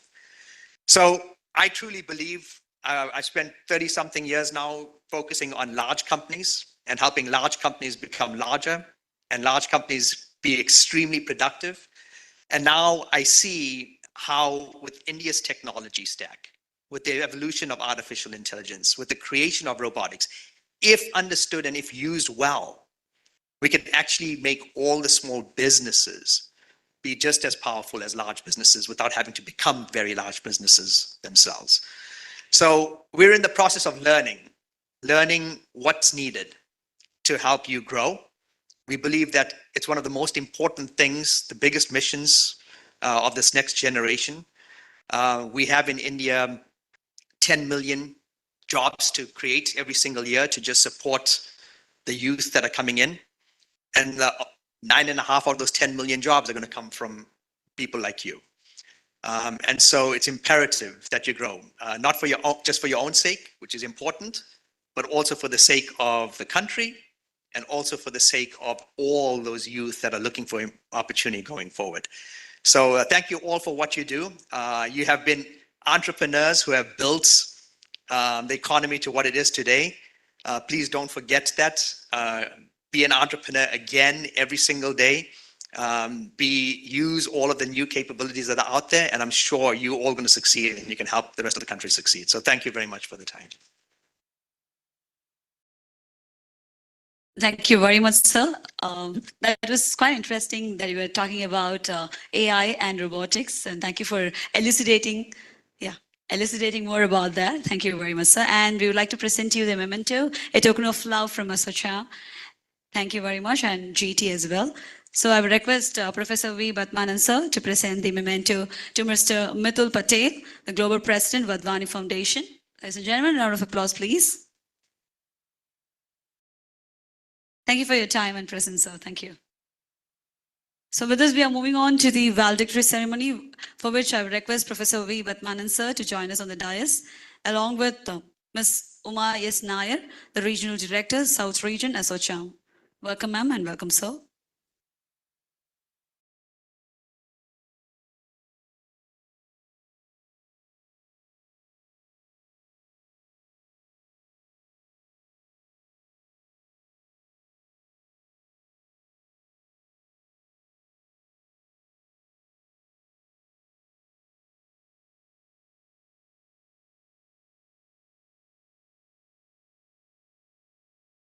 So may I now request Professor V. Batmanan, sir, to deliver the summary. Thank you. Over to you, sir. Just in terms of summary learnings, இன்னைக்கு நாம என்னெல்லாம் கேட்டிருந்தோமோ, one thing is with regard to cluster-based financing instruments. We have HDFC Bank, we have SIDBI, and we have TANSTIA, Tamil Nadu Association, who are going to work closely in evolving cluster-based financing instrument through SIPCOT also. SIPCOT's industrial estate, each estate would be financed by a bank, which we have done under the SIMBI PMU. Second one is Mariappanji's, TANSTIA, Tamil Nadu Small and Tiny Industry Association, is going to work with HDFC Bank to evolve instruments in terms of pre-approved loans, appoint an official from Transtia itself to do the preliminary scrutiny of loans, then give it to the bank. So cluster-based financing, infrastructure, and also for other interventions going to happen. Second major intervention here is we have the CGTMSE, like credit guarantee, state level credit guarantee fund scheme, which has been evolved with support of Hansraj Vermaji, which is only 100 crores. That also has been recommended for greater enhancement, so that more medium units and other units, dedicated units, could be funded through TIIC. Next, what we have seen is with regard to strong industry associations. So here also, like we say, the best associations in India are, say, Tirupur Exporter Association, Madistia, and Codicea. Other than associations like Faridabad Small Industry Association in the north, or Maratha Chamber of Commerce in Maharashtra. So an industry association operates a raw material bank. An industry association sets up industrial estates. An industry association sets up common facility centers with support from Government of India. So the government does not do business. Any country in the world does not do business. India, we have also followed this policy for the last 15 years. But what we have seen is some industry associations leverage all the support. Tirupur has already set up 4 parks. They have 3 common facility centers where we were consultants, we guided. So some associations are more proactive in leveraging and joint action, but the vast majority of associations are not so proactive. So what we find is, again, it is success stories which will have to be disseminated. எல்லாருக்கும் இந்த success story கொஞ்சம் disseminate பண்ணணும். That what is the benefit of optimal purchase, joint purchase, or joint import for leather inputs, leather chemicals, or be it even cotton for that matter. Dissemination is very important. Second one is common facility centers and infrastructure is critical, but we should also focus on the marketing side. So throughout the world, we couldn't get Fabiano from Italy. We were supposed to try to get her for a virtual connect. So Italy, you know, almost it was a model for cluster intervention for food and fashion when we were the UN also. All the clusters, they have common marketing consortia. So we started off marketing consortia in Kerala for the tourism units. We started off in several cases, including Tirupur, with a common warehouse and gateway in Rotterdam, etc. But many of them did not materialize. But the leather cluster units here in Chennai have a massive common branding program through the Council for Leather Export, joint participation in fairs, joint promotion of Leather India, that kind of thing which is going on, where the enterprises co-invest, jointly promote worldwide, Europe and US markets. So this kind of thing, common marketing, common procurement, common facilities, common physical infra is very critical, which Madhuvati ji also understands, and skilling programs by the industry associations and by consortia of MSMEs, not by the government. So government, you know the success of skilling program throughout India, not even 10% are employed after the program. Money is going down the drain, 20 or 30. But now it is 100% success, as our Manoj ji will tell you.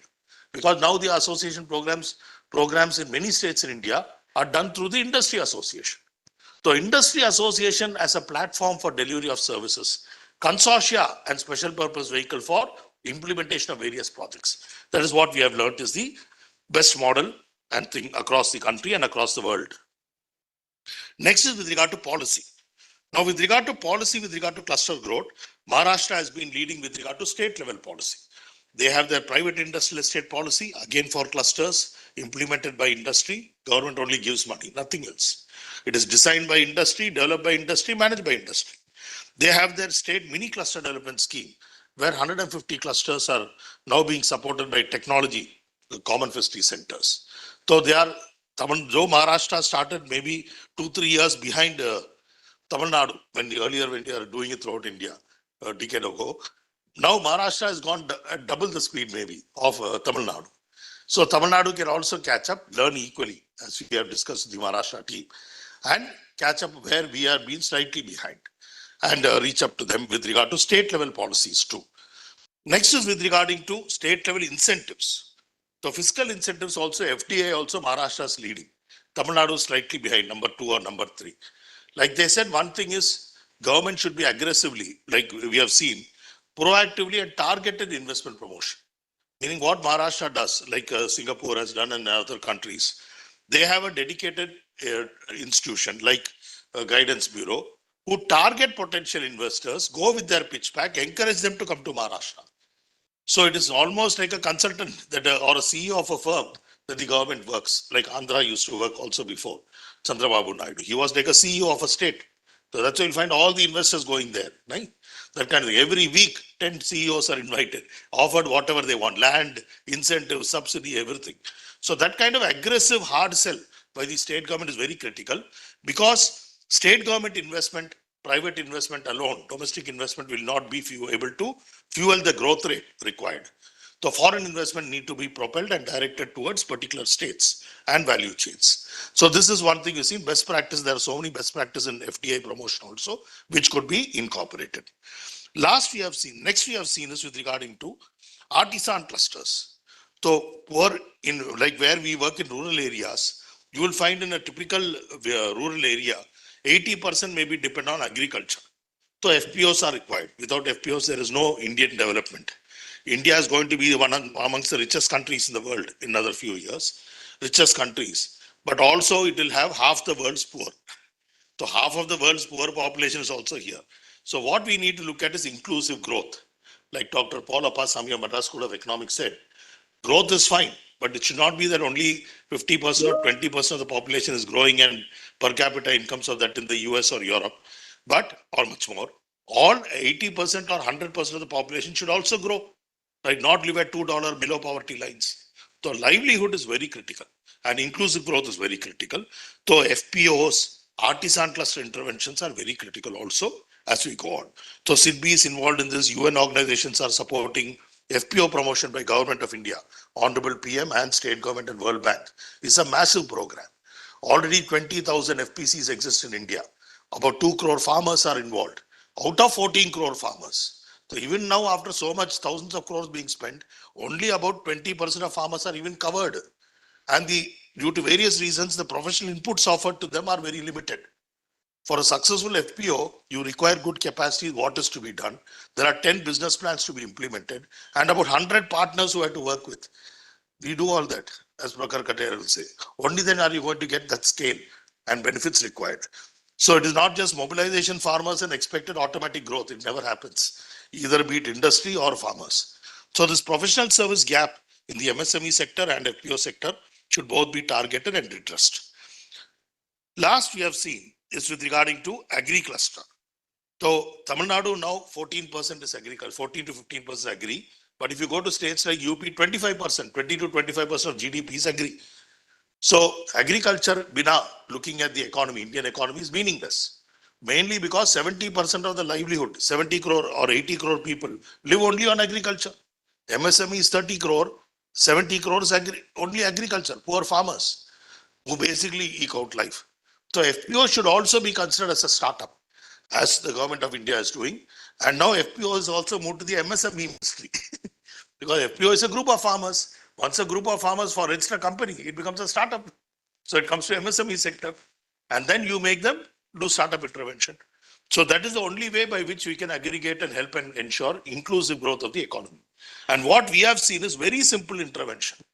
In agriculture and FPO, as Prakar had mentioned, simple crop advisory services quality input will increase yield by 30%, doubling farmer income in 2 harvests, introducing a new crop like harvest, like horticulture, even part of the land will help in doubling farmer income. So all this we are demonstrated in the field. Same thing with regard to MSME sector. Simple interventions like procurement, like Mariappanji said, Krishnagiri printing cluster, small artisan cluster, 500 printers. All their incomes has increased 10 times in the last 7 years. 10 times. How? They have a raw material bank. They buy all their paper together. They buy their printing ink together. 5 crores. They have a CC limit and they do it. They also establish a common facility with Heidelberg printing presses. So joint action has ensured a whole district which was going to be unemployed and units killed by Shivakasi and Bangalore printing units. They are doing very well. So joint action, be it at the farmer level or at the MSME level, is the only way out for competitive industry and inclusive industrial and agricultural growth. Thank you.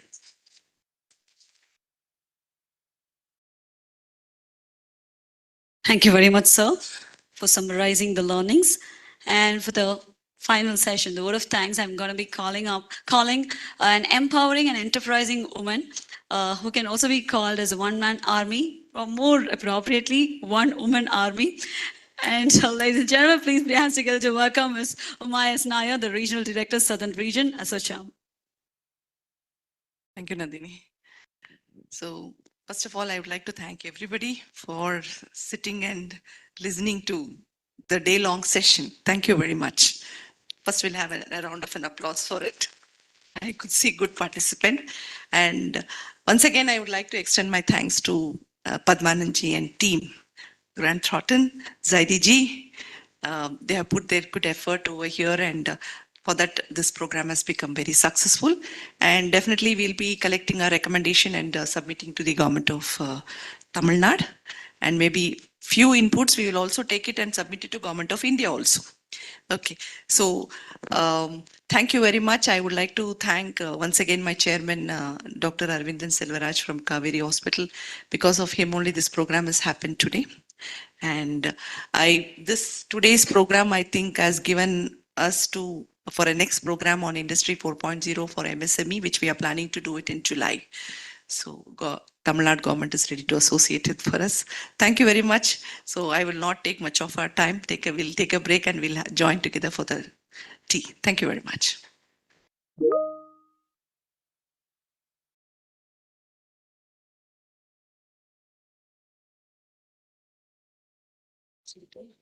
Yeah, thank you very much. So, ladies and gentlemen, let's raise up for the national anthem. Okay. Meanwhile, we'd like to thank all the partners, the event partner, knowledge partner, gold partners, banking partners, supporting partners. And thank you once again to GT Grant Thornton. Thank you very much to the entire team over here and ASSOCHAM. Jana Gana Mana अधिनायक जय हे भारत भाग्य विधाता पंजाब सिंध गुजरात मराठा द्राविड उत्कल बंगा विंध्य हिमाचल यमुना गंगा उच्चल जलधि तरंगा तव शुभ नामे जागे तव शुभ आशीष मांगे गाहे तव जय गाथा जन गण मंगलदायक जय हे भारत भाग्य विधाता जय हे जय हे जय हे जय जय जय जय हे Jai Hind.